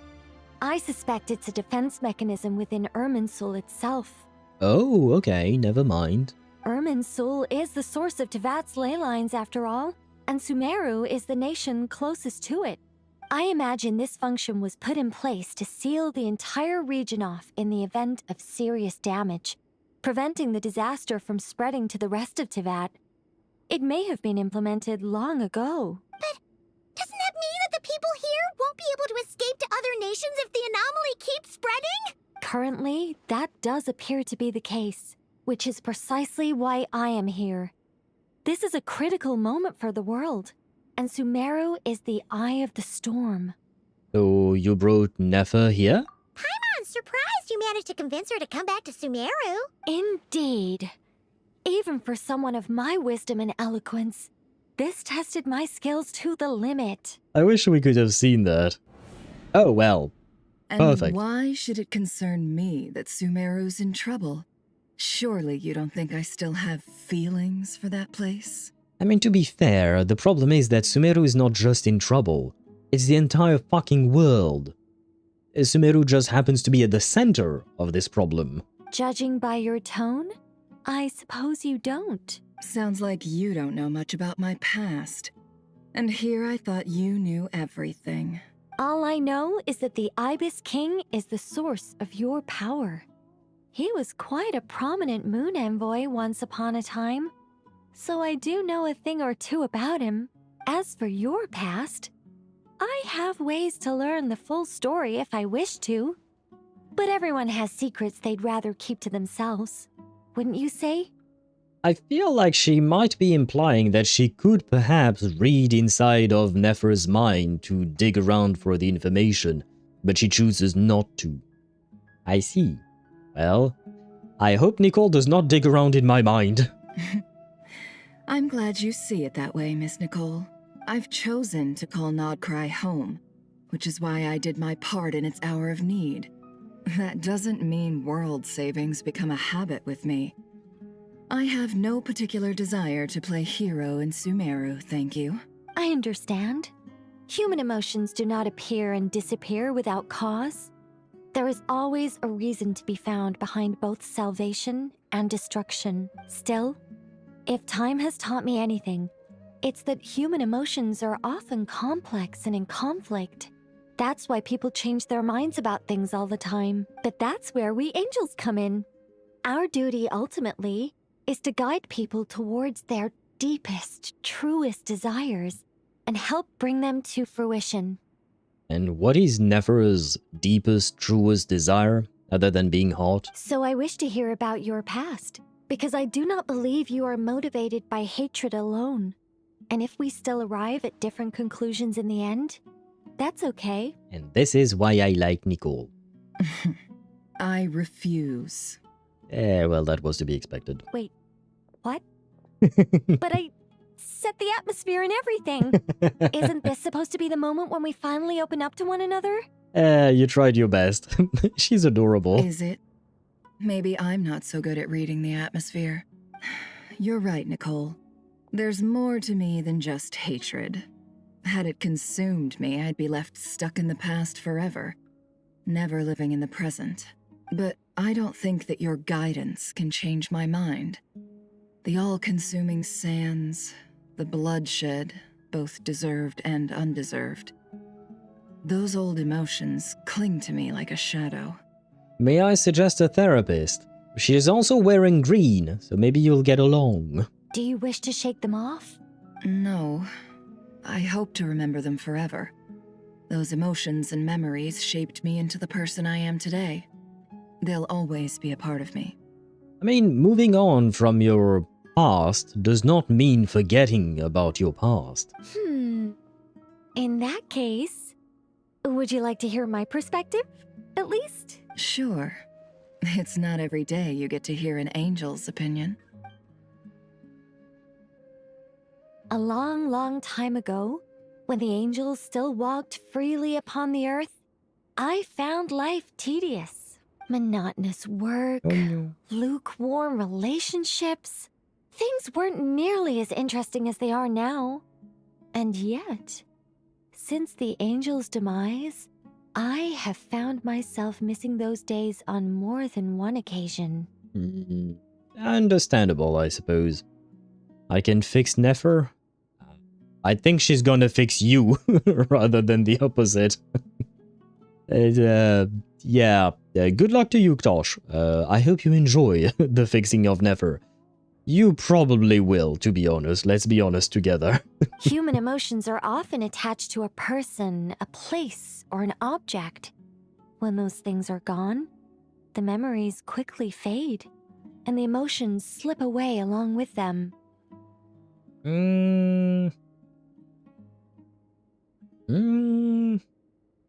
I kind of disagree with that. Human emotions are often attached to a person, place, or object. That part I agree. But when those things are gone, the memories quickly fade and the emotions slip away along with them. That part I kind of disagree, honestly. Because there are plenty of people, or objects, I guess, or things, that I still think of fondly, or something like that. There is still an emotion. It's a different emotion, I suppose, than what it used to be when the person was in my life, or when I was in a particular place, but there is still an emotion attached to that person or that place or even that object. So I wouldn't say exactly that they fade away and are just gone.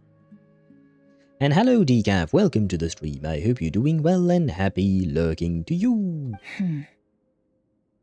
If Sumeru were destroyed, both rainforest and desert would be no more. With the object of your hatred wiped from existence, it would not take long for the memories buried deep in your heart to slowly fade. I don't really think that's how it works. I mean, it could maybe be how it works for some people. Certainly doesn't work like that for me, I guess. And I'm not everyone, so I suppose maybe I should take into account that Nefer works differently. Twitch says, did we meet Pants? Hello, Sparda. Welcome to the stream. I hope you're doing well, first and foremost. We kind of did. Yes. We saw him, we talked to him, but it wasn't an official introduction. He was masquerading as a Dottore subordinate.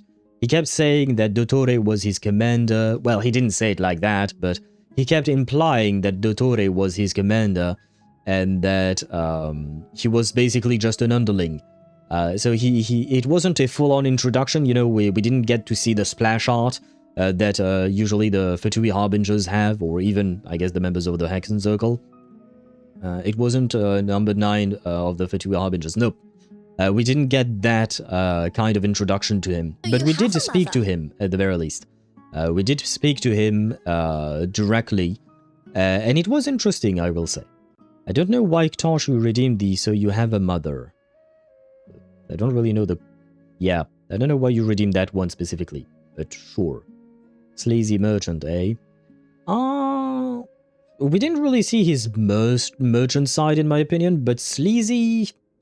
I don't know if I would really use that particular word. He's definitely cunning in the way he... Yeah, he's got a silver tongue, yes. That I would agree with. Sleazy carried too much of a negative connotation. From the meeting we've had, I'm just like, this guy knows exactly what to say and when to say it, so silver tongue, as you put it. But I don't see it negatively, you know what I mean? Like, it is just a good quality for him to have, I suppose. especially as the head of the Northland Bank, right? I feel like it really fits the character, right? He's a great manipulator, yes, 100%. And Al-Haytham actually came to a similar conclusion that I had when we were talking to Pantalone, which was that at several points I noted that he kept saying that he was a Dottore was the commander, and even that Dottore died in Nod-Krai. And even then, the first thought I had was, is he just trying to misdirect us, trying to manipulate us into thinking he's just a subordinate, and maybe even lying to us about Dottore being dead, and just trying to feed us misinformation just to buy time so he can do whatever the fuck he wants to do. Now, for Dottore being dead, I don't know, but for being a Dottore subordinate, there was another explanation that I came up with, which was that maybe he does consider himself a subordinate to Dottore just because Dottore was number 2, whereas Pantalone is number 9. I don't really see it that way, because usually that's not how harbingers talk about each other, right? But it could be a bit of a stretch, but somewhat of an explanation as to why he would say things the way he did. I don't quite believe it. I do believe he was trying to manipulate us and spread misinformation to keep us guessing and whatnot. But, you know, I did enjoy this interaction with him. But more importantly, I know Pantalone is important and whatnot, but the most important of all is that we finally heard Jet. And that to me is worth 1,000,000 Pantalone. That to me is way better than anything else. I genuinely loved Jet as a character and the whole Sumeru questline with her. It was a long-ass quest, to be honest, but it was really interesting as fuck. And like, she was an amazing character to go through all of this storyline with, despite the fact that the storyline ended quite poorly, right? With the Tanit tribe. But still, I genuinely loved Jet when we got to hang out with her, so I'm so happy that we get to see her again, and this time we actually get to hear her. And speaking of hearing, we also heard Lilupar, and our competitive racist is, she actually does have a nice voice, not gonna lie. What if they're brothers? Truth nuke? You mean Pantalone and Dottore? I don't think that's the case. I don't think Pantalone is from Sumeru, as far as I know. We know Dottore is from Sumeru, but I don't think Pantalone is from Sumeru as well, as far as I know. Again, I don't think we know where Pantalone is. Yeah, Zandik is Sumerian. We know that. We've learned that during the Sumeru Archon Quest, if I recall correctly. But Pantalone, as far as we know, is Nerznayan. Yeah, probably. That was also going to be my guess. But there might be other things that will be revealed later that I don't know. But I kind of doubt it. That they're brothers, I mean. Competitive racist. Yes, I'm talking about Lilupar, of course. She does have a sweet voice. And Jet also does have a sweet voice. I do like the fact that we're seeing them kind of in the flesh, because I do feel like the voice acting brings a lot to bring these characters to life, you know? Pantalone and Il Dottore in the Commedia dell'arte were in very good terms. I mean, when I heard Pantalone talk, he didn't say much, but it did seem like they were on friendly-ish terms. It wasn't like Arlecchino and Dottore, or even Sandrone and Dottore, right? But those two in the Commedia dell'arte are very tightly knit for the Commedia. I'll take your word for it, because I know very little about that. But they did seem... I wouldn't call them best friends in Genshin. And to be fair, it was just one conversation that we had with Pantalone. So we can't know for sure much more.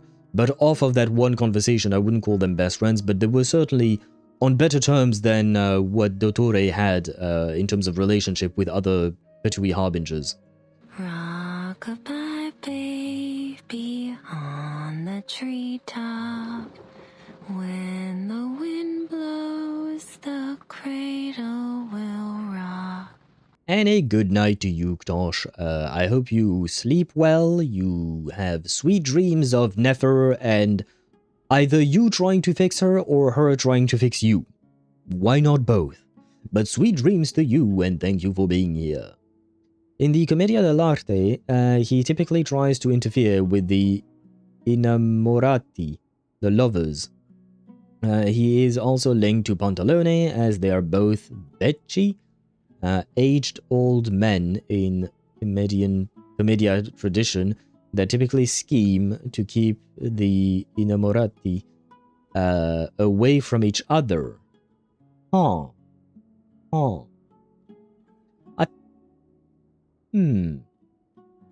Because the only lovers that I can think of would be the Tsaritsa and her former fiancé who got diced up into chess pieces.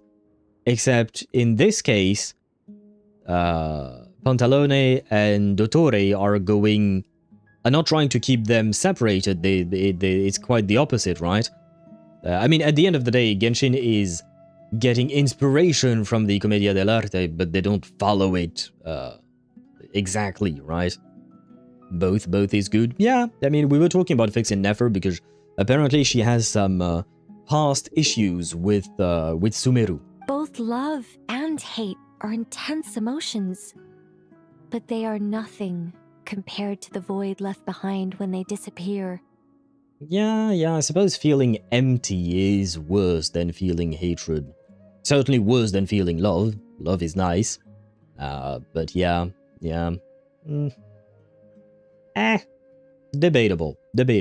Most sophisticated, Miss Nicole. But anyone focused on the future could only ever applaud the destruction of the things they hate. Still, I'm a special case. Someone once told me that human memory is more selective than a Mora-hungry merchant choosing between customers. We all need a reality check once in a while, so we don't forget the truth. As much as I dislike Sumeru, this is no way for it to perish. All right, you win. I'll help you out a little, but I won't work for free. How much will you need? You're not gonna milk this for all it's worth, are you? He probably is. What do you think? You probably are. I'll be upfront with you. I don't have much more on me. If that's what you need, I could borrow some from Alice. Or perhaps I could pay in sculptures. The ones I carve are actually worth quite a lot. That is a way, I suppose. We don't see the lovers amongst the harbingers. No, that's why I was thinking about the, what do you call that? About the Tsaritsa and her fiancé, right? Because otherwise, yeah, I don't know who else would be the lovers in this particular context. And hello, Charo Master, welcome to the stream. I hope you're doing well. Just cover my travel expenses. Huh? Is that all? That's all. Given all the people I owe favors to, I can just about justify a trip to Sumeru. Yehoda! Here, boss! What do you need? I really love the way the voice actress voice act Yehoda. Yehoda, wind threading shadow. Oh, wind threading shadow. It kind of makes sense, I suppose. Anyway. The most capable employee of the Curatorium of Secrets and also a young treasure hunter active in Nod-Krai. She might normally seem reckless, like a lone boat swaying amidst the wind and waves, and utterly lacking in professional composure. But in moments of crisis, she always manages to advance and overcome, finding safe harbor in the end. This harsh land has taught her precious lessons in survival. Always imagine the worst possible outcome and hold to one's instinct to escape, but never give up easily on a problem lying before you. Also, never, ever, ever let go of the rudder in your hand. I thought it was going to say never cross Boss Neff, but I suppose not. Owl impact. Yes, the owl has made its impact indeed. Welcome in, welcome in. We are still in Act 9 of the story quest. It do be quite lengthy. The lover in some versions of the Commedia are the kids of Pantalone and Dottore respectively. Like Pantalone has a son and Dottore has a daughter, or vice versa. I kind of doubt that's gonna be the case, honestly. Main characters in Genshin rarely have children, as far as I can tell. So I kind of... exception made for Arlecchino, I suppose, and even then, she's just the head of an orphanage. So, yeah, I kind of doubt that's how we would see the lovers in Genshin, if we ever do see them. This will be a new permanent feature. Look at the lot of work they put into. I mean, look at the amount of work they put into the Golden Apple Archipelago, or even Simolanka. Those summer events are massive works of art, but they're not permanent. So I can't tell you for sure that this new glossary feature, or whatever it is called, the Paimon's Note feature, is going to be permanent. I hope it is. Don't get me wrong, I hope it is, but I have come to expect nothing out of Genshin.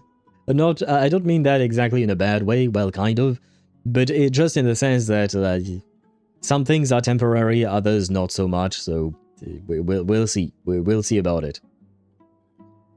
I doubt that too, but it somewhat explains the origin of why these two get along. They get along because in the Commedia they get along. Yeah, but I don't really like that explanation. I want an in-world explanation as to why they get along, and I think that Pantalone kind of provided one.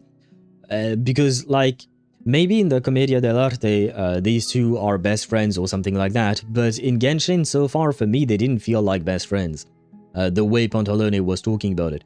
It was more of, he's not an enemy, so I can work with him. Basically, they're colleagues, that's enough. Yeah, and that works for me, because I don't want to find the explanation as to the relationship between two characters to be in another piece of media entirely. I don't mind inspiration, but please come up with your own shit, you know what I mean? Like, come up with your own explanation for why your characters, they may be inspired by something else, but we need an explanation inside of your world. I'm talking to Genshin. There, because otherwise, yeah, not a fan.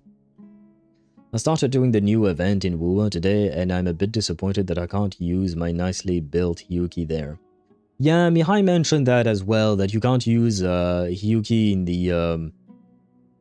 shit, I forgot the name of that place, but yeah. I don't know why they made it that way, but it is what it is. Gonna have to use other characters. Although, to be fair, I personally try to rotate between my characters. I mostly use my Zani, obviously, but I do try to rotate between characters just for us out of the... to try and just, for one, not be too repetitive in terms of combat, but also in an effort to try and... what do you call that? To try and play all the characters that I've spent so much time building and, well, so much effort pulling. For some, you know. The new Somme Noire event, yeah. Though you can use her in the weekly one. Yeah, you can use anyone in the weekly one. Though there are some that would be better because they do receive buffs every week, like there is a reset, right? But yeah, in the special event, Mihai told us that apparently, for some reason, Hyuki is not there. I mean, Piero should be categorically racist towards Teyvatians. And he's not. Oh, you mean the Piero from the Commedia dell'arte is racist against whom? Like, humans or just Italians? Or what? But yeah, again, Genshin takes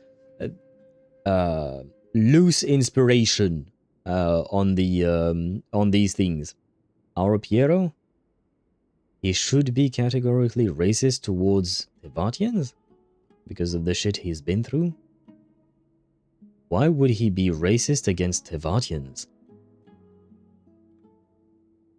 I would understand if he was angry at the rulers of Khaenri'ah, because at the end of the day, they are the ones to blame, and I do believe that's more or less what Pierrot is, or how Pierrot seems to feel. At least that's my guess, because of the way he spoke in the Winter Night Lazzo.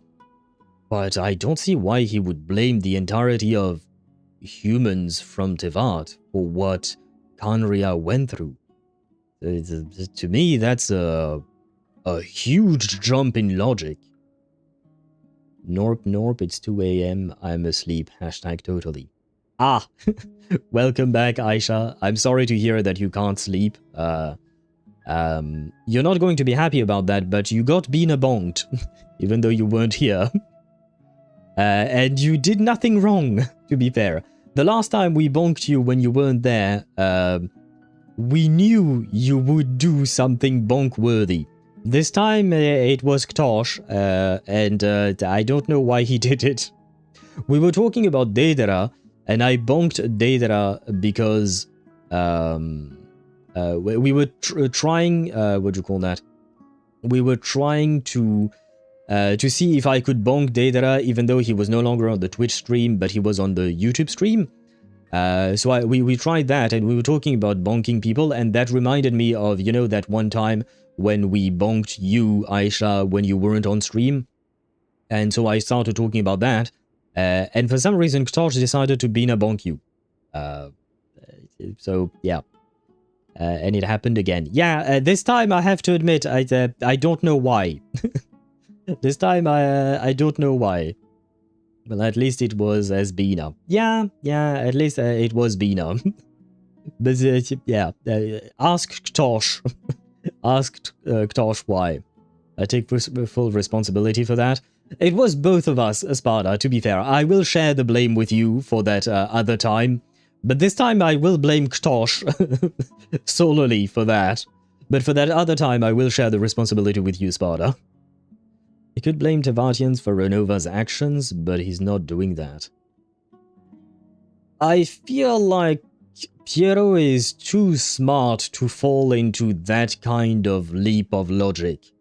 I see the logic there, but I still feel like it's a big leap to blame all of Teyvatians for Renova's actions.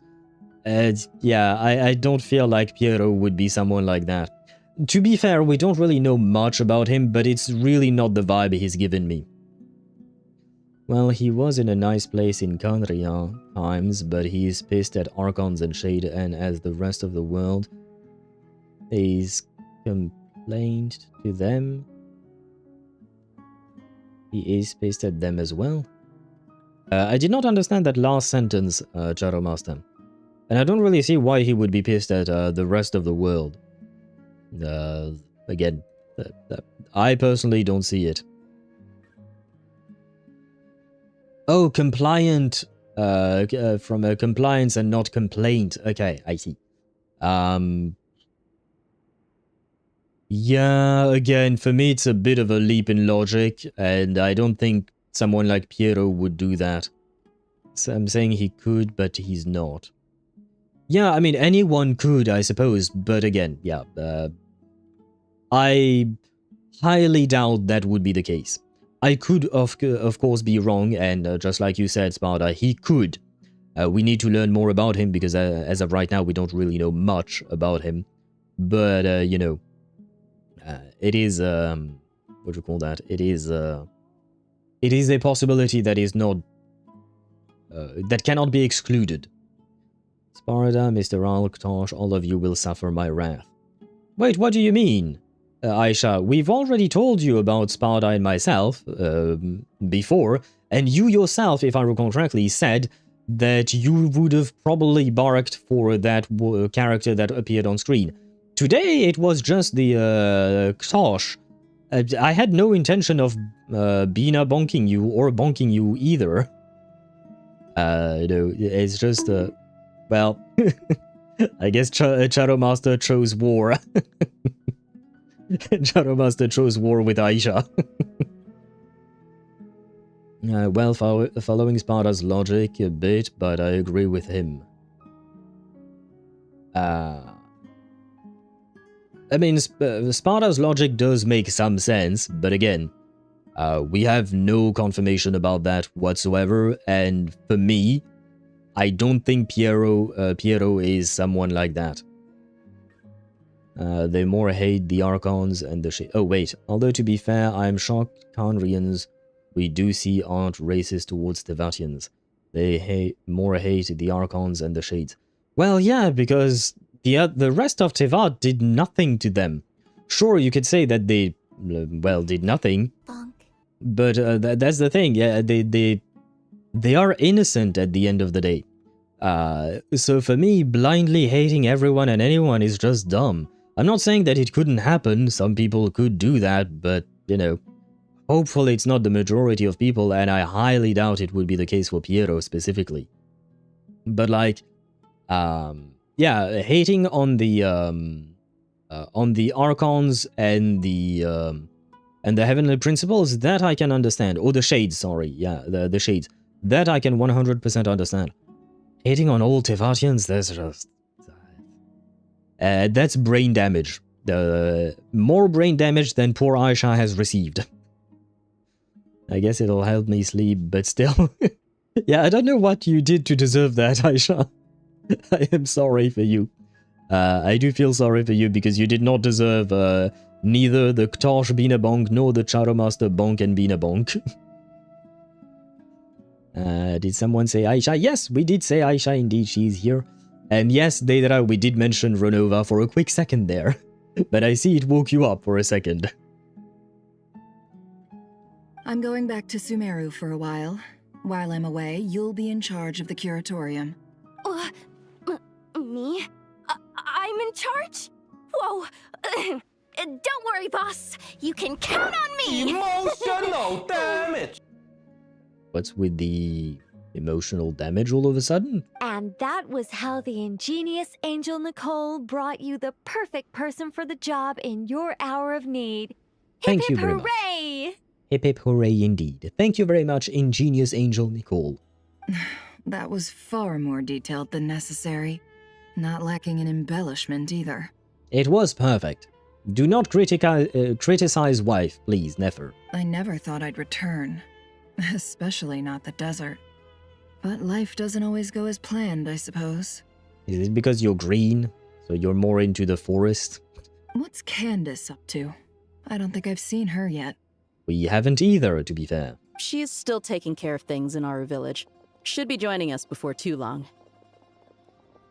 Where is Jet? Show me Jet! Jet, come back! Where is Jet? Wait, they didn't show Jet. What happened? Oh, wait, what? Sorry. Hope we're not interrupting anything. We have some good news, though. Wait. They didn't show Jet. What happened to Jet and Ben? Where are they? Next character in PGR has drip as noticeable as Galbrenna. Do you mean she's hot, Deidara? Is that what you meant? 5-star Yahoda when?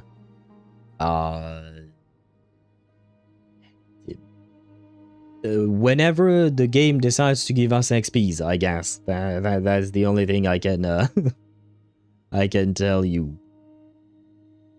Yeah. Emotional damage. Oh, brother, Charomaster, that was a huge stretch.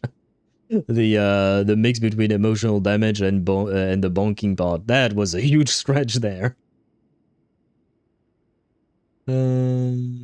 This dad joke. Did I miss the Jet cutscene thing? Yes, we did see Jet before, and I believe you might not have been there at the time. And then you did redeem a dad joke. Why did the coffee file a police report? It got mugged. I see. Tortilla deserves an SP first and foremost. He would be the one who makes the most sense in terms of lore to get an SP. I would agree with you on that. Would he be the one to actually receive one? I don't know. But he would make the most sense. And hopefully we can undo Nicole's curse. I want to see my girl literally run her mouth. I mean, she kind of already is.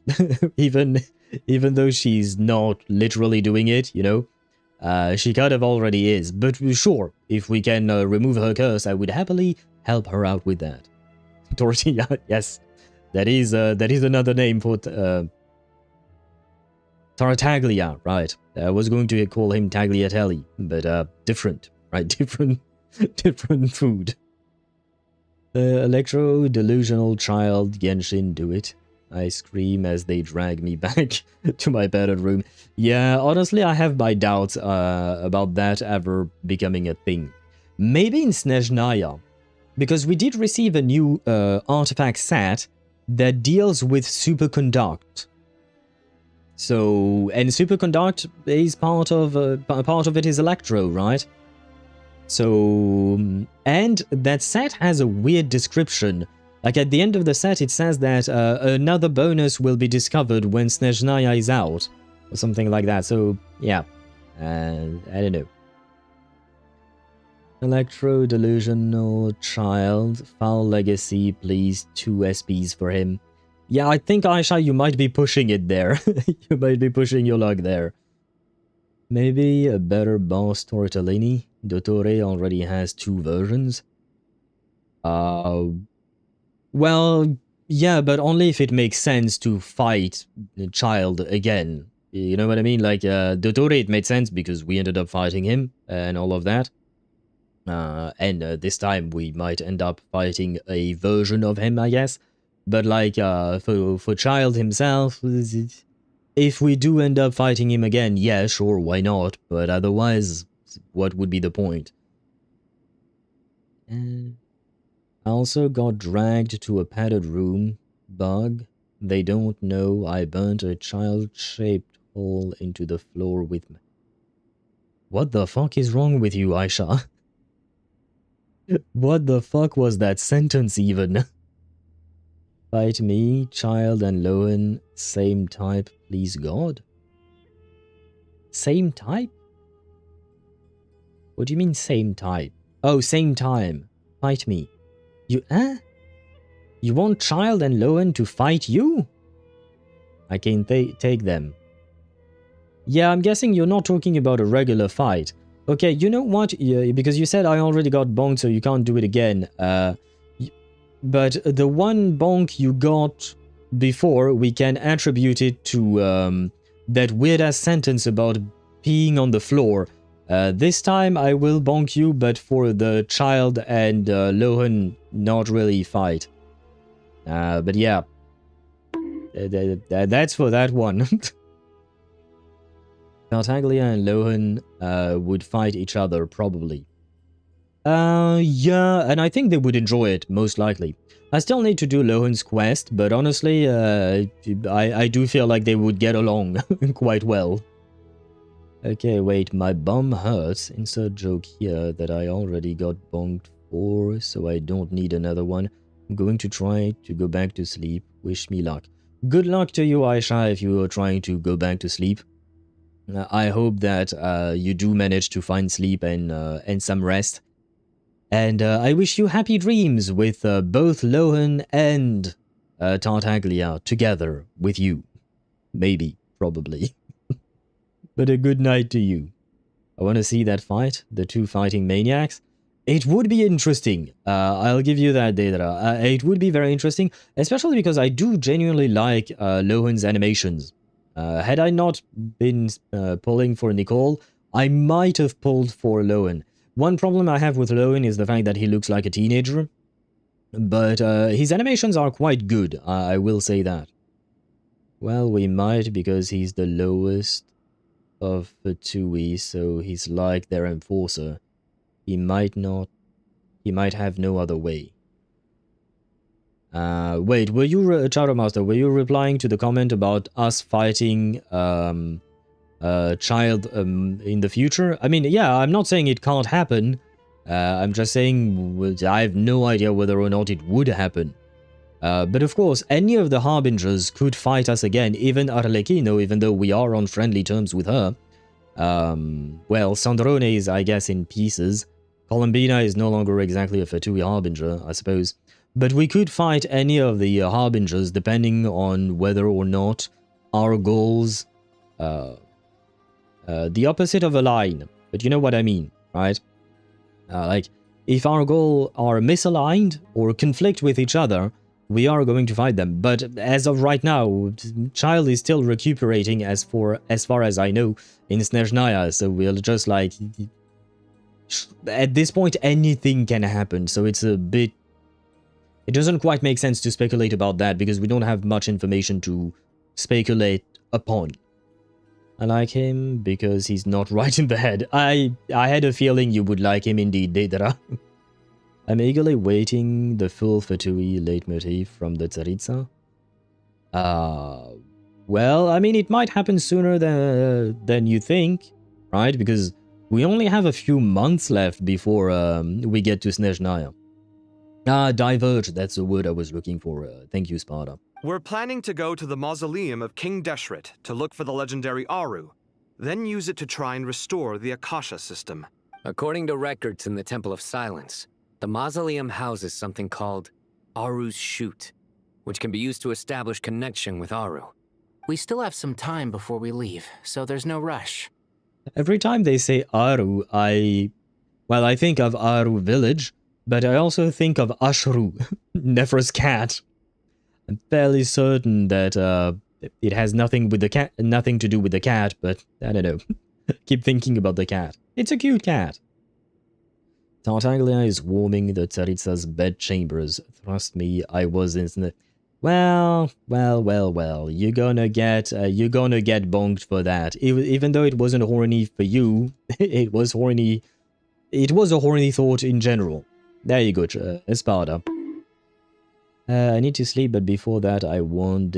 Well, the nice thing is I can do that. Wait. It is on cooldown, but we've learned something very valuable, Zenny, is that even if you're not on the Twitch stream, I can still do this. Bonk. And it will still count. But if you do go to sleep, Zenny, I wish you good night, and I hope you have sweet dreams of Denia and Chisa maybe as well. Well, Daddy, not really. She mostly showed them a middle finger for her children. Tortellini has no way to do it because his family is being held hostage. Yeah, but I have no doubt in my mind that Father would still fight us if she thought that she needed to for whatever goal she needs to accomplish. We are on friendly terms with her, but again, I do feel like she is very objective-driven, and if we go against her objectives, she will turn against us, because basically she will consider that we turned against her. I'm not saying that she would obey the Tsaritsa, specifically, because that I believe she might not, indeed, but if we do go against her, she will have no issue fighting us as well. Al, do you have the bonk in a shortcut? No, I don't. I just use the regular, what do you call that? Redemption reward, just like everyone else, and I type the names of everyone each time. I can't add a shortcut per se, because I still need to type the person's name, you know? So I can't exactly create a shortcut for the bonk. By the way, who are these two new faces? Just call me Nefer. I'm based in Nod-Krai. Did I hear you mention Aru? Correct. Well, I happen to have a connection with one of the 3 retainers imprisoned inside, the Ibis King. I'm here to get things done, so if you don't mind, I think I should come with you. That sounds perfect. You may find a way. I don't see a way to bypass the need to type the name of the person. Creating a shortcut specifically for the redemption itself, that I can definitely do. And I pretty much know how to. But being able to actually... I would still need to... what do you call that? To type the name of the person. Otherwise, I would have to create an individual shortcut for each and every person. And that's way too much. Although, Oh, wait. Technically speaking, yeah, but it would still probably struggle. Technically speaking, a streamer bot can be controlled by voice activation. So if I say specific phrase, it would recognize it and it would then do the action. But it will still struggle with the name of the person, because the name of the person, you guys' names are written in very strange way. Like for instance, Zenny on Twitch is written Z3 NEY03. Same thing with Chip. We call him Chip, but in truth, his name is CH1P the second, right? Etc. etc. So it would be a bit of a pain. No, not that I mean. Only a shortcut not to search in the list for the bonk redemption. And then just write the name. I don't think that's possible. Because that still has to go through the redemption of a reward through Twitch. And I don't think there is some kind of integration to bypass that. I kind of highly doubt that, given my current knowledge at the very least. Spada_4 on Twitch says, if possible is a pain. Definitely, yes. If it is possible, which I don't even think it is, but if it is possible, it would be a major pain, and honestly, I'd rather not have to deal with that. I'd rather just keep on doing what I'm doing right now. I mean, if the theory that Saralainen will be embodied in Tartaglia, because he's needed for a mistil... Oh, fucking hell, these words, man. She might have literally ordered him to do that. Because the theory that... Because there is a theory that Saralainen will be shoved into Tartaglia's body. May I ask why? Although I question how his body could even handle the power of a descender. That too. Although compared to most humans, Tartaglia is relatively special because of the time he spent in the Abyss and training with Skirk. So out of most humans, he might have the best shot at being able to, even though I still highly doubt it would be the case. But, who knows? Fuck the second Descender, I am the #1 hater of the first Descender. Brothers, you need to calm down. We don't know enough about them yet to be... I mean, at the end of the day, you get to hold whatever opinion you want to hold about these things, but for me, we know literally next to nothing about any of these characters. I mean, whether it is Fanes or the second Descender, the third Descender, we know literally next to nothing about them. So hating on someone when you know nothing about them, I'm just like, it's kind of jumping the gun there. We're on friendly terms with her because we are on friendly terms with her children. They are the most important for her. She would easily rebel against the Tsaritsa if it were for her children. Tortellini does things for his family that are being held hostage. Yeah? That's completely besides the point I was making, aka I'm not talking about Arlecchino obeying the Tsaritsa. I was saying that if we go against Arlecchino's designs, she will fight us. That was my point. Otherwise, I agree with everything you wrote. It's just that it was not my point at all. It's a very long explanation, but Tartaglia is called Ajax, and allegedly Saralainen was called Ajax. Oh. Why the allegedly? Like, where does that piece of information come from? Because I know about Tartaglia being called Ajax, but I have to admit I'd never heard about Saralainen being called Ajax as well. Not gonna lie, it would be nice if he were, because it's easier to pronounce for me. Miss Nefer, are you from the desert by any chance? Why do you ask? I don't know. There's a familiar air about you.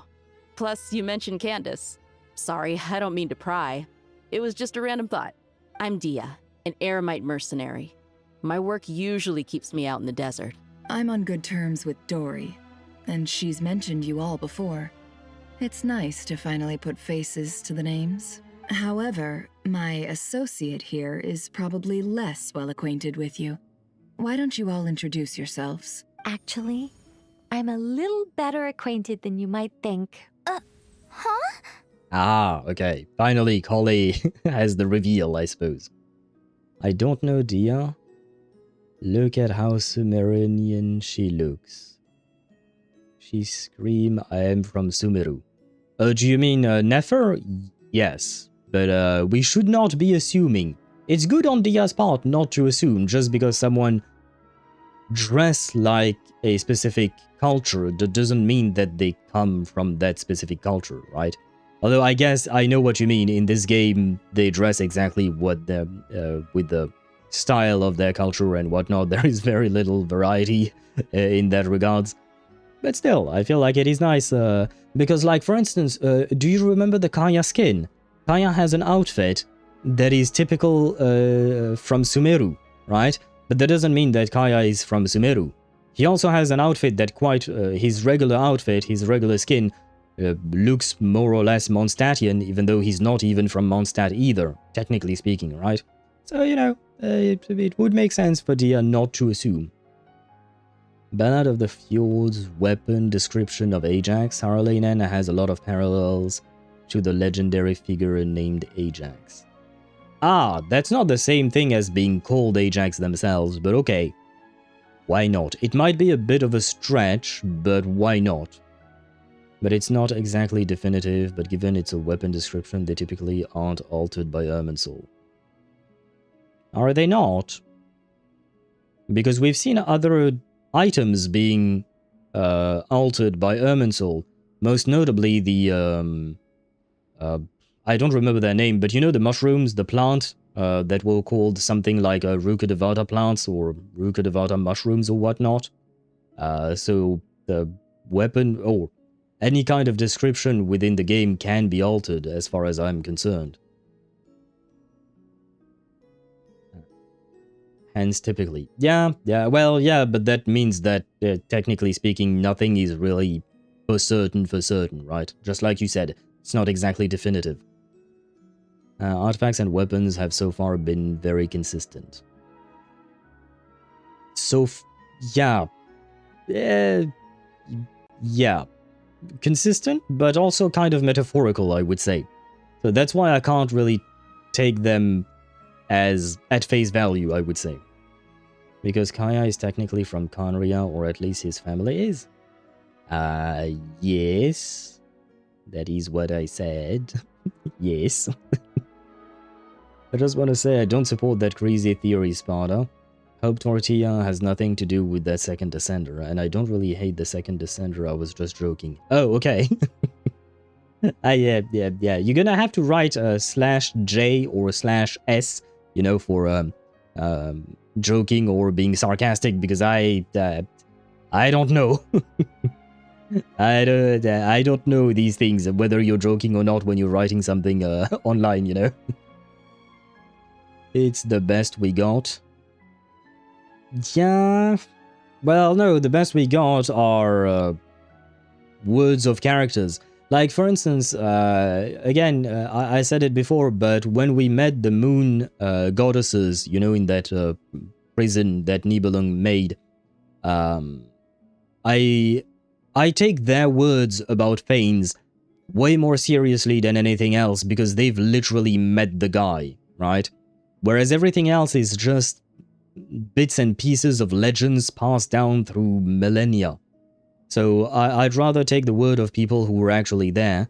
And that's the thing, like, in real life, we don't have that luxury, you know, because it's still, what do you call that?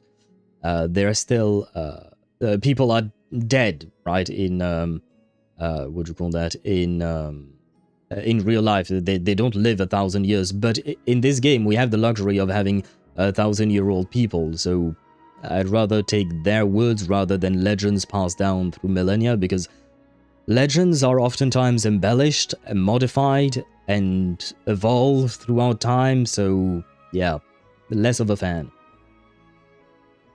Sare is the third Descender, Nibelung was the second. Sas definitely says the second Descender was not the imposter.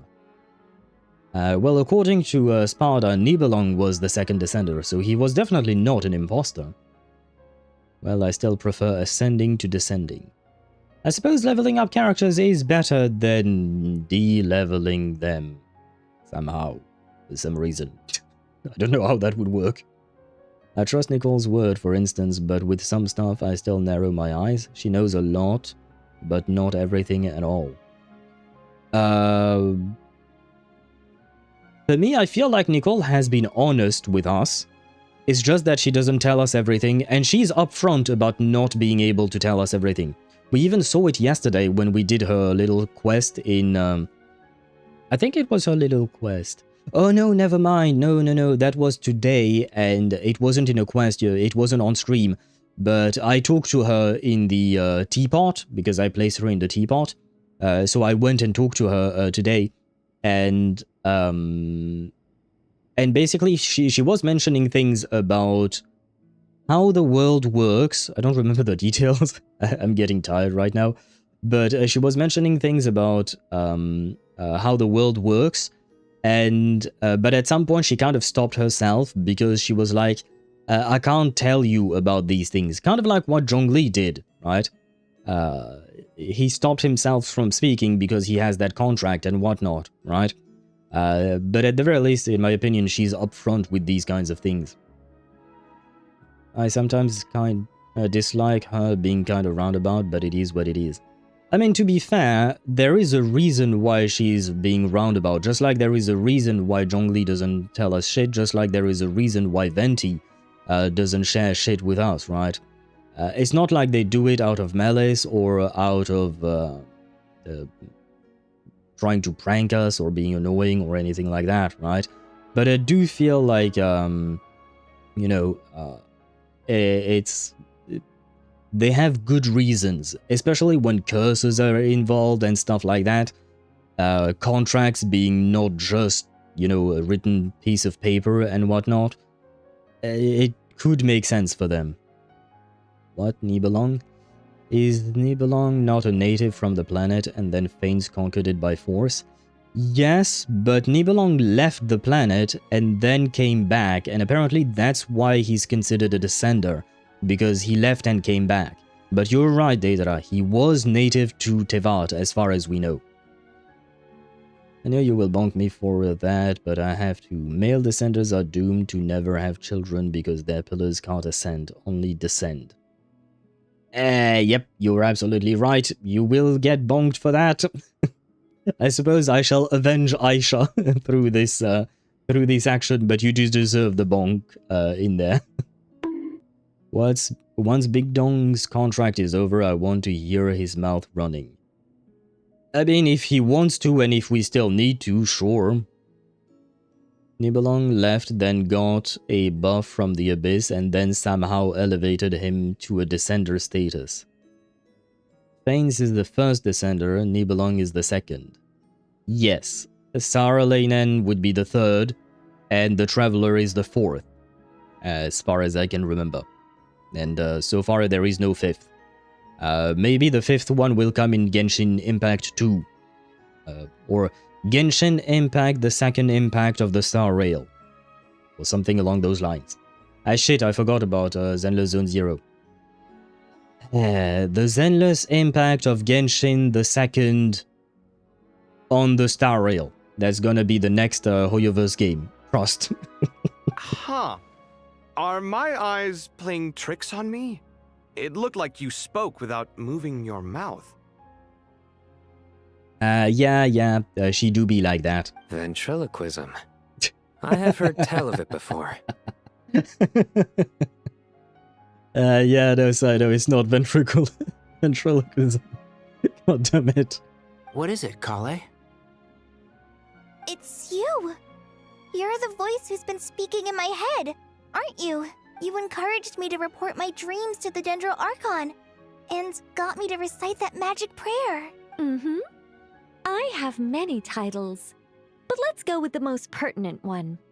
I am Nicole Rain, an angel who has lived since ancient times. You truly are an angel. An angel? Sounds like a big deal, but, what exactly is an angel? Yeah, I had a feeling, yeah, most people don't know about this shit, huh? Oh, well, we're a rather long-living race of beings. Not gods, technically, but we can still tell you a lot of stories from ancient history. Yep, and she's also an amazing sculptor. I feel like that's the... Yeah, sure, she's an amazing sculptor. She's also a great writer. Why not? But I feel like there are more important things that we can use to describe her. Sarah Lane and Salada is the third. Yes, Deidara, I do believe that. Surta Voinen is the Voyager. He's purely an outsider. Ah, okay, so he's not considered a descender then. Okay, so my false hate is towards Sarale and Celada. I do believe so, yes. Get used to it, Cave. Actually, grab a cup of coffee. Most people don't know anybody above Archons. Yeah, you're absolutely right about that, Spada. Sino power. That is truly Sino power indeed, yeah. Damn, we can't expect him to change. Let's get enough out there. Then the Sinopocalypse will be complete. Wait, who else was laughing at his jokes? You know, in Mondstadt, was it Albedo or was it someone else? I don't remember. But we have to get the three of them, Inefa, Sino, and that other character, I don't remember which one it was. It was Albedo? Well, yeah, there you go. We should put all three of them together in a room. No is against the one that opened Koitar's eye. Sarata Void Souvenir. I love how you tried, Deidara, both with Sarata Voinen and Sarleinen. You tried to write their names, but you gave up halfway.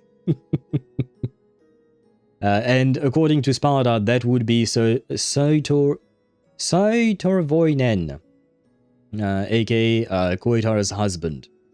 And he's not considered a descender, he's just an outsider, apparently. I mean, even knowing about the shade is kind of a sweaty-worthy situation. I don't know why you say that. Yeah, I don't know why you would say it's a sweaty situation. You could say she's a real creative type. She definitely is. Well, ma'am, if both the Traveler and Paimon give you rave reviews, you must be pretty impressive. She's very impressive. Oh, please don't call me ma'am. I find it so awkward when people get too formal with me. Just relax and be yourselves. No need to be nervous. Yeah, she's very nice. Miss Nicole, if it's okay, could I ask you a few questions? Why did you start speaking in my head? Yes, you may. I can see your heart is filled with confusion, and you are desperate for answers. I also know which questions you want to ask me. Why did you dream of Sumeru City in disarray? Why did those verses soothe the djinn only when recited by you? Can you please give us the answers? I can guide you to the truth. But it involves a personal secret of yours. I'd prefer to speak with you alone, if possible. Wait, I thought earlier that maybe her ability to recite the thingy is because she had Elazar, but it was kind of a stretch. But what if it is because of the experiments that Dottore conducted upon her? Or maybe both, why not both? But it could be that as well. Maybe Durin and Hat Guy for good measure? Yeah, why not? And then you throw in Tignari, who's already sick and tired of Sino's joke, and you put him in the middle of that room with all the others that we've mentioned. And then I think we will find Tignari dead in a ditch later that night. I mean, if you speak their names as a mortal, you might get hit with a death curse. See the God's Limits trailer. She had godly remains by Dottore. Thank you, Doctor. Although you're a piece of shit, but thank you. Well, I don't really know if we should thank him for that. Yeah. kind of complicated, I suppose. But he did, technically speaking, alleviate her symptoms of Elazar, right? Wait, what's going on? Well. Ask about Colley's secret. Should we even ask about Colley's secret? Fine. Wait, give me a sec. Let me check where we at in terms of the quest line, because it is getting late, and the old man that I am needs to sleep and eat as well. Wait, where are the... What? Oh, a divergent. We're still in there, I believe. Oh no! Oh, we are actually in the third one, huh? Okay. Okay, it doesn't seem like... Okay, we are nearing the end of Act 9. So, I think we can continue for a bit. Let me check. Yes. Weapons need regular maintenance. Yeah. Take good care of them. Wait for a They'll take second, care please, of you when it Varka. matters most. We'll see. We can at least do this conversation. Colley, what's your... God damn it, what is wrong with you? Yeah, okay, there you go.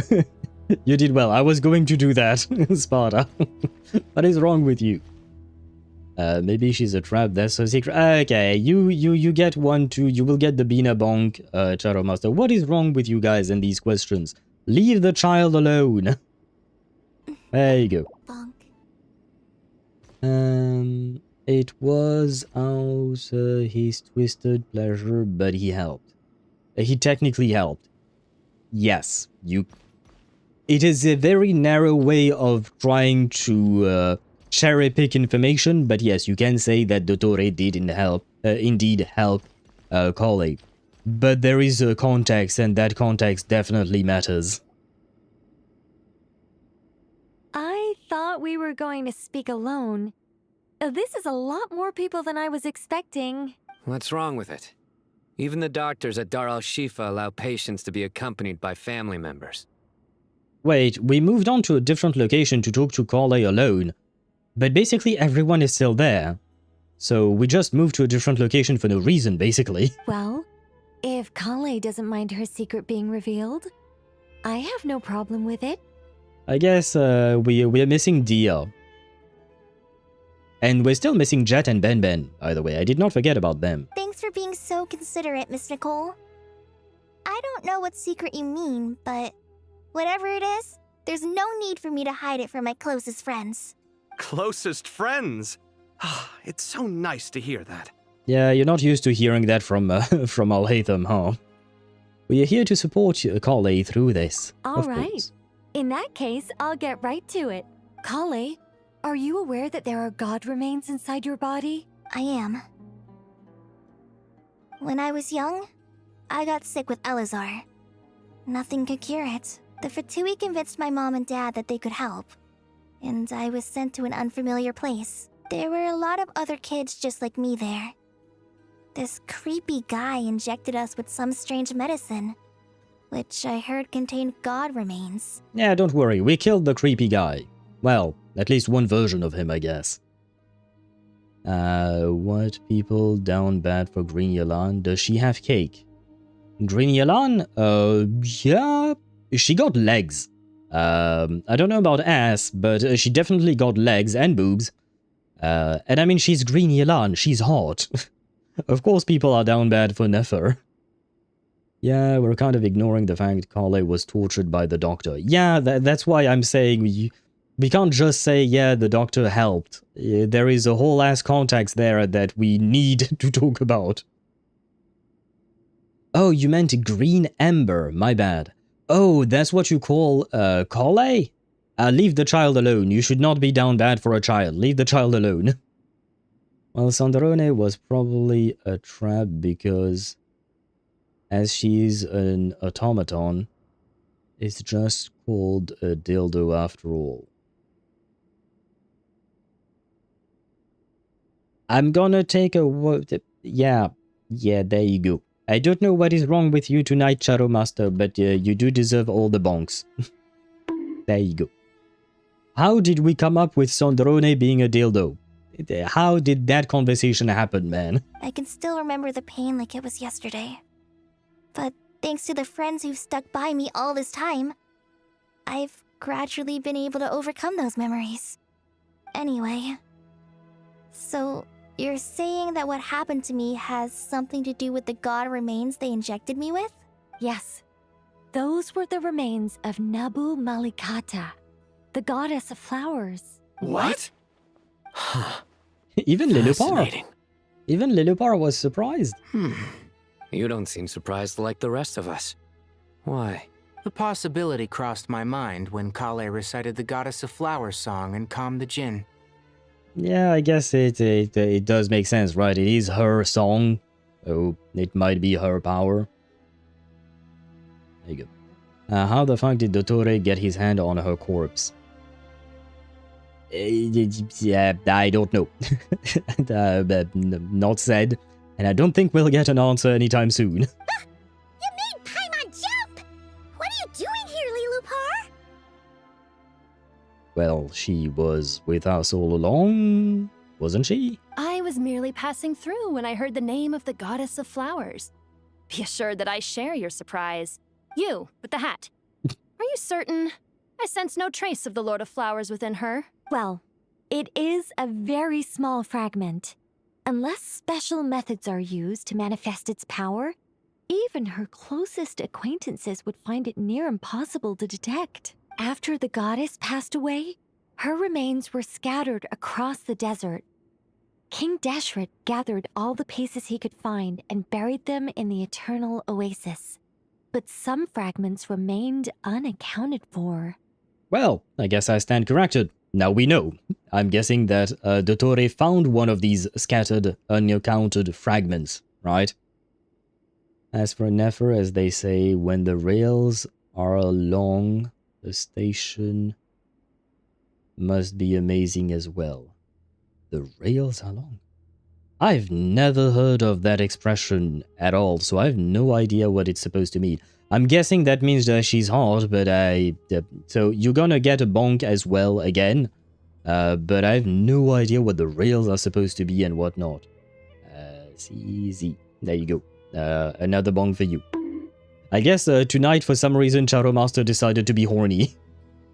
Fucking Nabu Malikara, that is crazy. She's a former angel. That is wild. I mean, it makes sense that Dottore would experiment with that type of shit. Need I remind you, bro, tried to unite the power of the three moons, you know? No surprise Nicole can sense it? Yes, no surprise there indeed. Well, rails, legs, station, you know. Oh, I had never heard that expression before at all, comparing legs to rails and, well, station to... I shall not name the part, but still, yeah, never heard of that before. Very weird one. I mean, it makes sense, but, I guess if you like trains, why not? Eventually, the Fatui must have found a way to track some of them down. Presumably for use in some experiment. It's not an uncommon occurrence. You're more shaken than I thought. In one sense, you've been extraordinarily lucky. So many people who yearn for this kind of power never attain it, yet you have coexisted with her all this time without even realizing it. I was going to say it, Sparta. I was going to say it. Genshin is setting up SP's 5-star Kole next. I was thinking exactly that when Nicole was talking.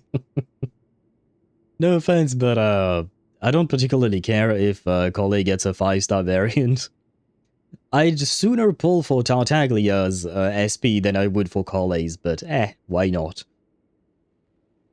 Tell that to Nefer and get kicked. Yeah, you probably shouldn't be using the type of sentence that Shadow Master wrote in front of Nefer when talking about her. You're gonna see the railing up close, and well, you might like it depending on what type of kink you're into, but still, it will be painful. grown-up Collei. Now, grown-up Collei, I wouldn't exactly mind. I would love to see grown-up Collei. I would actually love to see all of the children that we've met so far being grown up, or at least teenagers, you know, just to show a sense of development. Though Collei as a character, I'm not particularly interested in. She does have a fascinating story, a backstory and whatnot, but her personality, I mean, she's sweet, but yeah, she just exists, I guess. Grown-up Collei is just Tignari, but female. That's a bit reductive, she's more than her master, but I see what you mean. It'd be cool though, Collei being an inheritor of Nabu Malikata's will. Oh, I feel like that's a bit of a stretch there, because we haven't seen Nabu Malikata's will at all through through Collei at least. Dori is already grown up, but still small. Yeah, but that's just something's wrong with well, I guess this is not a Japanese game, but you know what I mean. Something's wrong with anime. And technically, Nahida is also 500 years old and whatnot, right? But yeah, I'm not talking about these kinds of weird exceptions. I'm talking about regular children like Yao Yao, for instance, right? Dori's a dwarf. Leave the dwarves alone. For me, she looks less like a... Because even for people suffering from dwarfism, I do believe that's the word, they do still... They may look small, but they still look like adults when they reach adulthood, right? Dori just looks like a child. It's just that. I guess maybe it's a limitation from drawing characters as anime characters, but yeah, it's just, yeah, it's not exactly the same. But I was talking about actual children, normal children. I'm not talking about Chi-Chi either. Chi-Chi is a child, but she is a zombie, so I don't expect a zombie to grow old, right? She's already dead. So yeah, point is, I'm talking about normal children. And even teenagers as well. I would want normal children to grow up into teenagers, and I would want normal teenagers to grow up into adults. Yuan off. Yeah, well, see, he's tiny, but he looks old. He looks old as fuck. You know what I mean? I believe you're talking about, what's that girl's name? The girl I don't like, with the big sword in Honkai Star Rail. Basically Clara, but better, even though she's not really all that better. In terms of gameplay, I mean. The girl who I very much dislike because she's kind of treating Yanqing as a piece of shit. Blades Master and Yun Li, that's the name I was looking for, yeah. So you are talking about that guy, but yeah, that's my point exactly. So, people can be small or not that tall, but still look old or look their age. You know what I mean? So if Dori truly is just a small adult, she could have looked like an adult. Dori never grew up because she used to be poor. Malnutrition. Yeah, I think that's a bit of a stretch given what she looks like right now. I understand that malnutrition will cause your body to develop less, sure, but to the extent of looking like a child like she does, yeah, no. You're just trying to find excuses for the game shoving an adult with the design of a child. She said it herself. Yeah, I don't give a shit about what she says or not. That's just not how malnutrition works in real life. I mean, maybe then you're gonna tell me that malnutrition is some kind of magic in Genshin, and it works differently, but yeah. Again, for me, it's just finding excuses to justify the existence of Dori as a child-looking character, even though she's supposed to be an adult. We need HoYuan as a Master Roshi. Give us Boss HoYuan. It would be fun. It would be fun if we got a character like that. I kind of doubt it would happen, but it would be fun. I think it could happen in a game like ZZZ. I kind of doubt it would happen in Honkai Star Rail though. Is Dori the wife of a certain sub? I don't want to know. If people are into Dori, you do whatever the fuck you want. Leave me out of it, man. I don't know what to say. I'm glad that I could help everyone with this power, really. But knowing that a fragment of the Goddess of Flowers is inside my body is... It's a strange feeling. Well, people value their autonomy very highly. Even a well-intentioned intruder can shake one's sense of self. I understand how you feel, Kali. But once you get used to it, you'll find it's nothing to be concerned about. Yeah, I agree with Sino. I mean, at the end of the day, you've been living with this thing for years now, and, like, it didn't really do much. Aside from helping you in that one specific situation with, well, Nicole's help as well, but still.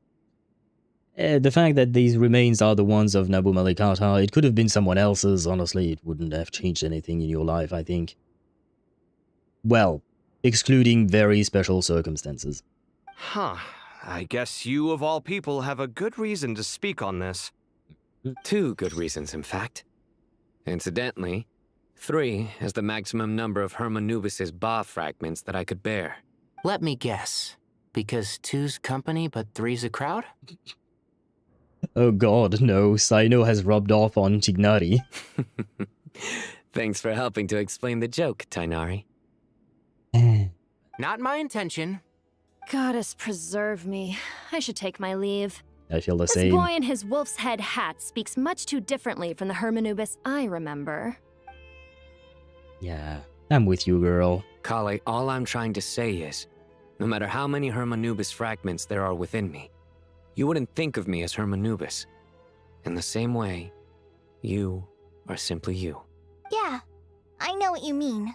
So about that dream I had, was it a warning from the Goddess of Flowers? Yes. Just like me, she was an angel created by the primordial humans, born with the instinct to guide living beings. Ah, so it was not Barbeloth. I see. Though her body and soul have perished, her essence retains its natural instincts. Even her smallest remaining fragments would do their utmost to send you that warning.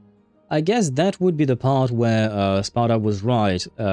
This would be the part where we saw Nabu Malikata's will, in a way, right? Her essence retains her natural instincts, I suppose. It is kind of that, right? She has another woman. What is wrong with you tonight, Shadow Master? You're gonna get bonked again. Why are you so horny tonight? Are you okay? There you go. No, Sino rubbed off on him. Yeah, I think Tignari spent too much time with Sino. I mean, Sino inherited Hermanubis' job. Yes. I don't know why you say that, but yes. Now we need Grandpa Yuan. I need him for my general collection. Maybe he will come out someday, because, yeah, we do have quite a few generals by now, right? We have Jing Yuan, Yao Guang, and Fei Xiao. We might get more generals in the future. The Mother of Dreams? Lord of Flowers and Oases? She must have had a premonition. That is why she gave that dream to you. And that doesn't make him Hermanubis. Yeah, no, of course not. Just like Kale having the god's remains of Nabu Malikata inside of her does not make her the goddess of flower, right? We won't let our efforts go to waste. But I still don't understand. Why me? Yes. Why indeed? You weren't the only one injected with god remains, but only in you have her fragments persisted. I suspect it may be because of the firm will you showed in the face of suffering. She was likely assimilated by that will. Of course, this doesn't mean you have to shoulder any extra responsibility. As this young man said, you are who you are, and that will not change. All right. Any further questions from the family members of the patient? If not, we should head to the mausoleum of King Deshret. Let's move out. Time to put our plan into action. We all hope it'll work. But will we really be able to open Aru? And even if all 7 pillars of King Deshret agree to let us proceed, the scale of the work to follow is daunting to say the least. Well, I mean, we don't exactly have a choice, to be fair. Unless you have a different plan in mind. Vision, Nicole? Speak of visions. Nicole, explain. Yeah, I don't think we're gonna get any more explanation. I don't exactly know how gods can have visions of the future, I mean. Unless the future is already written, which is kind of true with the fate written in the stars and constellations, but at the same time we can disrupt them. Which does beg the question, if we influence someone's life, like the Traveler, I mean, the Traveler can go against fate, you know what I mean? Oh, you mean her vision, the gem? Why do you want her to explain that? It could be fake, it could be real. I don't think I have enough friendship levels to learn about her vision, because every character has something about their vision. But I think it is unlocked at a very high level of friendship, and I just got her yesterday, so for now, kind of stuck with that. But, I mean, it could be a fake vision, it could be a, what do you call that? Or she could have gotten it like Wanderer did or something. It could be anything at this point. I meant, Nicole, explain visions, period. What? Like the existence of the little rock that people get and that gives them power? Is that what you're talking about? Or just... Yeah, I'm so confused. YouTube spoiled the story for me a bit. Ah, yep, you do, yeah. That's the problem, I suppose, with being online in any way, shape, or form. You always risk spoilers. Haven't you handled other big projects before? I mean, the biggest project I've worked on to date is probably the Palace of Alcazarzaray, I guess? But this is orders of magnitude beyond that. It's a total nightmare. Look on the bright side. At least this time you're actually here when Sumeru needs you most. You won't have to come asking me for details after the fact. That's kind of mean. You didn't really need to to say that, but okay. Yes, the little gems that allergens spawn. What allows them to control the elements. Yeah, what explanation do you want?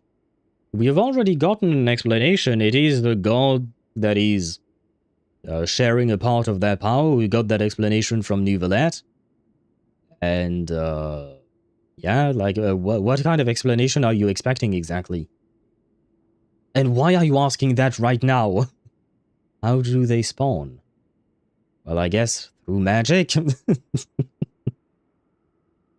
The coalescence of magicule inside of in the air. What's the exact criteria? Why are you asking those questions now? This has nothing to do with the problem at hand. Why would she be starting to explain that right now? It makes no sense. I understand these questions are interesting, and even then, for the criteria part, I would assume it depends on each what do you call that? Each Archon / dragon, since we still have to count Neuvillette. I mean, you have to ask Neuvillette what his criteria is. At least you would have a direct answer from him. As for the other Archons, I don't think they would answer, but And I don't know that Nicole has that particular answer, because it might depend on each Archon to have their own particular criteria. Because she mentioned Collei having a strong will and visions are interlinked somehow. Well, that would explain why, maybe why Collei got her vision. Maybe, I don't, I didn't read how Collei got her vision, to be honest. But yeah. Yeah. But again, I don't think that's the real matter at hand. You're curious, which I understand. But these guys have bigger problems. I didn't play the video, but the thumbnail and the title were enough. Yeah, it can be, and that pisses me off. That's why you will often see my own thumbnails being... I try to make them as vague as possible, same thing with my titles. Because the best example of it was of a ZZZ story, where I was just checking up the name of a character, and basically I learned that the character died just because some motherfucker literally called their video character A shoots and kills character B. And that was the title of the video, and all I wanted was to check, you know, the name, how it was spelled, you know, the name of the character, and yeah, you get spoiled so easily because of idiots like that. Oh damn, I just realized why I love Honkai World Diva song. It's Mika Kobayashi. Even met her once and have her autograph. Not gonna lie, I don't know who that is. But I'm happy you're happy. But I don't know who that is. Vision correlates to having strong willpower. Yeah. So, like, question mark. What is exactly your question?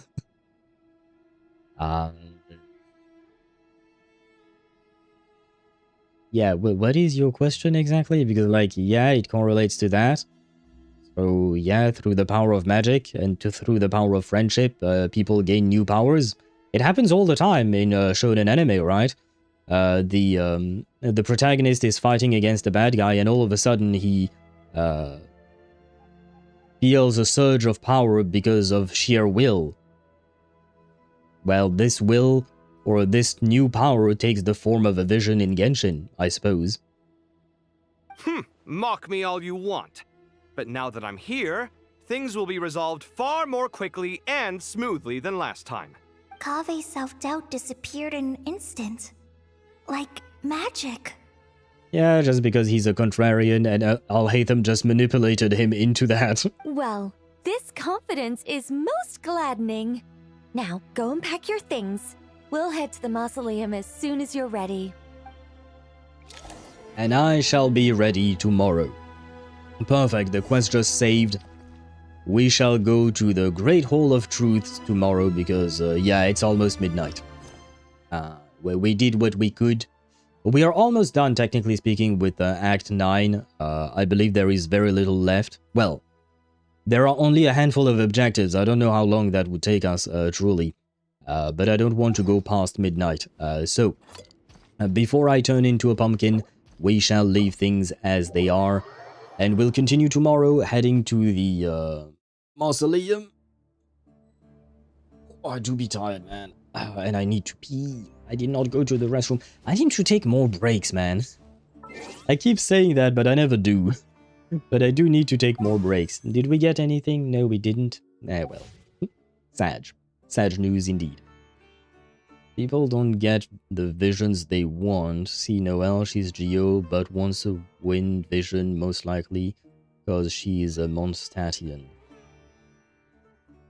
Oh, for the wind vision, yes. She wants to be a Knight of Favonius. Yeah, I see what you mean.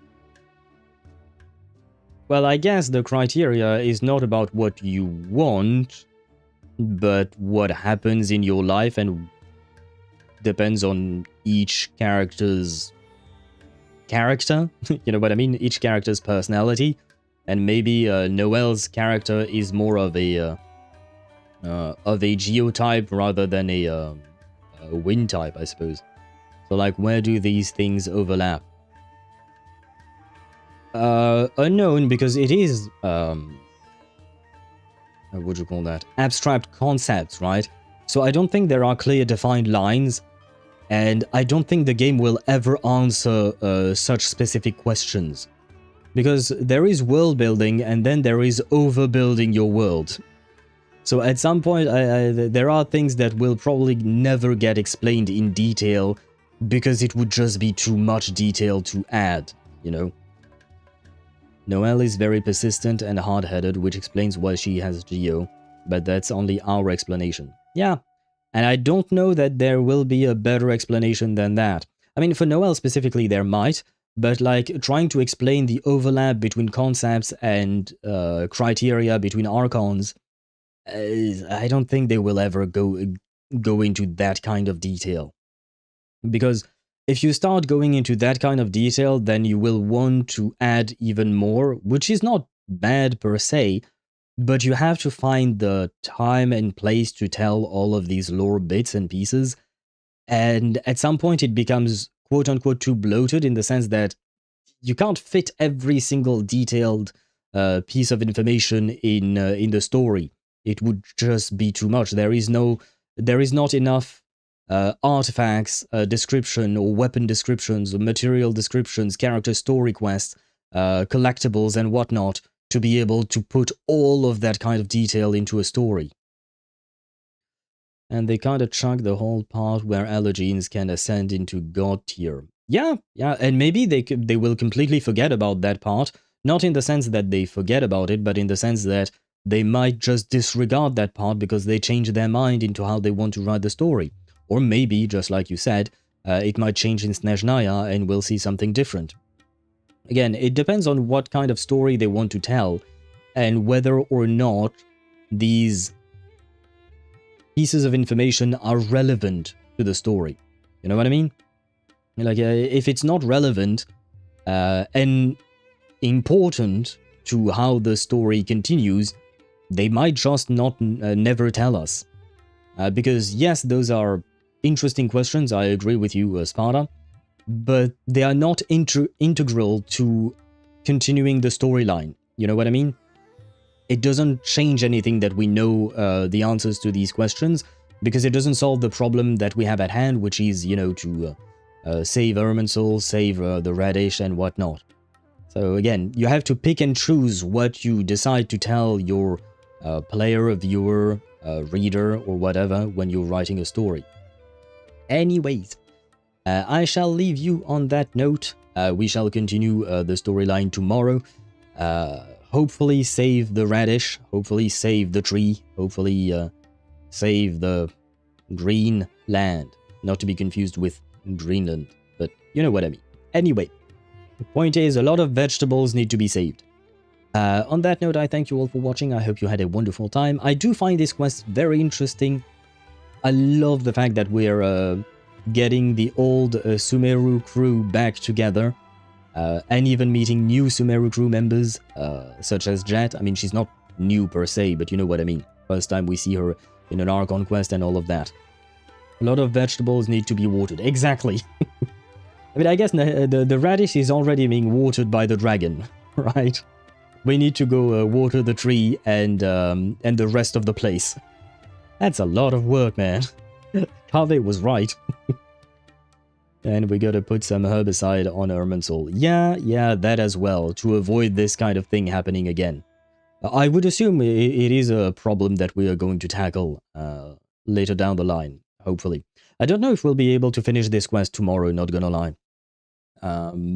Because it seems like this quest is very long. So if we don't finish it tomorrow, we'll finish it next week, which will postpone the Wuthering Wave stream, which would also postpone the Reverse 1999 stream. But, you know, as usual, we take our time finishing each story, and then we move on to the next. Or a Dottore side. If it is truly Dottore and not just some kind of Pantalone machination, because Dottore might be dead and gone, and Pantalone somehow found a way to manipulate, like bring him back but as a zombie maybe, or something like that. Because in that trailer, Dottore did not look like regular-ass Dottore, right? So, for now, theories abound, but we'll get more answers soon enough, I suppose. I'll wait, I need your assistance. Aha. I am willing to lend you aid, but what do you need my assistance with? I mean, if he's dead, then he got slurped into Irminsul? Unless Columbina destroyed his soul. I can't answer these questions. We don't have enough knowledge at this point to be able to answer these questions. Did he get slurped into Irminsul, or did he get put into Irminsul by Pantalone, for instance? You know? Irminsul slurps you if you die. Oh, you meant that, like his soul went back through the ley lines. Ah, yeah, okay, never mind. That could make some sense. Why not? And maybe that is the continuation of the Nod-Krai storyline. I suppose it would make sense, because this is a Nod-Krai storyline, even though it's happening in Sumeru, right? It is still part of the Song of the Welkin Moon, right? We know for a fact that... We know that for a fact, if you die, you get slurped back to the ley lines. Yeah, I know you're right. It reminds me of the Raiden story quest when we saw some people from the past that were leaking out of the ley lines and whatnot. But yeah, no, it would make sense. So maybe that's just the consequence of us not finishing the job last time on Dottore. Could be. And maybe it's even aggravated by Pantalone in some way, shape or form. Like, I mean, there is a reason why bro is here, right? There must be a reason. We need a heavy dose of the Dottore side. Yeah, and we need to put a condom on Irminsul just in case to see whether or not, just in case Pantalone has some hand in the whole situation. See your DMs? Yes. Oh, is that the hot person that you mentioned before? And goddammit, I see the drawing you did, and you know what, Deidara, you're gonna get bonked for that drawing. I understand she's hot, and I'm sure people would want to do that to Galbrunna and that character whose name I forgot. But there you go. You're getting bonked for that. There. And we're gonna leave things off as at that. If you have an actual question, feel free to ask it to me on the Discord server or through DMs. But it is past midnight. I need to turn myself into a pumpkin. Or into an owlkin, I suppose. So good night to all of you. I hope that you have sweet dreams of Galbrunna, of that new character in PGR, of Nicole, my wife. I hope that I have sweet dreams of her. And I shall see you tomorrow. Bye-bye, everyone.